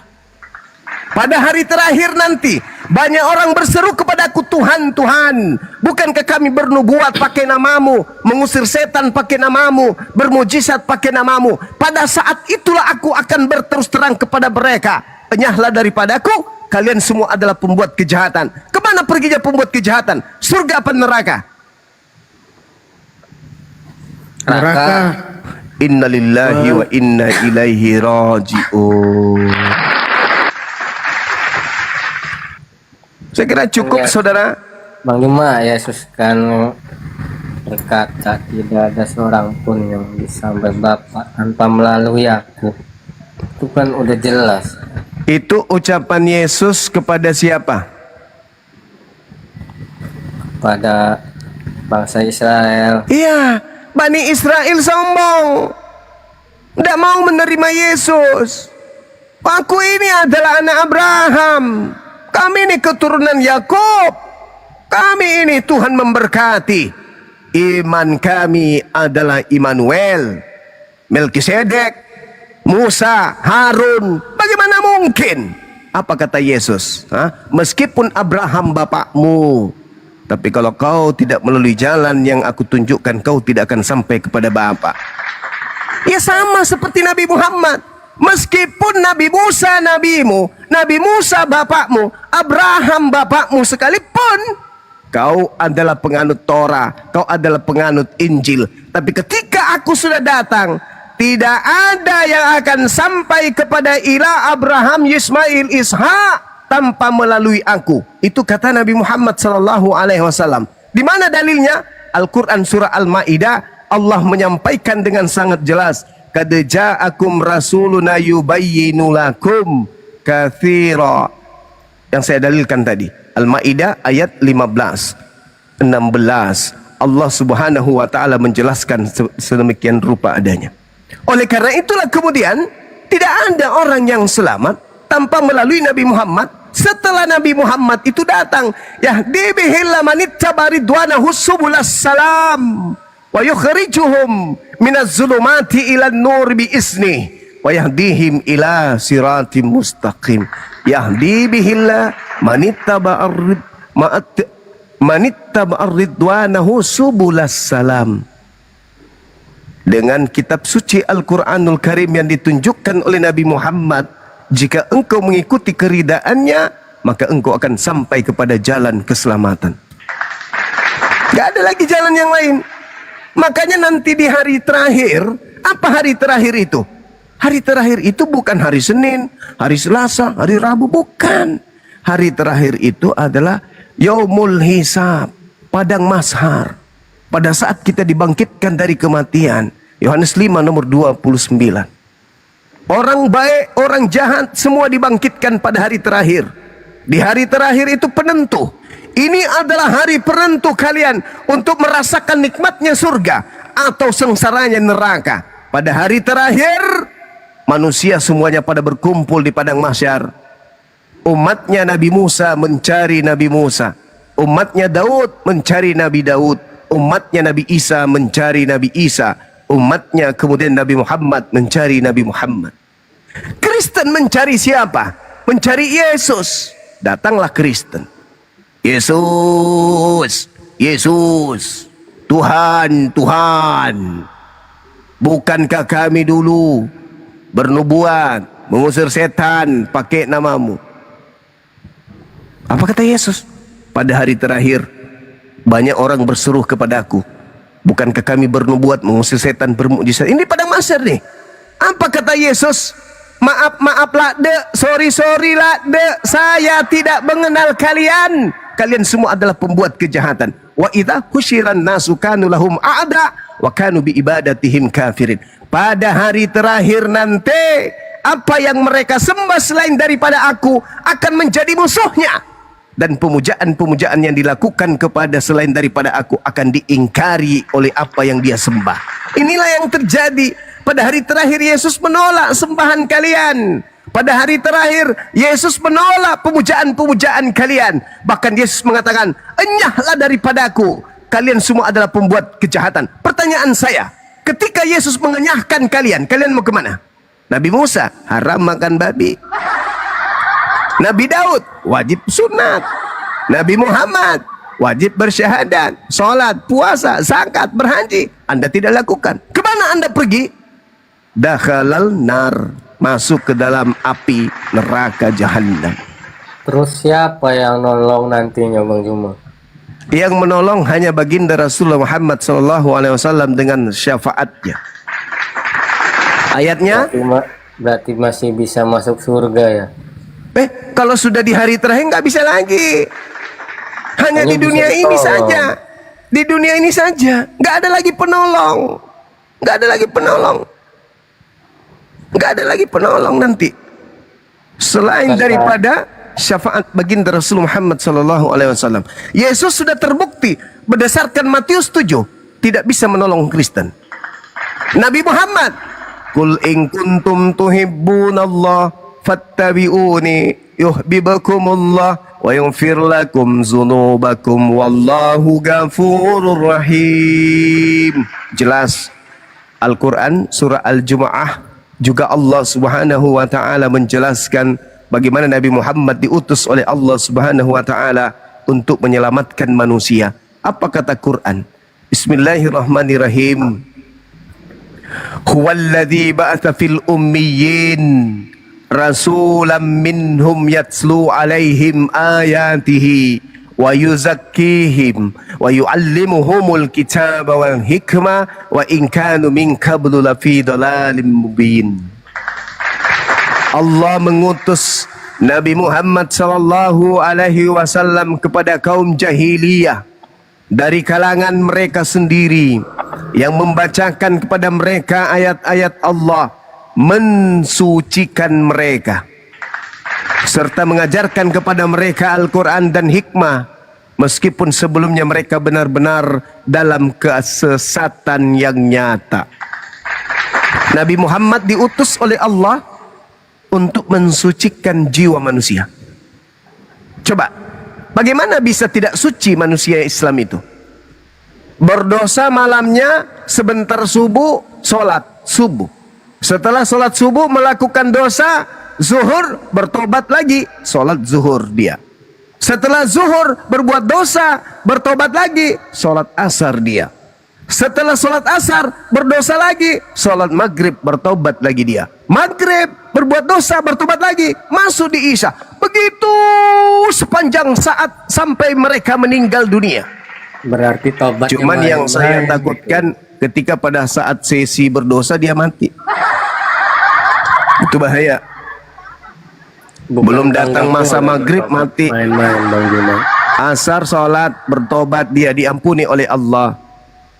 Begitu belum sampai maghrib untuk bertobat mati. Habis maghrib dosa-dosanya dihapus oleh Allah. Ya Rabb, ampuni segala dosa-dosaku. Keluar dari masjid, cari sendal yang mereknya bagus, dapat sendal yang mereknya Samsung. Pakai sendalnya orang, berdosa. Ah, nanti habis mau isya aku bertobat lagi dah. Begitu belum masuk isya nyawanya dicabut, mampus masuk neraka. Islam, Nabi Muhammad datang, apa kata Quran? Wa yuzakkihim. Nabi Muhammad mensucikan umat Islam. Dengan cara apa? Amalan-amalan ibadah. Ketika kemudian mereka melakukan amalan ibadah, dosa-dosa mereka dihapuskan oleh Allah. Jadi tidak perlu. Nah sekarang lucu. Di Kristen itu lucu. Nih, siap-siap tertawa nih. Kutanya saudaraku Aldos, kamu punya penebus namanya Yesus, sekali tancap gas langsung gigi 6. Ya, meluncur, hapus dosa, selesai dosanya kan? Hari ini Anda membunuh manusia. Bagaimana cara Anda menghapus dosa Anda itu? Anda berzina, bagaimana cara Anda menghapus dosa zina Anda? Dengan cara bertobat. Bertobat, saudara-saudara sekalian. Bertobat, kembali kepada Islam. Kembali kepada mesin, kembali kepada pabrik semula, produk awal. Bertobat lagi. Tadi sudah ada penebus, sekali mati semua blas. Ingat, di dalam Galatia 5 nomor 1, Kristen sudah dimerdekakan dari kuk penghambaan. Ingat itu. Berarti kalian tidak lagi kemudian hidup di bawah hukum Torah. Kalau tidak hidup lagi di bawah hukum Torah, kalian sudah bebas dari dosa. Nah ternyata ketika ditanya, hari ini kamu berzina, bagaimana caramu menebus dosamu? Apakah Yesus terlahir kembali lalu disalib lagi? Enggak paman, lalu bertobat, kembali ke Islam. Kembali ke Islam. Ujung-ujungnya Islam juga. Iya kan? Iya. Ujung-ujungnya ke Islam. Bang Juma, ya, kalau paman. di Islam itu jaminan masuk surganya susah apa enggak? Di Islam itu surga yang paling indah, yang paling mudah itu di Islam. Paling mudah di Islam itu nggak ribet. Melakukan apa aja. Di Islam itu, Bung, dikatakan di dalam Al-Qur'anul Karim surah Fussilat ayat 30. Mudah-mudahan saya tidak keliru. Apa kata Allah? Innalladzina qalu Rabbunallah thumma istaqamu tatanazzalu alaihimul malaikatu alla takhafu wa la tahzanu wa abshiru bil jannati allati kuntum tu'adun. Mudah di Islam itu. Sesungguhnya orang-orang yang berkata Tuhan kami adalah Allah, kemudian tetap dalam pendiriannya, akan turun malaikat-malaikat kepada mereka seraya berkata, janganlah kamu takut dan bersedih hati, serta bergembiralah dengan memperoleh surga yang telah dijanjikan Tuhanmu kepadamu. Subhanallah. Mudah kan? Innalladzina qalu rabbunallah. Barang siapa yang berkata Allah adalah Tuhanku, dan teguh terhadap pernyataannya itu, maka dia akan masuk surga. Selesai. Gampang kan? Gampang. Terus kalau udah di surga itu masih sholat 5 waktu enggak tuh? Wah, surga itu tempat menerima upah. Makanya ad-dunya sijnul mu'min wa jannatul kafir. Dunia ini penjara bagi umat Islam. Makanya umat Islam itu pingin juga mereka itu menikmati makanan-makanan yang nikmat tapi haram. Sabar. Pingin juga menikmati minuman-minuman yang nikmat tapi haram. Sabar, jangan lakukan. Pingin juga merasakan yang bodinya gitar, yang kulitnya putih, yang kuning, yang coklat, biru, hijau di langit yang biru. Pingin juga umat Islam itu merasakan, apalagi aku Bang Zuma. Tapi sabarlah, la taqrabuz zina. Sabar. Tapi kalau orang kafir, dunia ini adalah surganya. Segala sesuatu halal, segala sesuatu boleh. Jangan lagi kau mau diperhamba. Kau bukan lagi hamba Tuhan. Kau itu adalah anak Tuhan, maka kau bebas mau ngapain aja. Allahu Akbar. Ya, takbir. Islam itu Allahu Akbar. Islam itu terpenjara. Baru juga mau nonton film, bunyi dari masjid. Hayya 'alas shalah. As-salatu khairum minan naum. Ada panggilan. Ya sudah, dingin-dingin, hujan, dingin, lapar, ngantuk. Airnya dingin kayak air kulkas. Panggilan mau gimana? Mau tidak mau kita hamba. Kita bukan tuan, kita bukan anak, kita hamba. Lang kudu kita harus kemudian berbakti kepada majikan. Lah kalau kepada majikan kita aja kita takut, baru dengar suara mobilnya, oh ada majikan, langsung bangun. Tapi panggilan Tuhannya, hayya 'alas shalah, dianggap seperti suara jangkrik aja. Itu tidak berfaedah. Innalladzina qalu rabbunallah, harus berfaedah. Kamu mengatakan Tuhanmu Allah, ya tunduk. Kamu mengatakan kau warga Indonesia, ya tunduk kepada Undang-Undang 45. Kau mengatakan dirimu hamba Allah, ya tunduk. Jangan cuma mulut munafik nanti jadinya. Itu abangku. Jadi di Islam itu seperti itu. Menyembahnya itu di dunia. Nanti di surga tempat menerima balasan. Surga itu tempat kenikmatan, surga itu tempat kebahagiaan. Bukan lagi tempat ibadah, nari-nari, nyanyi-nyanyi di sana, memuji. Apa pula memuji di sana? Mau sampai robek mulutmu, hidup kekal memuji. Haleluya, haleluya, haleluya, haleluya, haleluya. Nanti lama-lama haleluya, begitu aja. Orang 1 jam aja sudah doer ini bibir, apalagi hidup kekal. Tidak, Allah tidak menyiksa hambanya. Justru karena Allah itu disebut Maha Penyayang, Maha Pengasih, Maha Bijaksana, Maha Adil. Maka Allah menyiapkan surga bagi ciptaannya yang tunduk berserah diri beribadah kepadanya. Yang lucu, di surga kalian laki-laki dipaksa, bukan dipaksa sih, dijadikan mempelai wanita.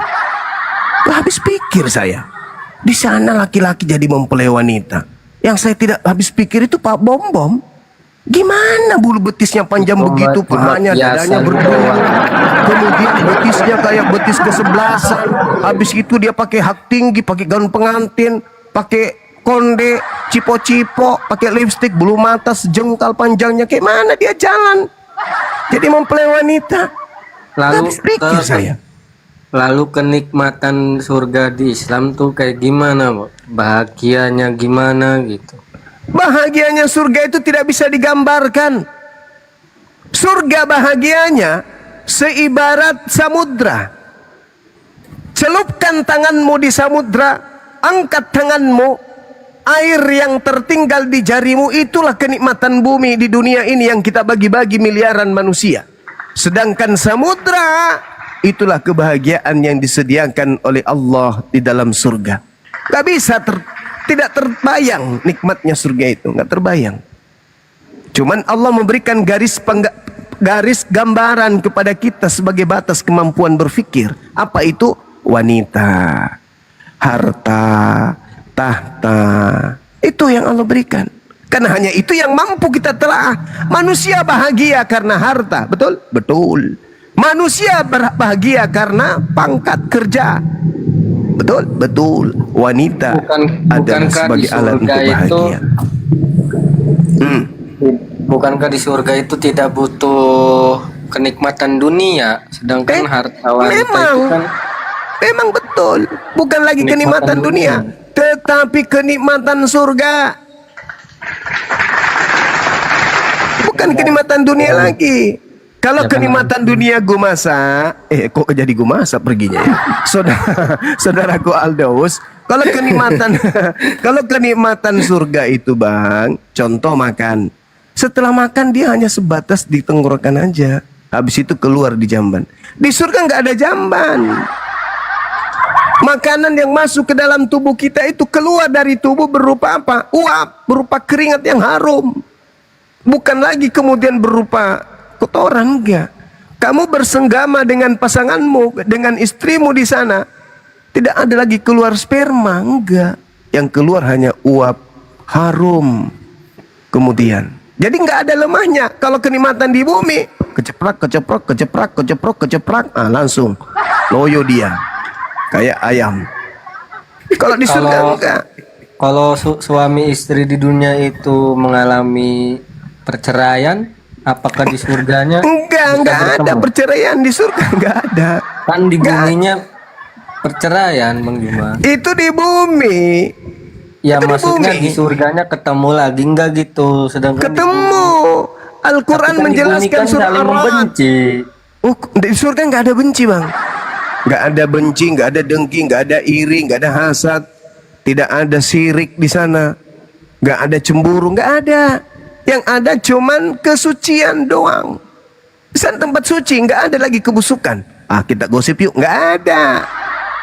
Namanya surga itu tempat suci. Yang masuk di sana yang hatinya suci, jadi nggak ada iri.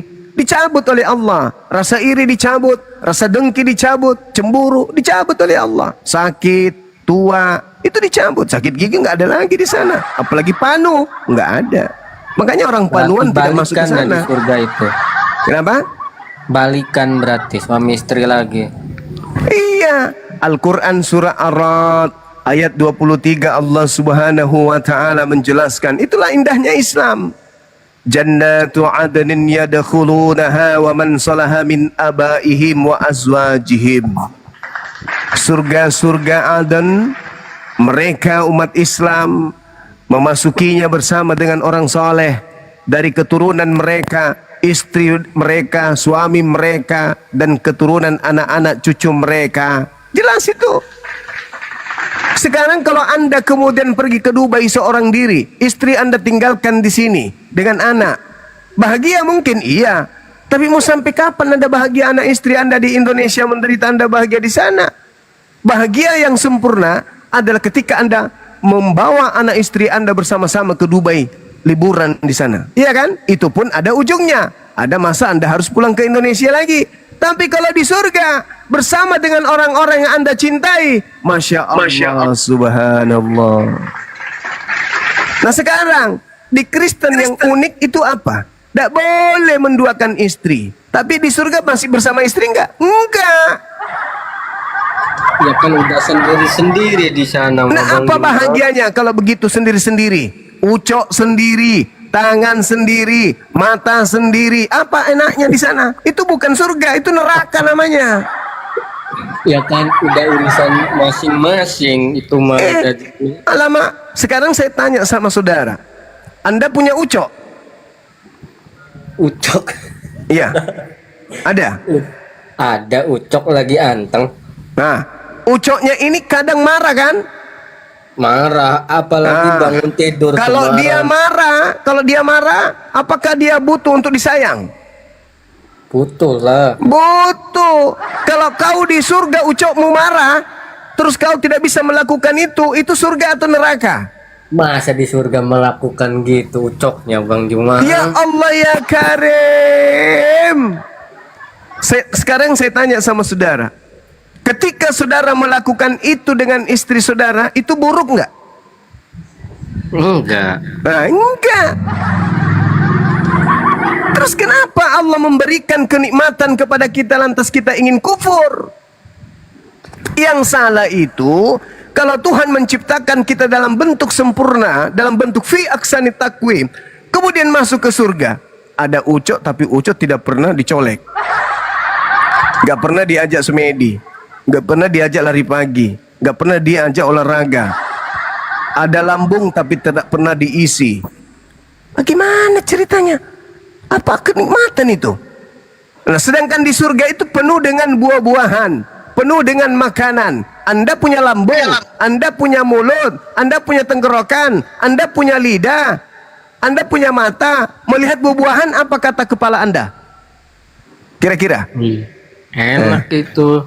Ya, dan kalau ternyata Anda kena sariawan, gigi Anda nggak ada di sana, Anda nelan liur, kerongkongan Anda gatal, lambung Anda minta diisi, tetapi ternyata tidak bisa, itu surga apa neraka?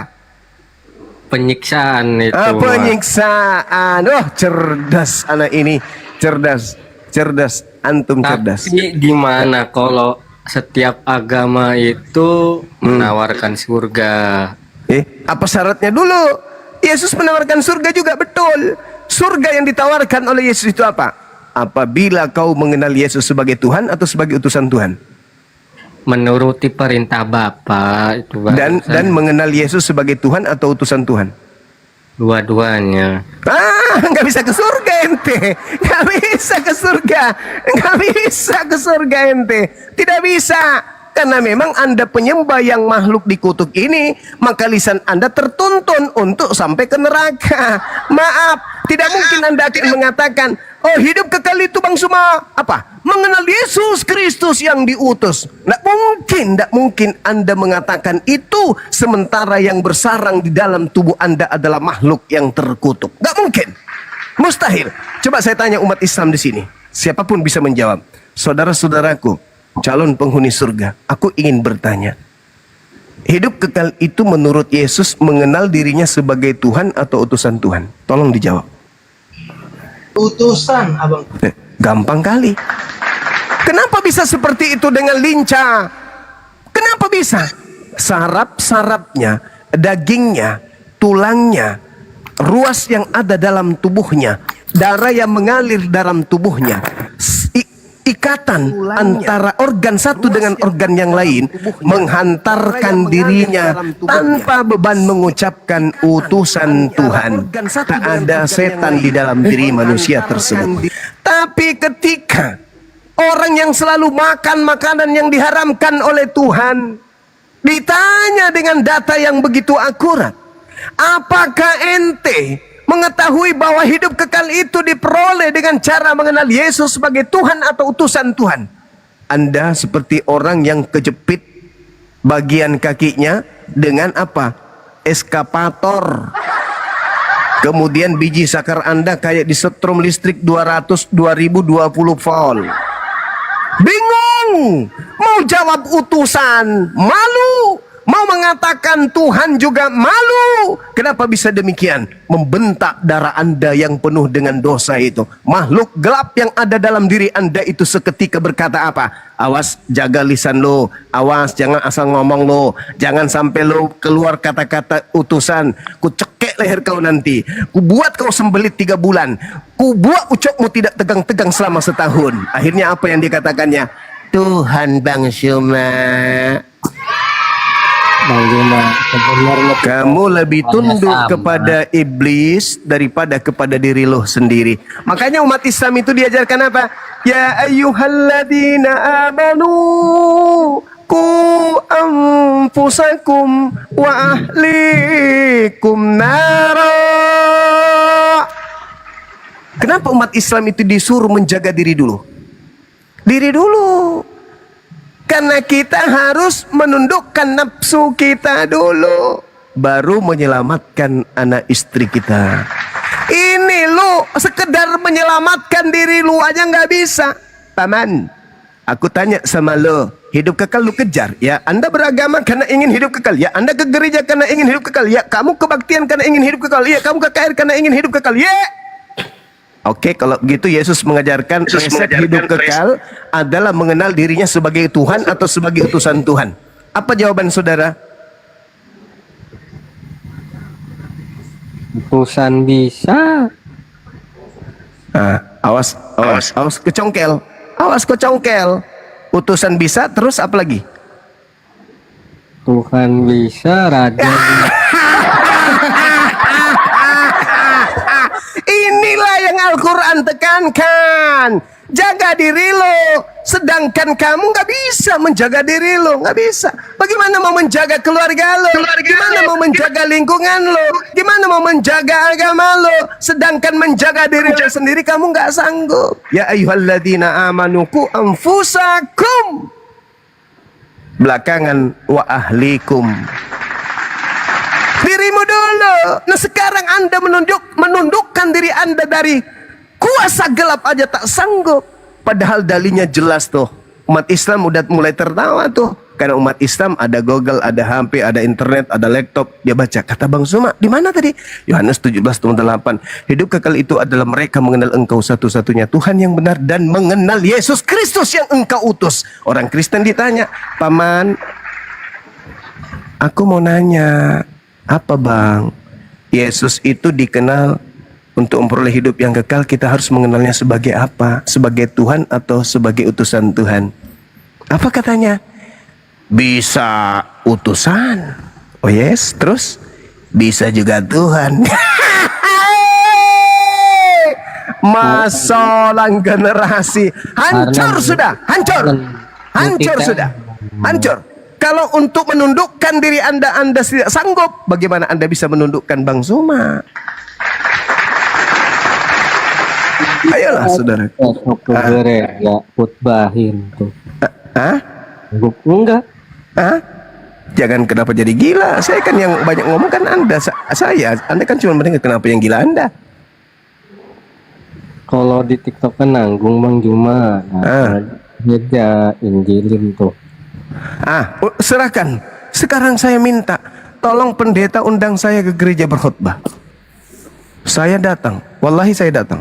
Kalau ada gereja secara resmi mengundang Bang Suma untuk berkhutbah di gereja, wallahi saya datang. Demi Allah saya pasti datang. Silakan undang saya.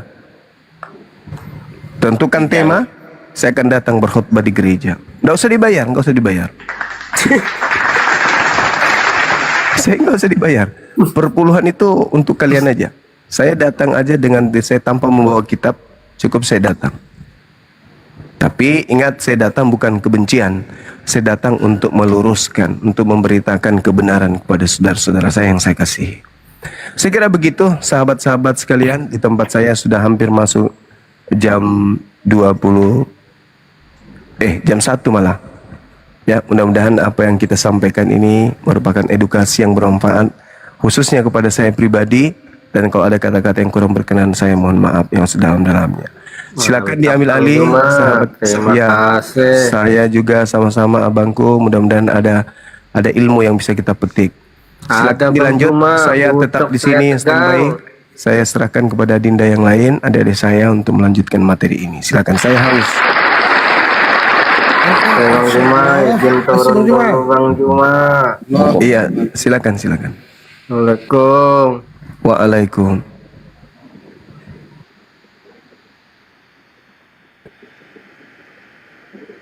Oke, Bang Juma minum istirahat dulu ya. Ini GKS. Dari tadi saya lihat kau mau bicara, silakan.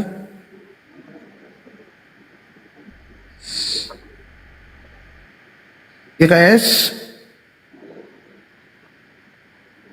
Wah, ketiduran dia kayaknya. Imax Blues, selamat malam. Selamat pagi, Imax.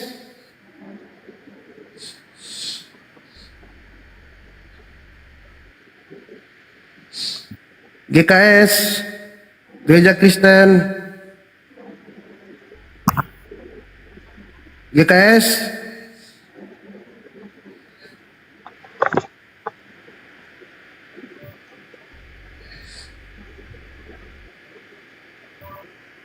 Sekali lagi GKS.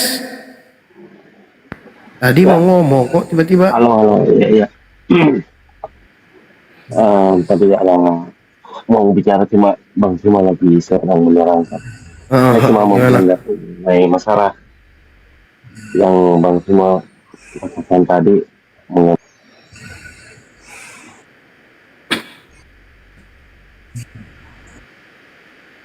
Sepertinya jaringannya beliau. Assalamualaikum warahmatullahi wabarakatuh, saudaraku. Waalaikumsalam warahmatullahi wabarakatuh. Juni.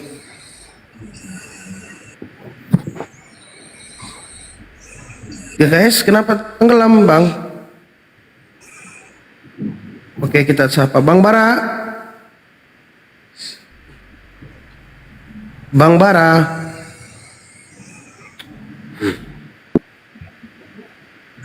Izin turunkan ya teman-teman kalau nggak sapa ya. Anak kampung Islam.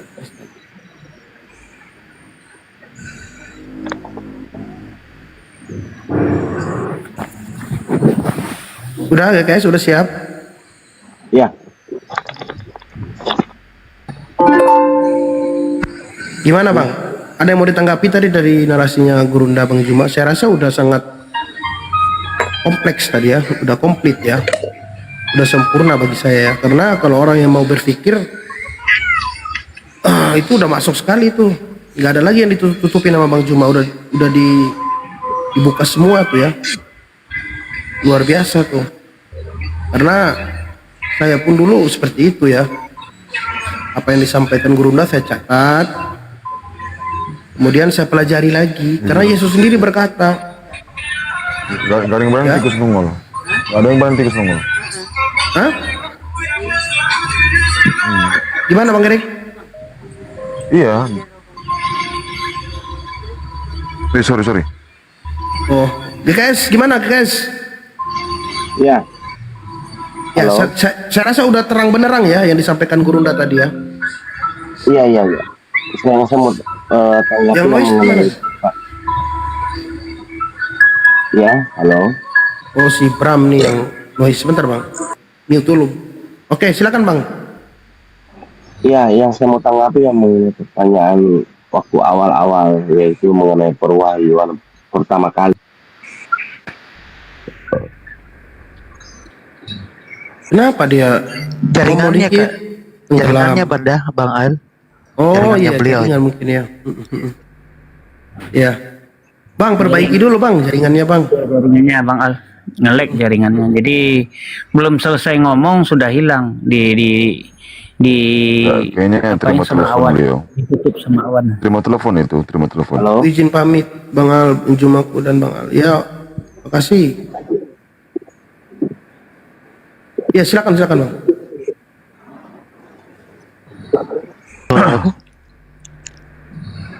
Ya, Bang Bram. Iya, turun lagi ya pendaku Bang Al. Bang Imex, selamat malam Bang Imex. Bang Imex, selamat malam. Bang Imex, assalamualaikum, selamat malam. Ya, tidur juga kayaknya Bang Al. Oke, kita turunkan ya. Bang Bara ini gimana nih? Ini ada Bang Bara nih. Bang Bara, selamat malam Bang Bara. Ya, Bang Bara, selamat malam. Final calling itu Bang Bara. Monitor Bang Bara. Coba kalau monitor jawab. Iya, oke, kita lanjut dulu Bang GKS tadi ya, Bang ya. Ya. Silakan. Ya, apa yang mau ditanya? Apa Oh iya, Bang? yang mengenai perwahyuan. Ya. Pertama Yesus kepada bangsa Israel. Cuma yang saya mau pastikan di sini, yang dimaksud sini apakah perwahyuan yang pertama atau yang kepada murid-murid atau kepada bangsa Israel ya? Biar Kepada bangsa Israel, Bang. Jawab. Kepada bangsa Israel, karena Yesus menerima wahyu itu dan harus disampaikan kepada mereka. Oh ya, baik. Kalau mengenai perwahyuan pertama yang disampaikan Yesus Kristus kepada bangsa Israel, yaitu itu mengenai tentang Low pertobatan. battery. Please charge. Tentang pertobatan. Datanya di mana, Bang? Iya. Ya. Datanya Bang, di mana? Iya, datanya di mana, Bang? Oh, saya kalau udah sih kurang apa. Cuma yang dikatakan di situ ya itu mengenai bertobatlah kalian, mengenai pertobatan begitu yang pertama kali di dalam pengajarannya dia. Sedangkan kalau wahyu yang pertama kali disampaikan itu yaitu mengenai kepada murid-muridnya, yaitu kalau saya tidak salah itu dalam Matius 4. Oh, saya tidak salah, mengenai di mana Yesus mengajak pertama kali murid-muridnya dalam pelayanannya kepada bangsa Israel. Kalau tidak salah itu muridnya yang pertama itu Simon ya, yang mengenai menjala apa?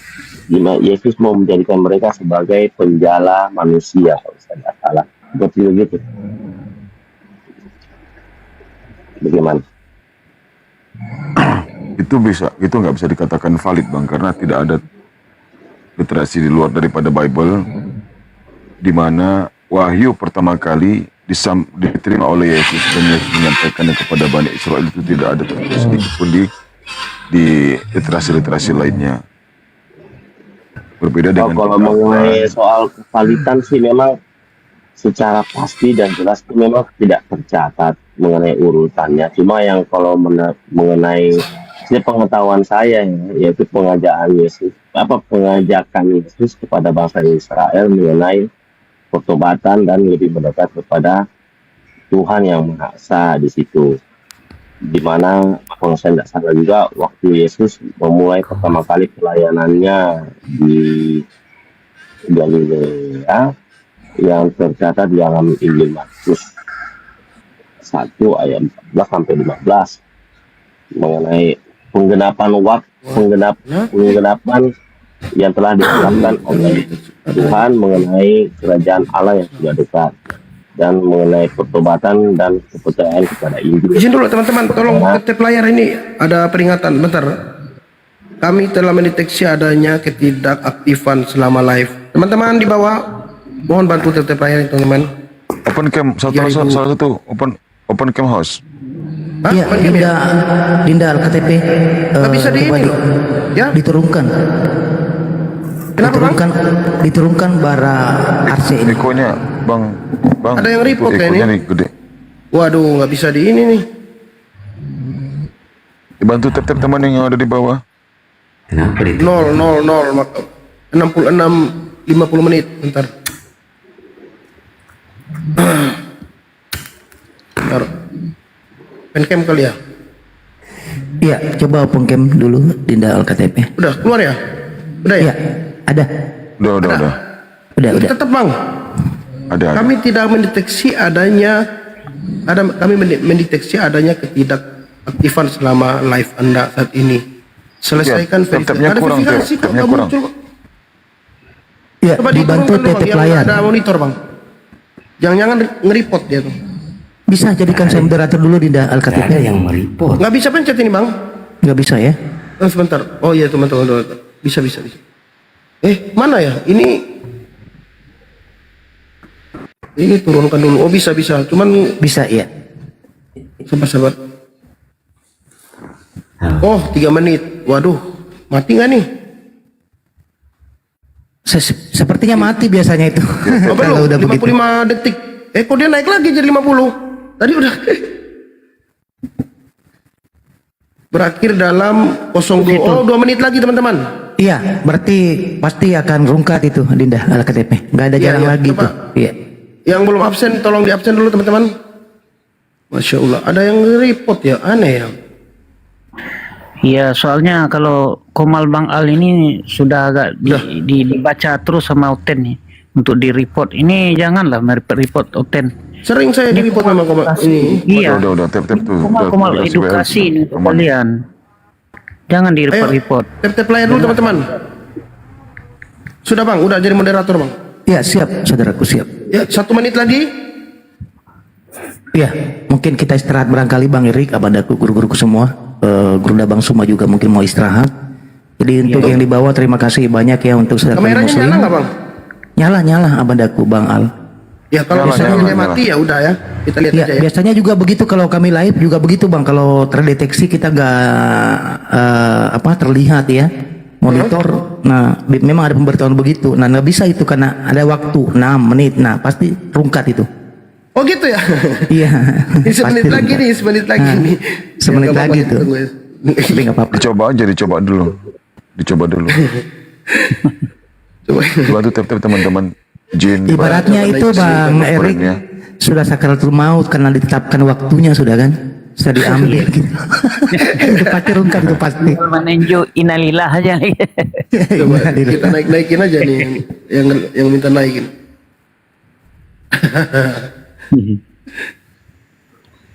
Jangan repot-repot lah kawan-kawan di bawah. Tolonglah supaya aman kita berdiskusi, nyaman. Ini belum selesai diskusi sudah rungkat, nggak enak. Nanggung pembahasan. Soalnya tadi yang disampaikan Gurunda itu udah kena telak itu bang. Itu kalau main bola itu udah 100 Bukan TKO ya, sudah KO ya, sudah KO. Iya. 10-0 itu nggak bisa dibalas itu. Sudah 10-0, waktunya sudah mau habis. Nah, jadi nggak bisa dibalas dia walaupun ada waktu tambahan nggak bisa lagi. 10-0 kok.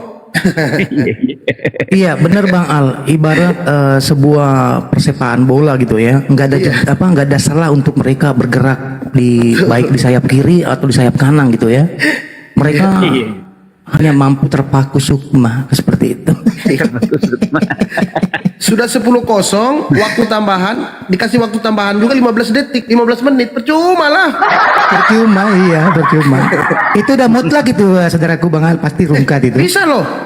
Bisakah? Alhamdulillah, Masya Allah. Oh bisa ya, Masya Allah ya. Bisa. Mungkin open cam kali ya. Dibantu di bawah, bantu kencangin tap-tap layar teman-teman. Kencangin di Iya, bawah open cam tap-tap tadi layar. Bang Erik Supaya bilang, ini ada kok bisa ya imbangnya Bang ini. Erik? Supaya Oh imbang berarti dia. pengalaman ini ya. Ini suatu pengetahuan juga ya. Open cam. Karena nggak ada aktivitas.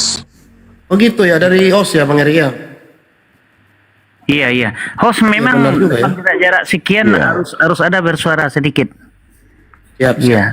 Tandanya aktif itu, betul tuh. Biasa kalau terlalu lama host tenggelam itu cepat rungkat. betul. Oke teman-teman Kristen yang mau naik silakan. Kak Ical. Assalamualaikum warahmatullahi wabarakatuh. Waalaikumsalam warahmatullahi Jadi beberapa wabarakatuh. menit yang lalu tidak ada yang open cam, terus tidak ada yang yang lag. Jadi komal itu yang ini, dikira iya. kosong, tidak layar gitu, tidak Bang, aktif ya. gitu. Iya. Iya ada tamu Bang Klusik, izin saya sapa dulu. Bang XS, selamat malam saudaraku. GKS tadi mana GKS-nya? Kabur dia. Tergelincir ke bawah. Kabur tadi ya. Oh tergelincir. Tergelincir di atas. Ntar kita lihat. Iya Bang XS, selamat malam. Assalamualaikum kalau Islam saudaraku. Kristen Bang, Kristen. Oh ya Kristen ya. Selamat malam Bang XS, monitor. Kenapa jadi redup ini Bang S?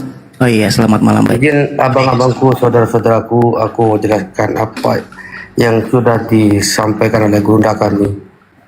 Yang disampaikan oleh Bang Suma tadi, ya ibarat bom nuklir ya, sudah rata.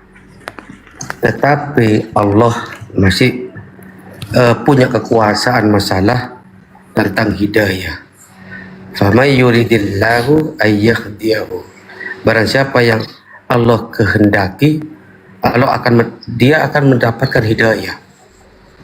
Nah, ini kan mutlak kekuasaan Allah jatuhnya. Walaupun sudah sekian lama Gurunda kita menyampaikan kepada Oten, sudah mutlak kebenarannya. Nah, disinilah Allah memang benar-benar punya kehendak atas segala sesuatu. Faman yuridillahu ayyahdiyahu. Barang siapa yang Allah kehendaki, dia akan mendapatkan hidayah. Yashrah sadrahu lil Islam. Dan apabila Allah kehendaki dia akan membukakan dadanya untuk menerima Islam. Ya, setelah disampaikan sama Bang Zuma, kita kembalikan kepada Allah. Semoga Bang tadi itu dapat hidayah Allah. Amin ya Rabbal Amin, amin. Bang Alkatp, temanya apa Dinda? Supaya mudah kita arahkan Bang SS ini juga nggak asing lagi, udah sering saya diskusi dengan beliau. Nanti guru-guru kita yang masuk, ya Bang Erik ada tuh. Siap. Ya, Temanya temanya itu Kristen ajaran manusia, Bang. Baik, ya Bang SS, kalau monitor saya, menurut Anda seperti apa keterkaitan tema yang dibangun oleh saudara kami Bang Alkatp, bahwasanya Kristen ajaran manusia? Tolong berikan kami pencerahannya, silakan. Ya, terima kasih. Kalau menurut saya temanya, saya setuju. Bagaimana Pak? Malam minggu. Menolak teman. Karena yang mengajari kami kan manusia.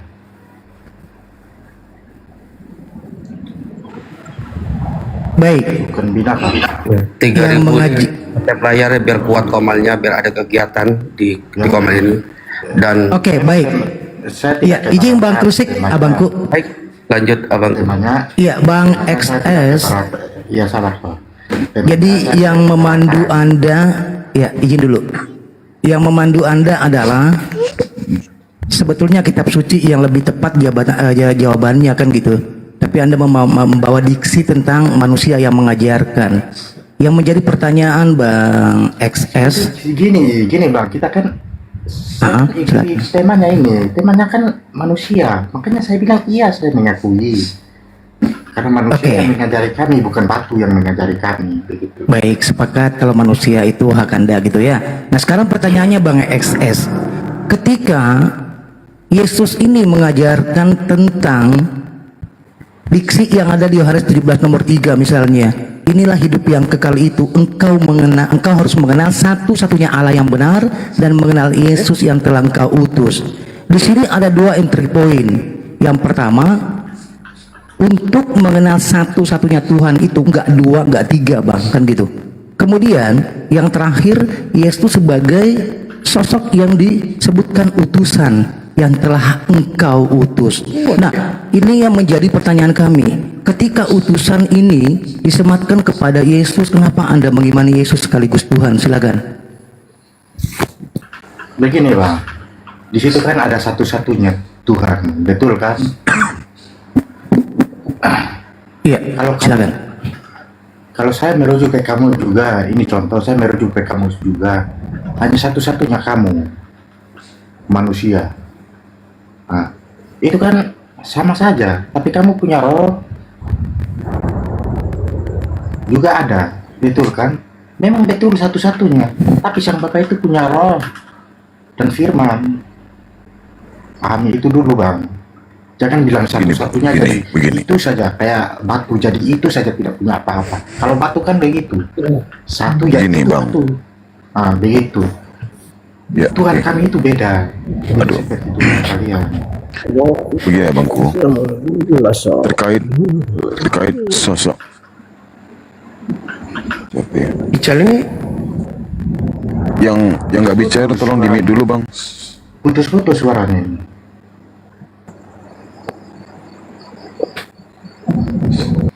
Silakan lanjut Bang Erik. Yang lain di mute dulu ya. Silakan Bang Erik. Oke, jadi terkait sosok Yesus. Sosok Yesus ini hadir, dihadirkan oleh Tuhan Sang Pencipta alam semesta, yang mana ditujukan untuk sabar. Yang dihadirkan oleh Sang Pencipta itu siapa? Itu jelas. Supaya jangan lompat-lompat, supaya jangan salah ya, paham. pada kala itu Tuhannya pada kala itu Bani Israel meminta kepada Bapa atau Elohimnya mereka agar mengutus ke dunia di tengah-tengah mereka untuk mengembalikan kejayaan Yerusalem yang sudah hancur dibuat oleh kedua putranya Salomo, sehingga bangsa mereka itu dijajah oleh bangsa lain. Lalu sepanjang masa kehancuran mereka, Mereka ini meminta kepada Tuhan mereka yang sudah pernah diperkenalkan Musa dan para nabi yang datang kepada mereka. Mereka meminta kepada Tuhan mereka. Tema ini jauh sekali ini kayak. Ya sabar bang, sabar bang. Jadi bingung. Iya, Anda nggak akan bingung nantinya. Nah, Ya kamu lalu jauh sekali soalnya. ya sebentar bang, sebentar, izin bang. Nanti saya lupa narasi saya, padahal sudah saya. Kasih waktu dulu dong, Bang Erik jawab, Bang. Baru Anda Ya tengah. udah lanjut aja. Itu loh. Iya. Ya. Ya. Jadi orang Yahudi di zaman itu meminta kepada Tuhannya agar Tidak gini. didatangkan atau dihadirkan ke dunia di tengah-tengah mereka Penonton di bawah juga untuk tidak mengembalikan kejayaan seperti yang pernah. Ini gimana ini sekarang abang ini? Tahu ketika Bang Erik menjelaskan diam dulu supaya apa? Supaya nggak rancu kau mendengarkan. Diam kau dulu. Dengar dulu bang, dengar dulu. Baru kau tanggapi begitu. Enggak, Belajarlah kau sopan. kita buat tema seperti ini. Kita buat tema seperti ini dasarnya ada, gitu bang. Biar Anda tahu, kita bukan menuduh. Karena dasar keilmuan kami memahami bangsa Israel di zaman dahulu kami paham gitu. Banyak putar orang di bawah ini tidak memahami. Saya saja tidak memahami. Ya makanya abang diam dulu, bang. Kasih waktu dulu, diam dulu bang. Bang, sekali lagi saya bilang kasih waktu dulu ya. Kalau Anda mau ikuti aturan, oke kita lanjut diskusi ya. Oke lah lanjut. Silakan Bang Erik. Lanjut. Oke, jadi bangsa Israel meminta kepada Tuhan mereka agar didatangkan seorang anak manusia yang lahir dari keturunan Daud. Nah, lalu Tuhan ini tidak mengabulkan doa mereka. Dari mana ini? Bahkan yang datang ke sebentar dulu, Bang. Bahkan yang datang kepada mereka adalah Yesus yang dari keturunan Lewi. Kita ambil dari silsilah ibunya. Ibunya ini adalah keturunan dari bangsa Lewi, bukan bangsa Yehuda. Dan mereka meyakini, ya sebagian daripada mereka yang meyakini, Yesus ini adalah anak manusia, bukan Tuhan. Nah, lalu sebagian daripada mereka menolak kehadiran Yesus. Dan sebagian menerima kehadiran Yesus. Yang menolak serta menerima Yesus itu adalah datang sebagai nabi bagi mereka. Lalu ada orang, segolongan kelompok manusia di luar dari bangsa Yahudi, justru meyakini yang datang kepada Bani Israel ini adalah sang pencipta yang menuzul menjadi manusia. Pertanyaan saya, Bang, sesuai dengan tema kita. Siapa yang mengajarkan Kristen menuhankan Yesus? Silakan, Bang. Silakan Bang Erik, waktu Anda sekarang. Siapa yang mengajarkan Kristen menuhankan Yesus?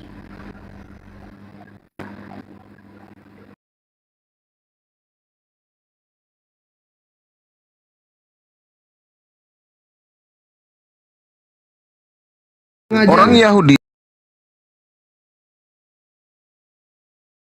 menuhankan Yesus. Sementara keyakinan orang Yahudi, ya mereka meminta kepada Tuhan mereka agar didatangkan dari surga, dari Tuhan yang mereka adalah seorang anak manusia. Orang Yahudi, murid-murid Tuhan Yesus itu orang Yahudi semua. Iya, orang Yahudi berarti mereka mengimani sebagai manusia. Nah, di luar dari bangsa Israel, orang Yahudi semua. Iya. Yesus sebagai Tuhan. Nah, lalu kalian yang mengajarkan kalian menuhankan Yesus itu siapa? Ya para rasul, murid-murid Tuhan Yesus. Murid Tuhan Yesus kan orang Yahudi semua. Bagaimana? Kau ini bagaimana?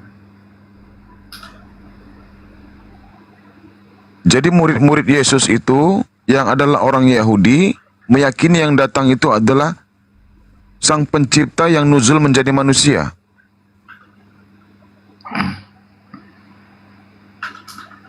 Iya, terus lah betul.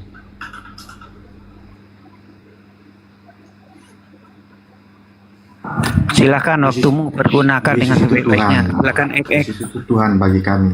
Kalau menurut kalian kan bukan Tuhan. Iya bang, yang mengajarkan kalian tentang ketuhanan Yesus itu siapa? Sementara orang Yahudi itu mau menanti Mesias. Mesias itulah yang dinanti mereka, yang dimana Mesias ini akan mengembalikan kejayaan Yerusalem.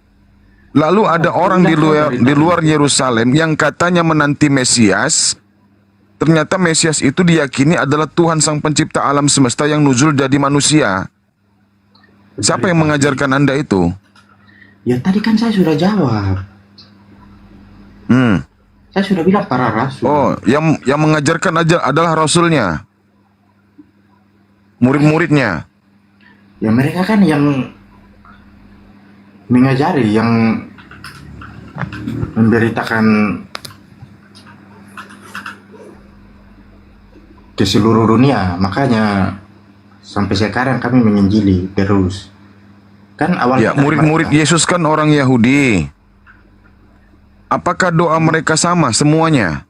Apakah ada yang berbeda? Sebagian dari bangsa Yahudi meminta kepada Tuhan agar yang datang itu adalah seorang anak manusia keturunan Daud. Lalu sebagiannya meminta kepada Tuhan agar Tuhan turun menjadi manusia. Yahudi. Dari tadi kau bicara Yahudi, tapi Yahudi yang mana? Karena Tuhanmu orang Yahudi. Ya memang. Dari tadi Memang orang Yahudi ada berapa? Kan Tuhan saya kan Yahudi. Sama murid-muridnya Yahudi semua. Yang tadi kau bicara Iya. Yahudi itu dari Pertanyaan saya sudah Anda jawab. Yang menyampaikan ketuhanan Yesus adalah murid-muridnya. Oke? Sekarang saya tanya kau lagi. Jawab dulu Bang, jawab dulu pertanyaan Bang Erik, baru kamu gantian bertanya. Dari tadi Sehingga kan saya diskusi sudah itu jawab. enak. Iya, jawaban saya dari mulut Anda mengatakan yang mengajarkan ketuhanan Yesus adalah murid-muridnya. Nah, murid-muridnya ini orang Yahudi. Apakah doa murid-muridnya ini dengan orang Yahudi yang lain ketika itu berbeda? Yahudi yang lain Yang yang pertama, di mana? Yang mananya ya, maksudnya, Yahudi. yang mana? Ya makanya saya bingung dengan Anda ini. Makanya saya bingung. Kenapa ini orang juga yang Yahudi nggak dibingungin serentak saya. gitu? Ya kenapa Anda buat orang Yahudi itu seolah-olah tidak serentak meminta kepada Tuhan mereka agar didatangkan seorang Tanya kau Yahudi yang mana, kau bingung. Kok Yahudi yang mana? Kan kau tanya saya, Tuhan kau kan Yahudi. Izin Bang Erik, orang ini ngelak-ngelak terus biar kita arahkan, kita pandu supaya lebih real. Kalau masih ngelak apa? Kalau dia masih bingung mengelak lagi, berarti ini orang nggak bisa diskusi lagi ya. Bang Ekses begini aja Bang Ekses. Tadi kan Anda mengatakan sabar. Tadi Anda mengatakan bahwa keterkaitan tema ini perintah yang kamu lakukan adalah perintah manusia. Baik. Berdasarkan tadi Yohanes 17 nomor 3, kan di situ keterangannya adalah Yesus sebagai utusan dan syarat untuk mengenal satu-satunya Tuhan yang benar. Sekarang, sabar, Anda jangan ngibul dulu. Ketika ada Paulus yang sabar, saya harus libatkan Paulusmu nih supaya mudah untuk kita ulang. Kamu diam dulu. Sabar, karena saya pandu kamu supaya kamu nggak mengelak lagi ya. Nah, ketika ada Paulus yang mengabadikan Yesus sebagai Tuhan di dalam suratnya 1 Korintus 8 nomor 6. Kemudian kita sandingkan di Yohanes 17 nomor 3, ini perbedaan yang sangat signifikan. Pertanyaan saya, ada nggak validasi Yesus kepada Paulusmu sampai mengabadikan Yesus namanya Tuhan? Silakan. Kasih tahu saja gurundamu itu. Jangan. Nggak ada ilmu. Kau sering kuterapi di komalku, Bahalu. Itu. Kau kemarin gue terapi di Komal, turunkan aja ini, nggak ada ilmu ini. Kan Bang, aku waktu juga di Komal Abang orang ini cuman kacauin aja. Iya betul Bang, udah aku terapi kepalanya ini, udah aku buat sinting mereka ini. Ya silakan Bang Al-KTP adikku. Dikira nggak tahu, aku tahu sering nyimak kok, sering tak pernah hadir. Baik ya. Mungkin kalau boleh berdurasi sedikit ya. Silakan Bang. Izin host, izin. Bismillahirrahmanirrahim. Jadi Kristen ajaran manusia. Kalau ajaran manusia yang mana ini? Menurut saya ini kalau ajaran manusia harus kita teruskan. Manusia yang mana ini? Konfirmasinya ini manusia yang sesat. Karena apa? Ajaran Kristen ini cenderung kepada ajaran Yesus yang sampai 50 lebih persentasenya. 14 buku karangan Paulus, ribuan ayat yang ada di dalam Bible ini. Kenapa dikatakan sesat? Karena tidak ada satu ayat pun di dalam karangan Paulus dapat konfirmasi oleh Tuhan pencipta langit dan bumi ini. Satu ayat di dalam karangan Paulus, satu ayat aja minta bukti kepada orang Kristen dapat dikonfirmasi dari mana Paulus menerima firman Tuhan, di mana Paulus menerima wahyu Tuhan. Pertama, di mana dia menerima, lalu yang kedua dalam peristiwa apa dia menerima wahyu atau firman. Yang ketiga, di mana dan kepada siapa firman itu disampaikan. Tidak ada satupun orang Kristen dapat membuktikan bahwa ajaran-ajaran Paulus dapat dikonfirmasi menerima firman Tuhan. Tetapi apa yang terjadi? Paulus di dalam 2 Korintus 11 nomor 17, ajaranku tidak berasal menurut firman Tuhan, melainkan menurut diriku sendiri yang bodoh. Justru Paulus mengaku dia tidak menerima firman, ajarannya tidak menurut firman Tuhan. Kalau begitu, benar kata Bang Sumar tadi, apabila seseorang menyampaikan sesuatu dalil atau membuat satu ayat dapat dipahami menjadi peraturan atau menjadi keimanan, pedoman, kaidah, tidak mendapatkan dari firman Tuhan sebagai rujukan, yang mengaku dirinya itu rasul dan nabi, maka bisa dipastikan dia berkata-kata menurut hawa nafsunya. Apabila seseorang berkata-kata menurut hawa nafsunya, pasti itu hanyalah satu makhluk yang bernama iblis. Hanya iblis yang berkata-kata, dia berkata-kata hanya menurut hawa nafsunya. Tapi kalau Yesus di dalam Yohanes 7 nomor 16, ajaranku bukan berasal dari diriku sendiri, melalui dari Dia yang telah mengutus aku. Jadi segala sesuatu yang disampaikan kepada orang-orang Kristen ini sudah lengkap pun beritanya kepada mereka, secara bukti-bukti sudah nyata kepada mereka, tapi mereka menolak. Kenapa? Ke dalam diri mereka itu ada fi qulubihim marad, ada penyakit. Ada penyakit, saudara.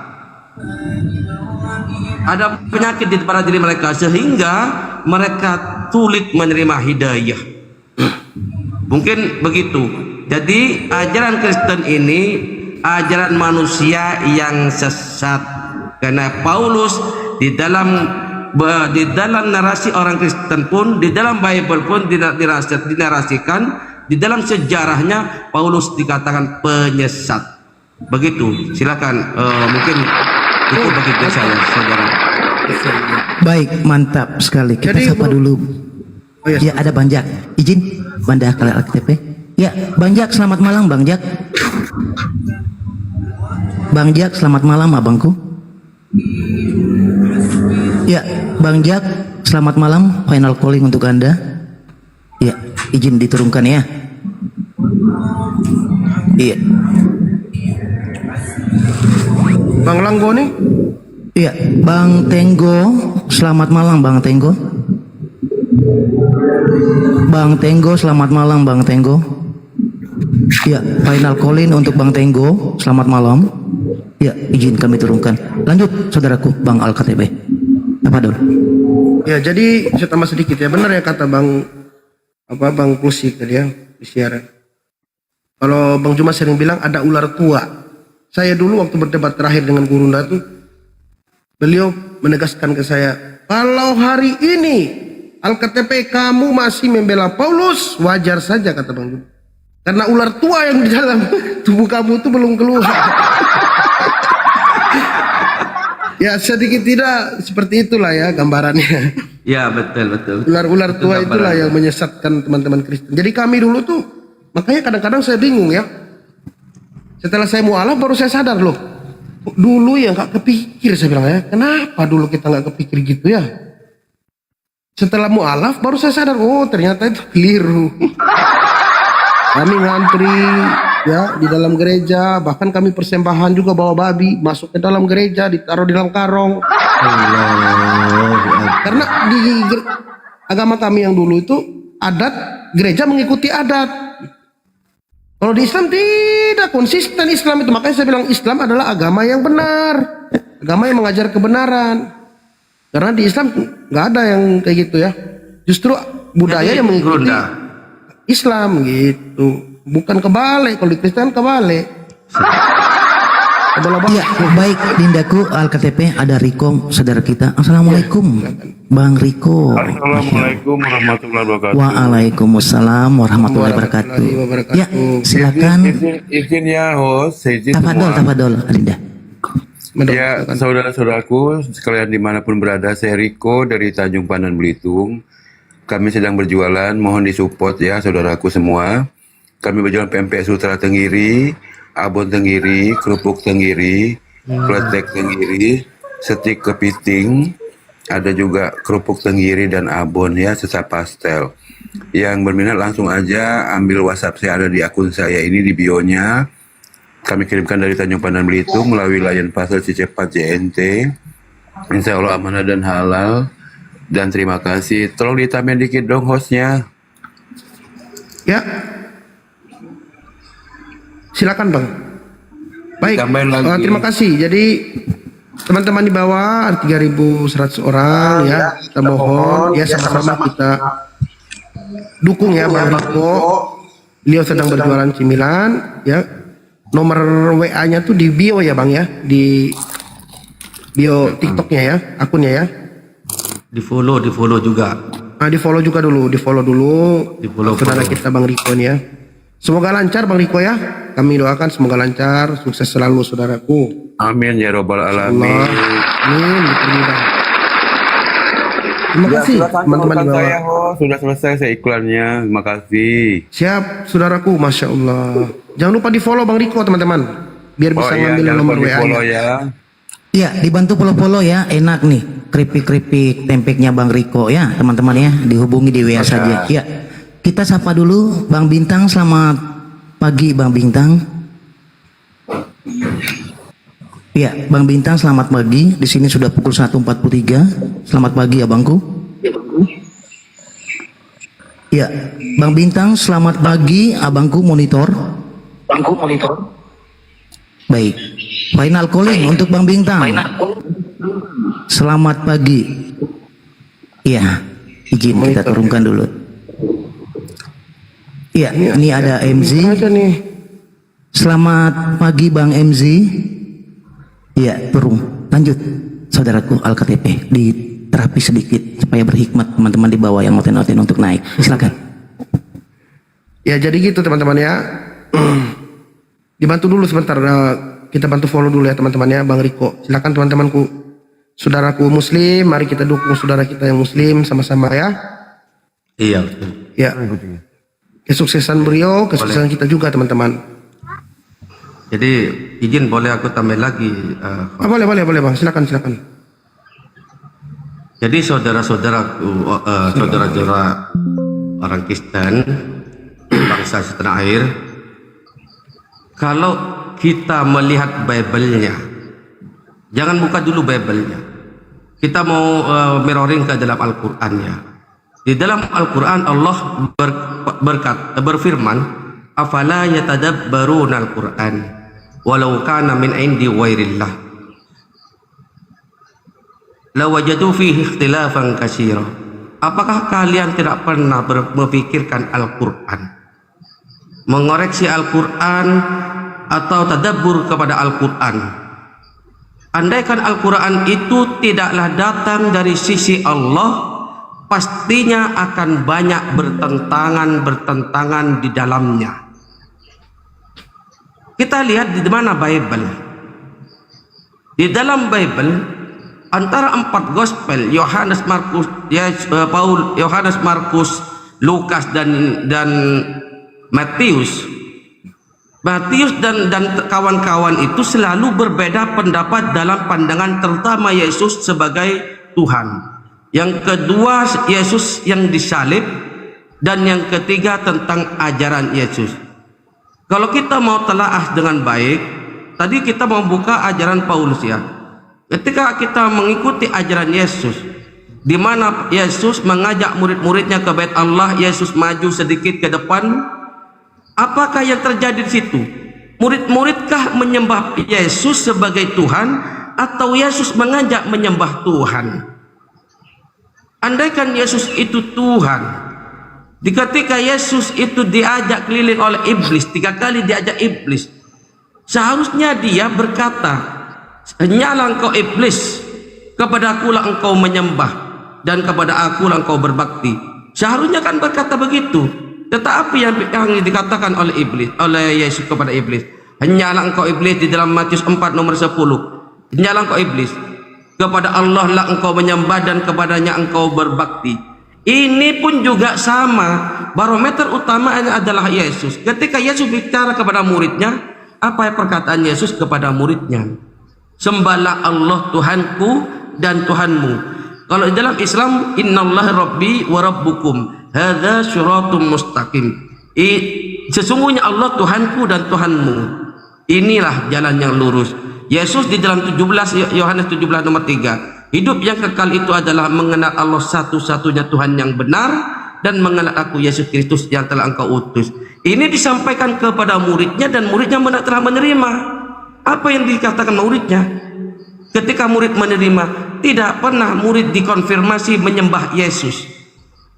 Ketika Yesus berkata, hidup yang hukum yang terutama dan yang paling utama adalah cintai Allah, kasihilah Tuhanmu dengan segenap hatimu, dengan segenap akal budimu, dengan segenap jiwamu, dan hukum yang kedua adalah cintai dirimu sesamamu seperti engkau mencintai aku. Baik, apa Abang jawaban Kusik, murid?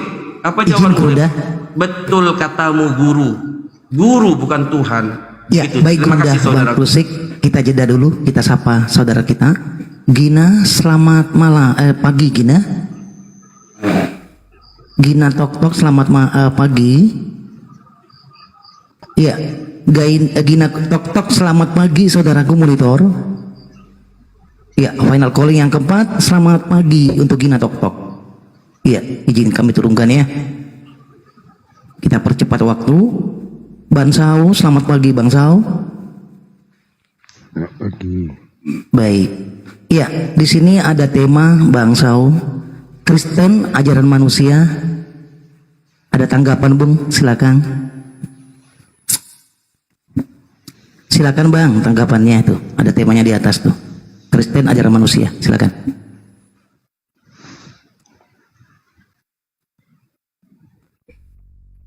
Iya. Bang Sao ini Kristen ya, Bang? Bang Sao?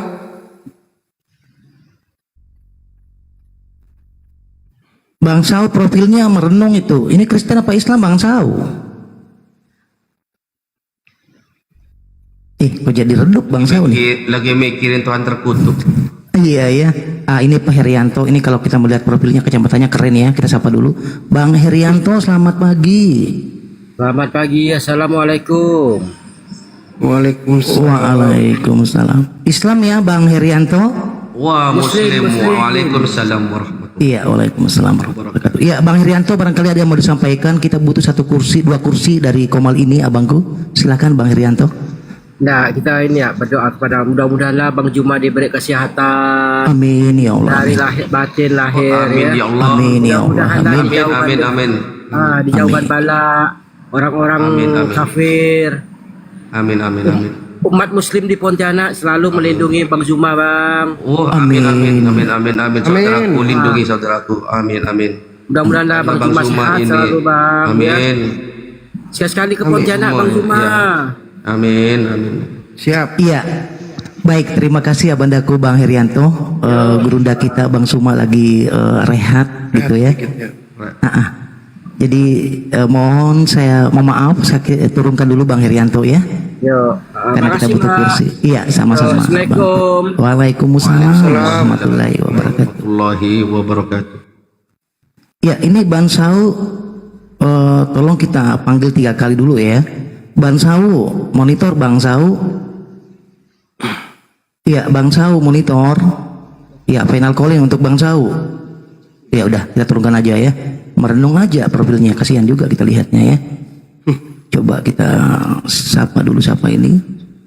Sulpadri, selamat pagi saudaraku. Assalamualaikum kalau Islam.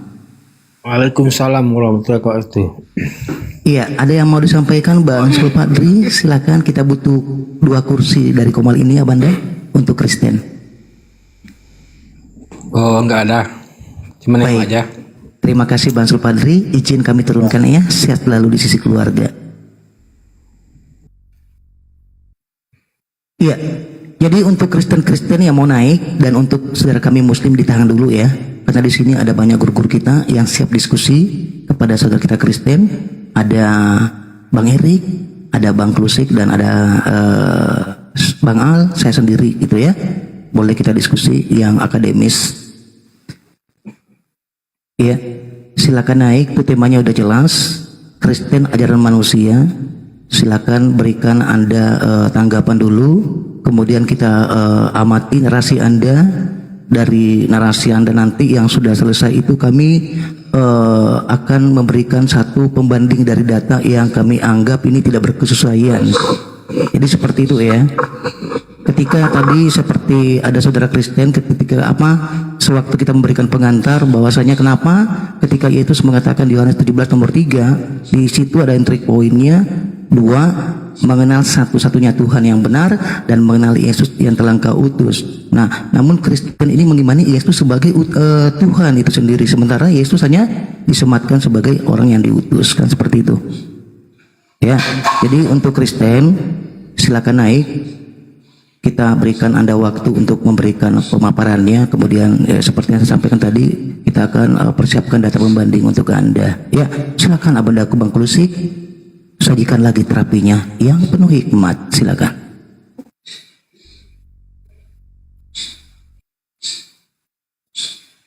Baik saudaraku, baik, terima kasih. Bismillahirrahmanirrahim. Walladzi arsala rasulahu bil huda wa dinil haqqi liyadhhirahu 'alad dini kulli. Jaminan Allah mengutus para nabi-nabi dan rasul, termasuk Yesus itu sendiri sebagai rasul dan utusan. Walladzi arsala rasulahu bil huda wa dinil haqqi, dan membawa agama yang benar, liyadhhirahu 'alad dini kulli, dan Allah akan menjamin kemenangan menjamin kemenangan agama Allah ini, walau karihal musyrikun, walaupun orang-orang kafir itu membencinya, walaupun orang kafir membenci-bencinya, sebenci-bencinya, tapi Allah tetap memberikan kemenangan agama ini. Kenapa? Islam itu ya'lu wa la yu'la alaih. Tetapi di sini ketika kami umat Islam memberikan mereka cerahan, data pembanding dengan akal sehat dan rasio yang jelas, mereka selalu menolak karena penyakit yang ada dalam diri mereka. Wa qulil haqqu min rabbikum, kata Allah, kebenaran itu sebenarnya datang daripada Tuhan, dari Tuhanmu. Faman sya'a falyu'min, barang siapa yang mau beriman, berimanlah. Wa man sya'a falyakfur, barang siapa yang kufur, silahkan kufur. Wa ma'atadna lidh-dhalimin nar, sesungguhnya mereka kembalinya adalah api neraka. Jadi aku hanya sedikit menambahin yang sudah dipaparkan oleh gurunda kita, gurunda Bang Zuma, yang sangat luas dan komparasinya antara Injil dan Al-Quran, atau Bible dan Al-Quran, dan rasio akal yang jelas sebagaimana fitrahnya manusia. Di situ kalau dia tidak bisa menerima apa yang disampaikan oleh Bang Zuma, berarti benar fi qulubihim marad, di dalam hatinya ada penyakit. Di dalam hati dia itu ada penyakit. Wa may yusyrik wa may yurid yudillu yaj'al sadrahu dayqan haraja. Jadi Allah jadikan dia itu sesat dan Allah tutup hatinya. Karena apa ya? Karena dia sendiri menolak kebenaran Allah. Apabila dia mau, Allah faman yuridillahu ayyahdiya, barang siapa yang Allah kehendaki akan mendapatkan hidayah, yashrah sadrahu lil Islam. Allah cuman membuka dadanya. Allah hanya membuka dadanya supaya ia mau menerima Islam. Tetapi bukan begitu semudah itu, saudara. Anda harus terbuka dulu wawasannya, mempertimbangkan dengan akal sehat, gunanya akal manusia pada diri manusia. Ketika kita menyampaikan Yohanes 1 nomor 1 yang Anda buat strong atau dalil yang kuat, Yohanes 1 nomor 1:14, firman menjadi daging. Coba telaah, firman menjadi daging. Daging siapa, saudara? Daging kebau, daging manusia. Kalau daging manusia, manusia siapa? Mana dalilnya kalau itu merujuk kepada Yesus? Kan harus kritis. Kalau tidak kritis, berarti Anda terkunci oleh doktrin. Mungkin begitu, saudaraku. Baik, kita sapa dulu Bang Mars. Selamat pagi abangku Bang Mars. Ya, Bang Mars, selamat pagi monitor abangku. Abang Mars, selamat pagi monitor. Final calling untuk Bang Mars. Selamat pagi monitor. Iya, izin diturunkan lagi. Ya, sedikit abadaku Bang Klusik kita olah. Saya ingin bertanya sedikit.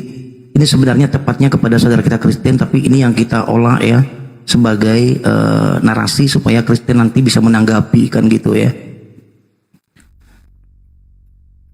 Iya, saya memulainya dari Matius 3 nomor 17 Bang Klusik. Ini kan sangat jelas tuh ya, betapa indahnya dan cantiknya narasi di data Matius 3 nomor 17 ini. Lalu terdengarlah suara dari surga yang mengatakan, inilah anakku yang kukasihi, kepadanya lah aku berkenan. Artinya ini kan Yesus sebagai yang dinarasikan terkasih. Ya, seperti di Mazmur 16 nomor 10 disematkan sebagai anak yang kudus. Tetapi yang menjadi pertanyaan saya, kok tiba-tiba ada Bapa yang mensifati dirinya sendiri, yang tadinya di Matius itu dikatakan bahwa inilah anakku yang kukasihi, kepadanya aku berkenan. Lalu di Kisah Para Rasul 2:23, dia yang diserahkan Allah menurut maksud dan rencananya telah kamu salibkan dan kamu bunuh oleh tangan bangsa-bangsa durhaka. Saya mengamati data ini, kok Bapak bisa mensifati sendiri anaknya yang tadinya disayang. Nah sekarang di data ini kok malah terindikasi ada keinginan dan maksud Bapak untuk menyerahkan anaknya. Ini menurut Bang Klusik fair nggak sih dari data yang pertama dengan data yang kedua? Silakan abangku. Kalau tentang itu kan bisa jawabannya di Yohanes 8:42 yang disampaikan Bang Suma. Iblislah bapakmu, kan itu Yohanes 8 nomor 42 sampai 44. Jadi ini kan semacam kontradiksi, saudara. Semacam ada perbedaan. Sementara itu Matius tadi ya, Matius 3 ya, sama Ulangan kan? Kisah Para Rasul 2:23 bangku. Ya. Oke. Saudara ya, aku kurang menyimak tadi apa yang sampai baik, saya ulangi dulu.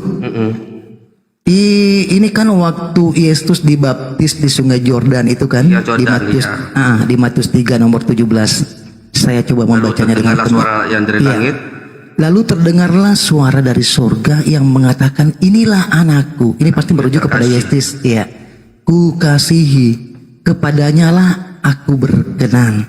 Betapa elok dan indahnya data ini gitu kan kepada Yesus. Ya baik.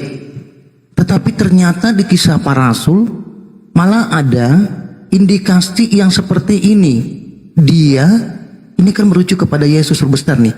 Dia yang diserahkan Allah menurut maksud dan rencananya telah kamu salibkan dan kamu bunuh oleh tangan bangsa durhaka. Iya. Dalil pertama yang dia sampaikan itu sebenarnya cacat juga dalam logika. Ya kan? Kalau orang Kristen menganggap Yesus itu Tuhan, inilah anakku yang terkasih. Terus siapa itu Yohanes kok bisa membaptis Yesus? Seharusnya Yesus membaptis Yohanes kalau andaikan Yesus itu Tuhan. Masa iya Tuhan itu turun ke bumi dibaptis oleh seseorang murid? Kan begitu. Masa iya Tuhan itu turun ke bumi dibaptis oleh seseorang murid? Kan begitu. Masa iya Tuhan itu turun ke bumi? Bang, ngebleng bang. Ya, lanjut Amanda, Bang Krusik. Oke. Jadi tidak logis kalau Yesus sebagai Tuhan turun ke bumi tiba-tiba dia berdosa. Baptisan itu adalah mensucikan diri dari sebelum orang itu belum masuk ke dalam kelompok atau ke dalam keagamaan sesuatu wajib dibaptis. Dalam Islam wajib mandi. Jadi seseorang yang berdosa dibaptis supaya hilang dari dosanya, supaya bersih. Lah kalau gitu itu merujuk pada Yesus sebagai Tuhan. Masa iya Tuhan itu kotor? Kan begitu. Yang kedua, Bapak menyerahkan anaknya yang tunggal untuk dibunbun, kan begitu ya kan? Itu sebenarnya di dalam Yohanes 8 nomor 42 sampai 44 situ dikatakan yang membaptis sebenarnya yang merencanakan itu imam-imam tua-tua, imam Yahudi, para rabi-rabi Yahudi. Dan di dalam Yohanes 8:42 iblis merasuki Yudas. Kan begitu saudara. Kejadiannya itu Yesus merasuki Yudas sehingga Yudas menyerahkan Yesus kepada pasukan Romawi. Jadi bukan Bapak yang menyerahkan.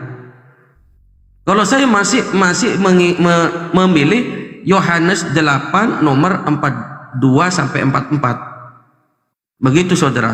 Menurut pandangan saya masih lebih percaya Yohanes 8 42 sampai 44. Iblislah yang merasuki Yudas sehingga Yesus itu dibunbun. Baik, terima kasih Abandaku. Kita kasih tepuk tangan kepada Gurunda Bang Krusik. Iya. Kita sapa dulu Bang Anaktani. Selamat pagi Bang Anaktani. Assalamualaikum kalau Islam. Assalamualaikum Bang Anaktani sesuai profil. Ya. Final calling untuk kepada Bang Anaktani. Assalamualaikum. Iya, izin saya turunkan abangku ya. Mohon maaf. Sehat untuk Anda dan keluarga. Ya, Rosa, selamat pagi Rosa 228. Rosa 228. Ya, Rosa 228. Ya, final calling untuk Rosa 228 monitor adikku. Ya, baik kita turunkan dulu ya. Mohon maaf. Ya sebenarnya saudara sedikit aku tambahin ya. Silakan. Sebenarnya sering diulang-ulang ya. Misalkan 2 Yohanes 1 nomor 7 dan Matius 7 nomor 21 sampai 23. Sebenarnya sih itu sudah basi, sering diulang-ulang ya. Aku mau nyebutkan ayat itu juga sudah males sebenarnya. Kalau kita mau telaah betul-betul, pasti kita lebih terkritis. Ayat pertama, kalimat kedua yaitu jawaban atau protesnya orang yang mengaku Yesus Tuhan. Dan kalimat ketiga adalah ini boleh berarti ya. Kalimat ketiga adalah penegasan Yesus.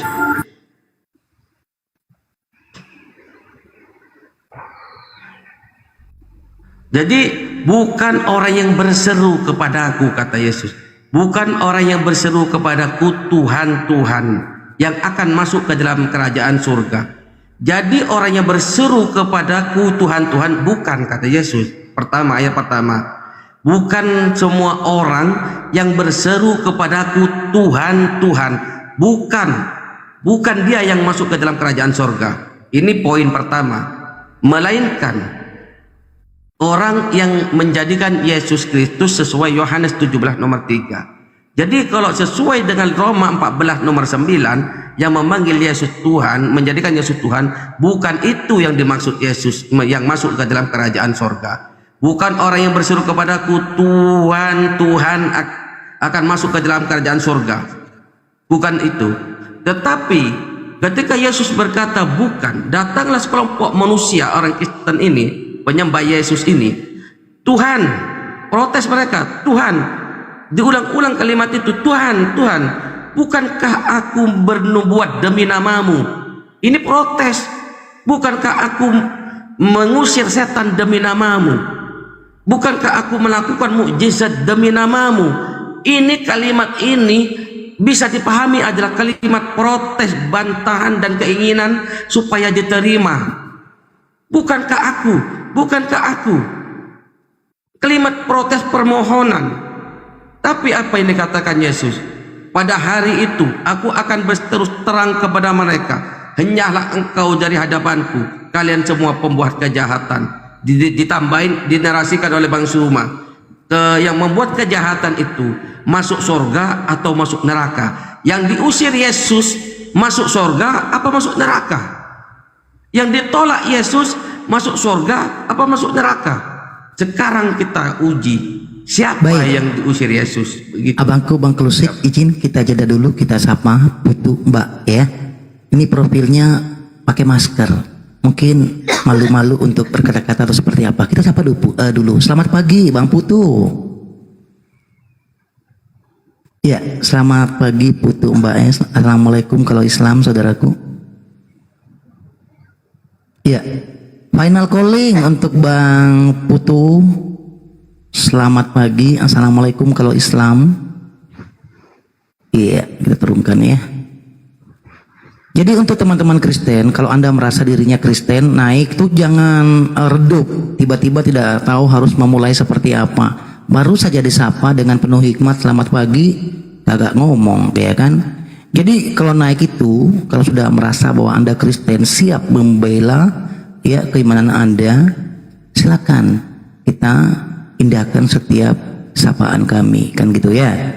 Nggak usah bingung harus memulai seperti apa nanti kalau ditanya-tanya gitu. Biasa aja ya, relax. Ya, jadi memang begitu ya Bang Klusik ya. Kalau kita mengamati Bible itu ketimpangannya luar biasa. Tadi seperti yang dinyatakan di Kisah Para Rasul 2:23 itu, toh kalau ini benar firman Tuhan, kenapa sih bertentangan dengan tadi di Matius yang dikatakan bahwa iya, inilah anakku yang kukasihi, kepadanya aku berkenan. Tiba-tiba di sini di Kisah Para Rasul 2:23 malah Bapak sendiri yang punya maksud dan rencana untuk menyerahkan anaknya. Nah, kalau saya melihat firman yang Bapak sampaikan ini tidak sampai hanya kepada dua data yang berbeda abangku. Ada konsekuensi yang harus diterima oleh Bapak seharusnya. Karena Bapak yang mengatakan juga di Matius itu, nanti kita baca data, diksinya begini, engkau telah mendengar firman Tuhan, kepada nenek moyangmu, siapa yang membunuh harus dihukum. Nah, karena Bapak tadi di Kisah Para Rasul 2:23 terindikasi memiliki keinginan dan rencana, berarti sudah konsekuensinya harus dihukum. Kan seperti itu Bang Klusik ya? Iya betul. Iya. Dan kemudian tentang keinginan ini ada banyak memang dalam Bible, termasuk keinginan iblis ya berkarya terhadap pembunuhan Yesus. Di Yohanes 8:44 di situ jelas sekali kita lihat. Kemudian masih kita di Kisah Para Rasul 2:23 dan juga ada keterangan di Matius 26:4, ternyata ada juga manusia yang bersekongkol untuk membunuh Yesus. Baik, saya sedikit membacanya. Mereka bersekongkol untuk menangkap Yesus dan membunuhnya. Nah ini, jadi banyak sekali Bang Klusik. Tidak hanya Bapak yang berencana, tetapi iblis juga, bahkan manusia sekaligus. Ada apa sih Bang Klusik? Silakan abangku. Iya, mungkin teman-teman saudara yang lain mungkin mau nambahin. Cuman kalau membawa Yohanes 3 nomor 17 itu justru menunjukkan bahwa Yesus dan Bapa itu tidak satu hakikat.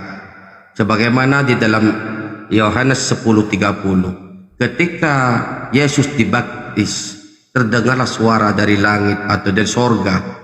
Itu suara itu adalah esensi yang berbeda dengan Yesus yang dibaptis. Ayat ini sebenarnya kalau bicara narasi, nalar rasio yang jelas, rasio yang sehat, yang di bumi sama yang di sorga. Karena suara itu datangnya di sorga, pasti suatu entitas yang beda. Pasti yang di bumi ini adalah utusan. Pasti yang di sorga itu adalah Tuhannya yang diutus. Kalau kita mau mentelaah betul-betul di mana tempat lokasinya suara, dan kepada siapa suara itu berkenan, kepada Yesus yang disebut di situ Yesus, sementara Yesus lagi dibaptis oleh Yohanes di dalam Matius 3 nomor 17 itu tadi ya. Ini kan beda. Berarti Yohanes 10 nomor 30, aku dan Bapa itu satu, batal, gagal dengan ayat itu. Kan begitu. Terus kalau bicara tentang itu, aku masih meyakini Yohanes 8 nomor 42 ya, 42 sampai 44. Di kalimat pertamanya Yesus berkata, "Jikalau Allah adalah Bapakmu, kamu akan mengasihi aku, bukan ngebunuh. Jikalau Allah adalah Tuhanmu, kamu akan mengasihi aku, bukan merencanakan seperti Yudas. Sebab aku keluar dan datang daripada Allah." Itu menunjukkan bahwa Yesus ingin menjelaskan kerasulannya. Aku datang bukan kehendakku sendiri, melainkan Dia yang telah mengutus aku. Ayat ini ingin menjelaskan bahwa Dia itu utusan, seorang rasul yang keluar dan datang daripada yang mengutus. Baru di kalimat keduanya, siapa yang membumbun Yesus itu? Jadi di situ baru menunjukkan bahwa itu rencana adalah iblis, bukan Allah Bapakmu, tapi itu iblis bapakmu. Kalau mau ngambil pelajaran, ambillah yang 42 Bu, jangan yang 44. Baik, nanti orang-orang Kristen ini ya. Izin Bang Klusik, nanti kita sambung lagi. Ini ada saudara kita dua yang sudah naik di Komal. Barangkali persiapan materinya sudah lengkap, kemudian nanti kita ajak diskusi dengan baik. Ya, selamat pagi Mas Panggi. Selamat pagi Mas Panggi monitor. Kurung dia. Ya, ada Bang siapa nih? Kita naikkan dulu. Sebenarnya banyak yang minta naik, cuma kita nggak tahu apakah saudara kita Islam atau Kristen ya. Ya. Selamat pagi Bang Erik. Assalamualaikum kalau Islam, saudaraku. Ya, sebentar dulu ya, saya rubah suaraku ya. Bentar ya. Saya rubah ya. Iya, siap Abangku, Bang Erik.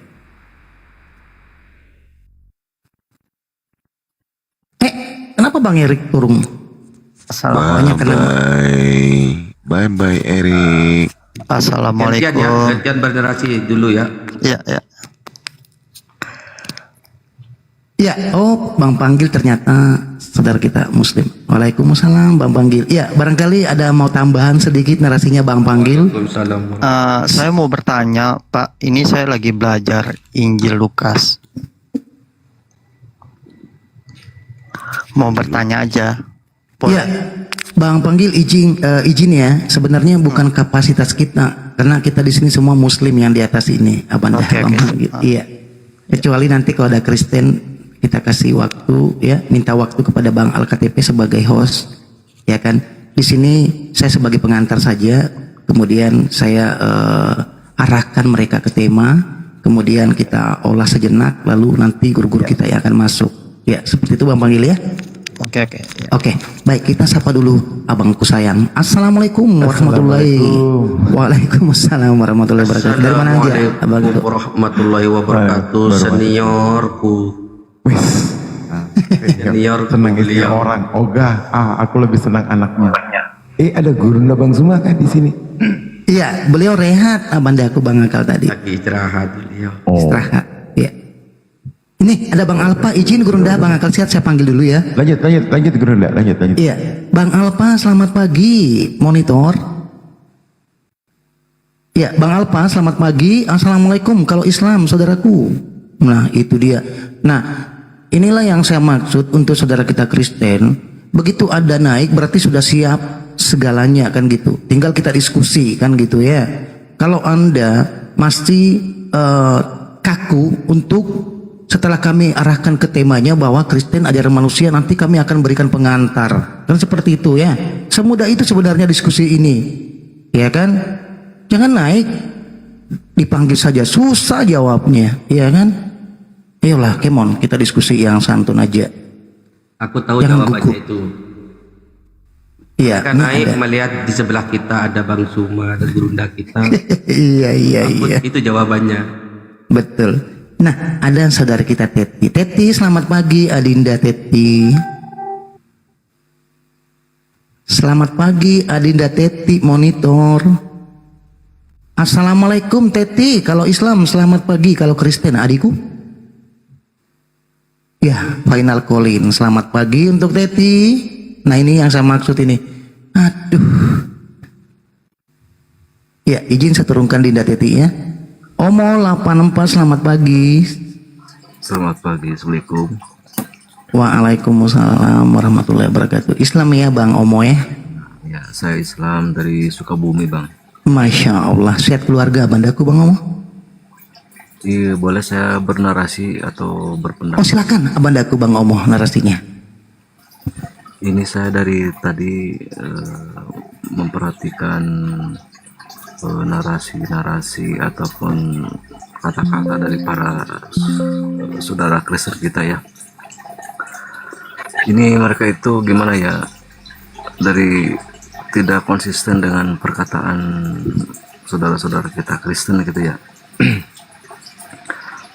Dari perkataannya misalkan begini, Tuhan Yesus dia sebagai Tuhan, dia sebagai hamba gitu ya, dia juga sebagai nabi. Jadi biasanya kan hukum hamba pasti menuhankan gitu ya, hukum Rasul pasti diutus gitu kan.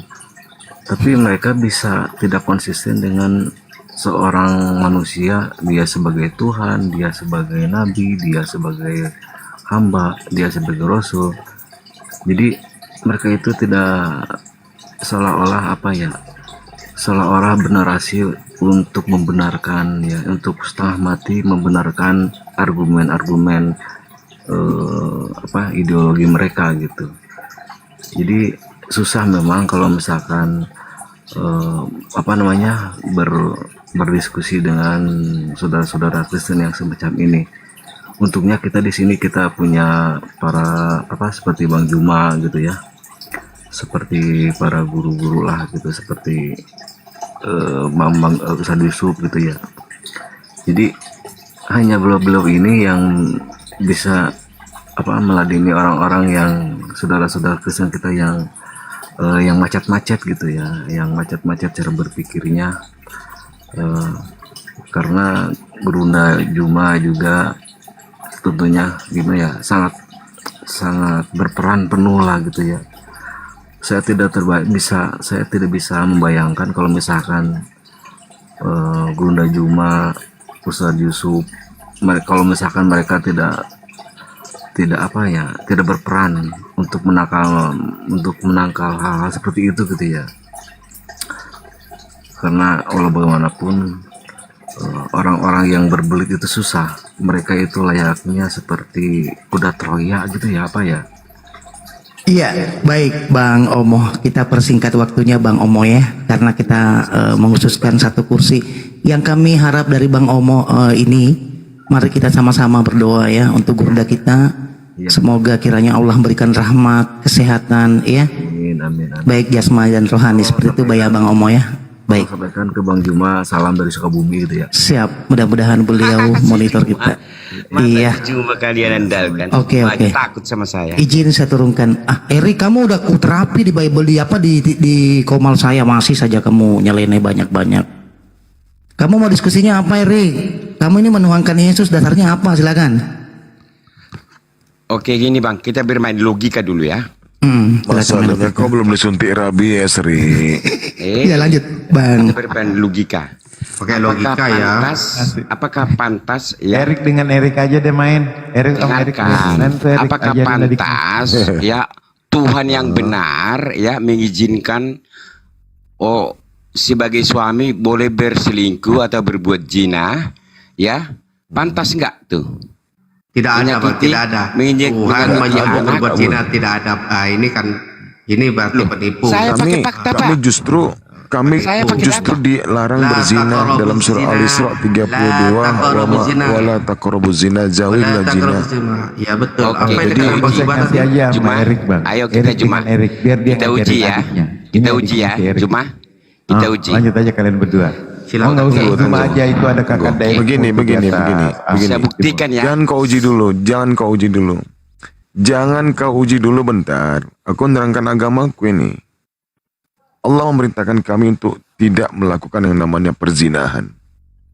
Nah, sebab daripada itu, tentu Allah akan memberikan satu aturan kepada kami agar kami tidak dianggap melakukan perzinahan.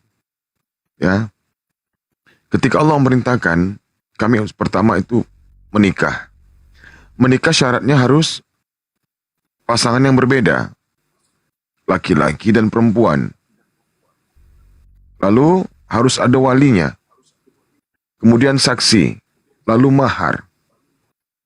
Itu syaratnya. Kalau sudah mencukupi rukun daripada rukun nikah, maka niscaya itu akan dikatakan sah di mata Allah. Nah, bagaimana dengan Kristen? Katanya ada larangan untuk berzina. Sebutkan datanya. Tuhan mengatur pernikahan kalian. Bisa dibuka Ulangan 22 nomor 27. Diperkosa dulu baru dinikahin, baru dikawinin. Buka kalau nggak percaya datanya itu.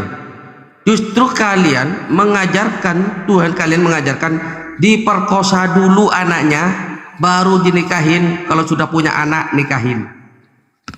Saya nggak mau bicara, buka sendiri tuh. Itu satu. Jangan kalau Tuhan mau melarang perzinahan, kalau Tuhan mau melarang berzina, kenapa Tuhan mau memberikan istri Daud untuk dijinahi? Itu ajaran apa melanggar si Daud? Raja Daud. Ya ku tanya sama kau. Itu kalau Tuhan mau melarang zina, yang melanggar. Iya, Raja Daud yang melanggar. Setelah itu, istri Daud diberikan kepada orang lain. Bukan untuk dinikahi, tapi untuk dizinahi. Aduh. Ayo, coba bacakan ayatnya. Oke. 2 Samuel 12 nomor 11. 11. Sabar ya, Dek. Sabar ya. Mengambil istri orang untuk diberikan kepada orang lain. Tuhannya emang kurang ajar. Iya, itu data, Bang. Kalau yang Abang tadi sampaikan dalam Al-Quran, la taqrabuz zina, mendekati zina pun nggak boleh kita. Saya buktikan. Beginilah firman Tuhan, bahwasanya malapetaka akan kutimpakan ke atasmu yang datang dari kaum keluargamu sendiri. Aku akan Bible Anda berdamai dengan pengajaran Yesus, sebenarnya kalian tidak akan bingung. Contoh yang sangat sederhana, hidup yang kekal itu yaitu mereka mengenal Engkau satu-satunya Allah yang benar, betul, dan mengenal Yesus Kristus yang telah Engkau utus. Di situ yang tertera, yang tercantum, yang tertulis di situ utus atau Tuhan. Yang diutus.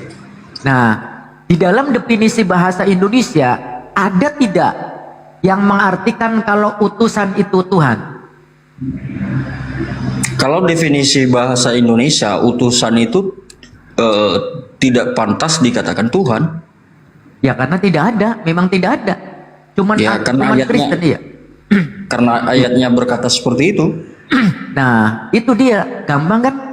Makanya tadi di awal saya sudah katakan gini, saudaraku ya. Kenapa kalian itu kebingungan? Karena apa?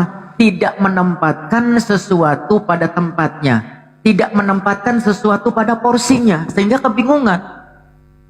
Padahal kalian nih, mengklaim kalian pengikut Yesus. Kalian mengklaim kalian cinta terhadap Yesus. Tetapi hampir sebagian besar pengajaran-pengajaran Yesus dibantah mentah-mentah. Contoh tadi. Masalahnya begini Bang Miftah. Gimana, di dalam Yohanes ini Yohanes pasal 1 ayat 1, pada mulanya adalah firman dan firman itu bersama-sama dengan Allah. Kemudian dikomparasi di dalam ayat 14-nya itu dia menjadi daging dan firman itu telah menjadi daging. Oke. Nah, itu juga menjadi sekaligus membantah itu tadi yang Abang. Siap. Tapi Anda siap konsekuensinya?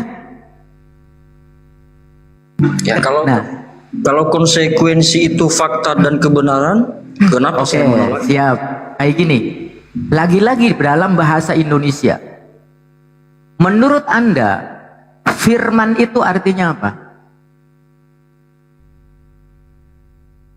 Firman itu dalam bahasa Indonesia atau menurut ya jelas itu kan bahasa Indonesia kan, itu kan sudah diserap bahasa Indonesia kan, dari bahasa Persia yang sudah diserap bahasa Indonesia, betul nggak?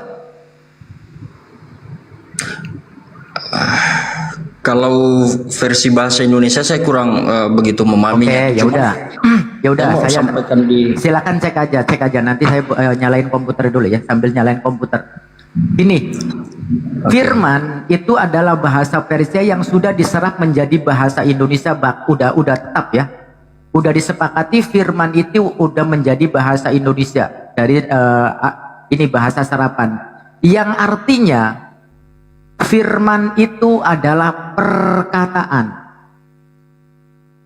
Di dalam definisi perkataan bahwasanya apa? Kata-kata itu adalah, walau itu adalah sifat daripada sesuatu, tetapi bukan sesuatu itu sendiri. Contoh misalkan kayak gini, perkataan Bang Tristan, apakah Bang Tristan itu sendiri?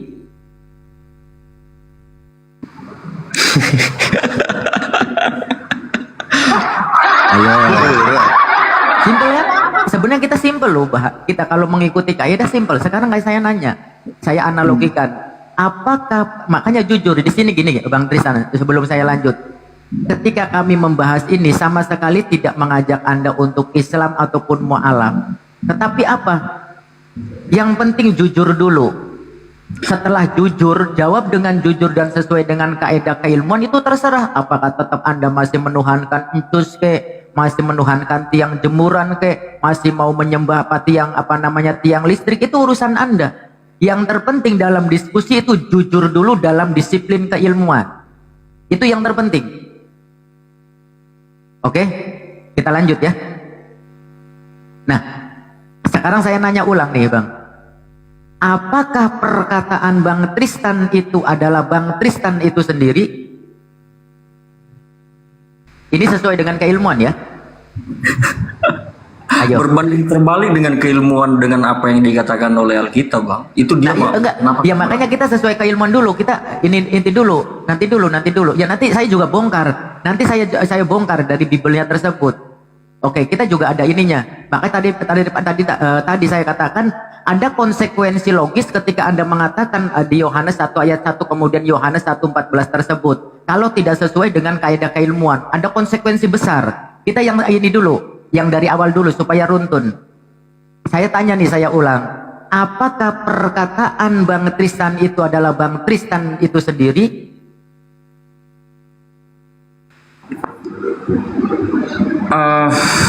Kalau saya itu secara manusia berbentuk, punya tubuh, roh dan jiwa. Sedangkan perkataan saya itu adalah bisa didengar tetapi tidak bisa diraba selayaknya saya sebagai manusia. Artinya perkataan saya bukanlah saya. Nah, itu baru sesuai. Itu baru sesuai, itu sesuai dengan keilmuan, itu berarti jujur. Perkataan Anda itu bukan Anda sendiri, karena perkataan adalah sifat yang melekat kepada sesuatu. Yang namanya sifat itu kan yang melekat kepada sesuatu, betul nggak Bang Tristan? Ketika kita katakan batu karena dia keras, ketika kita katakan air karena dia cair, kan begitu kan Bang Tristan? Betul nggak? Betul. Oke, ketika Anda mengatakan bahwasanya apa? Yang namanya perkataan, walaupun itu bagian sifat dari sesuatu itu sendiri, tetapi bukan entitas itu sendiri. Ketika Bang Tristan berkata, kata-kata Bang Tristan bukan Bang Tristan sendiri. Maka analoginya sederhana kalau kita dipahami secara kaidah keilmuan. Coba, Bang Tristan mohon izin tanpa mengurangi rasa hormat, coba katakan kambing. Bisa diulang Bang, suara Bang Miftah itu Oke, siap. Coba, mohon maaf tanpa mengurangi rasa hormat, untuk analogi saja. Coba abang katakan kambing. Kambing. Nah, kalau kita mengikuti kaidah bahasa, ketika kita mengatakan kambing, walaupun itu adalah kata-kata saya, kambing itu kan bukan saya, betul nggak Bang Tristan? Kalau saya mengatakan kambing bukan berarti saya kambing. Jadi betul kambing sekali. Nah, itulah yang benar, yang sesuai dengan kaidah menempatkan sesuatu pada tempatnya. Nah, saya ini di dalam kekristenan, kenapa kalian itu kebingungan pada bagian itu? Kenapa? Mengatakan dan mendefinisikan kata-kata itu adalah diri pribadi itu sendiri, entitas itu sendiri. Maka konsekuensinya, kalau mengartikan firman adalah entitas itu sendiri, konsekuensinya ketika Bang Tristan mengatakan kambing, berarti Bang Tristan kambing. Iya kan Bang Tristan? Saya nggak terima lah dikatain kambing. Nah, justru itu berarti yang sesuai dengan, berarti Indonesia, Kamus Besar Bahasa Indonesia itu sesuai dengan akal waras tidak? Menabrak Bang.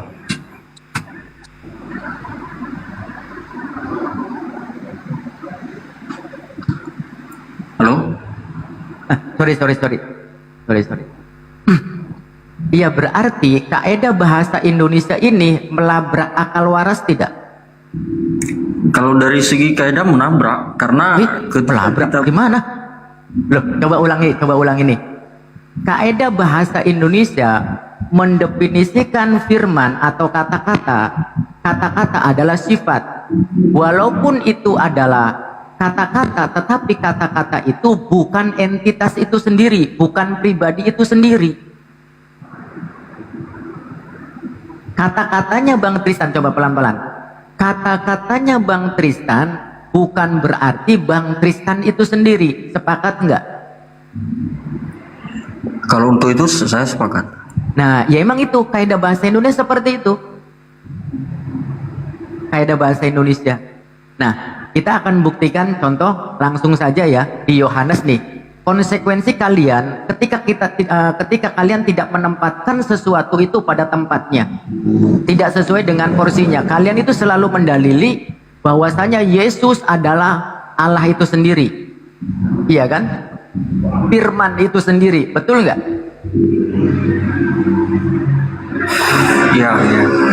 Iya kan? Tetapi kalian tidak menggunakan kaidah bahasa Indonesia yang benar. Maka konsekuensi logisnya tadi kita analogin. Ketika Bang Tristan mengatakan kambing, berarti kambing itu Bang Tristan. Itu konsekuensi logisnya. Ketika kalian mengartikan bahwasanya firman adalah sang sumber itu sendiri, itu konsekuensi logis yang harus diterima, karena tidak menempatkan sesuatu pada tempatnya. Bisa dipahami? Bisa Bang, cuman yang abang sampaikan itu dari segi keilmuan. Nah, sedangkan apa yang saya pelajari, kalau Yesus dikatakan adalah sang firman, lalu ketika dia berfirman itu disebut apa? Orang-orang Kristen kan pasti menjawabnya remata begitu. Dia doktrin. Saya potong ya. Itu doktrin yang saya tadi ulangi. Maka kita bahas bahasa Indonesia dulu. Karena kalian menggunakan bahasa Indonesia ketika menerjemahkan tersebut, tetapi tidak ditempatkan pada tempatnya. Makanya sudah saya bahas itu tadi di awal. Kenapa membahas bahasa Indonesia dulu? Karena persoalan yang paling vital di dalam kalian itu sebenarnya menggunakan bahasa Indonesia, tetapi kaedah-kaedahnya tidak diikuti. Sehingga apa? Hanya doktrin dan dogma yang diutamakan. Akhirnya kalian kebingungan. Saya contohkan lagi konsekuensi logis yang akan kalian terima begitu besar di Yohanes 1:14. Ya itu kan selalu menjadi dalil kan, bahwasanya firman itu telah menjadi manusia, betul nggak? Ya. Oke, kita cek ya.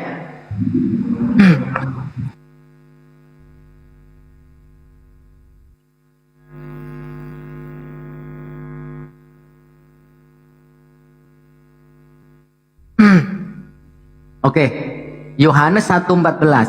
Tadi Yohanes 1 ayat 1 sudah kan untuk analoginya, konsekuensinya seperti itu. Ketika kalian mengartikan bahwasanya firman bersama-sama dengan Allah, Allah adalah firman itu sendiri, maka konsekuensi gimana? Saya lebih paham terjemahan baru aja, Bang. Iya, ini terjemahan baru. Ini terjemahan baru ini. Firman itu telah menjadi manusia dan diam di antara kita, dan kita telah melihat kemuliaannya, yaitu kemuliaan yang diberikan kepadanya sebagai anak tunggal Bapa, penuh kasih karunia dan kebenaran. Di sini ada firman telah menjadi manusia. Kalian selalu mendalili ini kan, manusia ini adalah Yesus, betul tidak? Ya. Kita belum ke teks original, kita yang tadi dalam bahasa Indonesia. Ini manusia ini bahasa Indonesia bukan? Iya, karena sudah diterjemahkan ke bahasa Indonesia, Bang. Iya, yang jelas kita yang tertulis saja, yang tertulis, karena yang kita bahas bahasa Indonesia. Nah, tadi kita sudah bahas yang namanya manusia itu ciptaan bukan?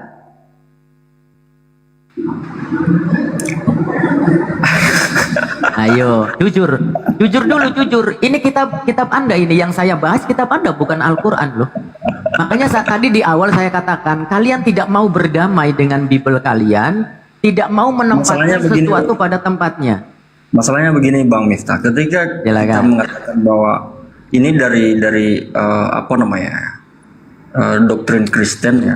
Kalau kita katakan Yesus itu adalah ciptaan, pasti kita dikatakan adalah saksi Yehova, Bang. Bukan itu. Kita membahas. Enggak, maksudnya saya begini. Ya, silakan. Ketika saya dipaksakan untuk mengatakan itu, nanti saya dicap saksi Yehova, Bang. Itu dia masalahnya. Iya, kita tidak membahas iman, kita tidak membahas genom, kita membahas kaidah keilmuan. Kita membahas kaidah keilmuan. Ini yang tadi saya katakan, rancuhnya kalian, keroposnya kalian dalam keimanan tidak menempatkan sesuatu pada tempatnya. Menggunakan bahasa Indonesia tetapi tidak memahami, tidak berusaha memahami bahasa itu sendiri. Saya ulangi lagi. Manusia ini bahasa Indonesia bukan? Ya. Bahasa Indonesia. Manusia kan, kalau manusia itu ciptaan bukan? Jangan dipaksa saya untuk ke situ dulu. Enggak, kita kaidah bahasa Indonesia. Kita kaidah bahasa Indonesia, kita tidak membahas iman. Yang kita bahas bahasa Indonesia. Ini bahasa Indonesia. Ini yang kita bahas bahasa Indonesia, bukan keimanan, bukan? Ya, jangan dipaksa saya ke situ dulu, ya Bang. Udah. Nanti tapi saya udah. Oke, kalau misalkan ini ya udah saya jelaskan saja. Saya jelaskan saja walaupun Anda nggak menjawab. Kalau misalkan ini ya udah saya Oke, saya ulangi. Manusia adalah bahasa Indonesia. Dan dalam definisi manusia ini adalah makhluk ciptaan. Sampai saat ini tidak ada keilmuan yang membantah kalau yang namanya manusia itu ciptaan. Berarti yang namanya ciptaan bukan Tuhan. Simpel kan? Simpel sebenarnya. Firman itu telah menjadi manusia, benar. Kata-kata ketika Tuhan itu mengatakan jadilah manusia, maka jadilah manusia. Seperti tadi saya analogikan kepada Anda. Ketika Anda berkata kopi, bukan berarti Anda kopi. Ketika Anda mengatakan mobil, bukan berarti Anda mengatakan mobil. Begitu juga ketika Tuhan berfirman, manusia jadilah, bukan berarti manusia ini Tuhan. Itulah sesuai dengan kaidah keilmuan. Mungkin Bang Billy bisa menjawab itulah karena dia punya akreditasi pendeta mungkin. Karena kalau enggak, saya fokus dulu ke abang dulu. Kalau abang nggak menjawab, saya ini nanti dulu. Saya satu-satu dulu. Ini kita sedang menjelaskan keilmuan dulu. Nah, tentang manusia ini. Kemudian konsekuensi logis ketika kalian tidak menempatkan sesuatu pada tempatnya. Salah satu yang menjadi dalil kalian bahwasanya firman itu telah menjadi manusia. Kemudian manusia ini dipaksa jadi Tuhan, yaitu kemudian dipaksa namanya Yesus. Maka dari Bible kalian pun konsekuensinya aja. Saya yakin abang mengerti yang dimaksud daripada strong number.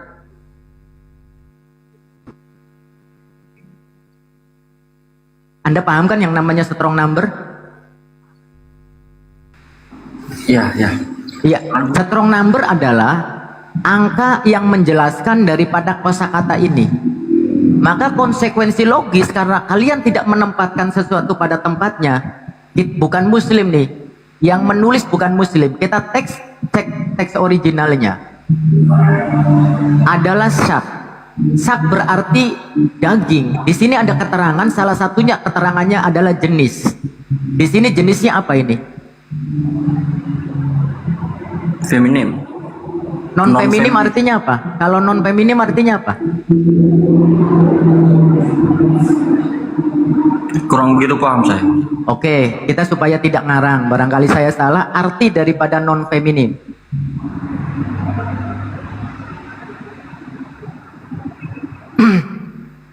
Tulisannya sama ya? Ya bang ya, Bang Tristan?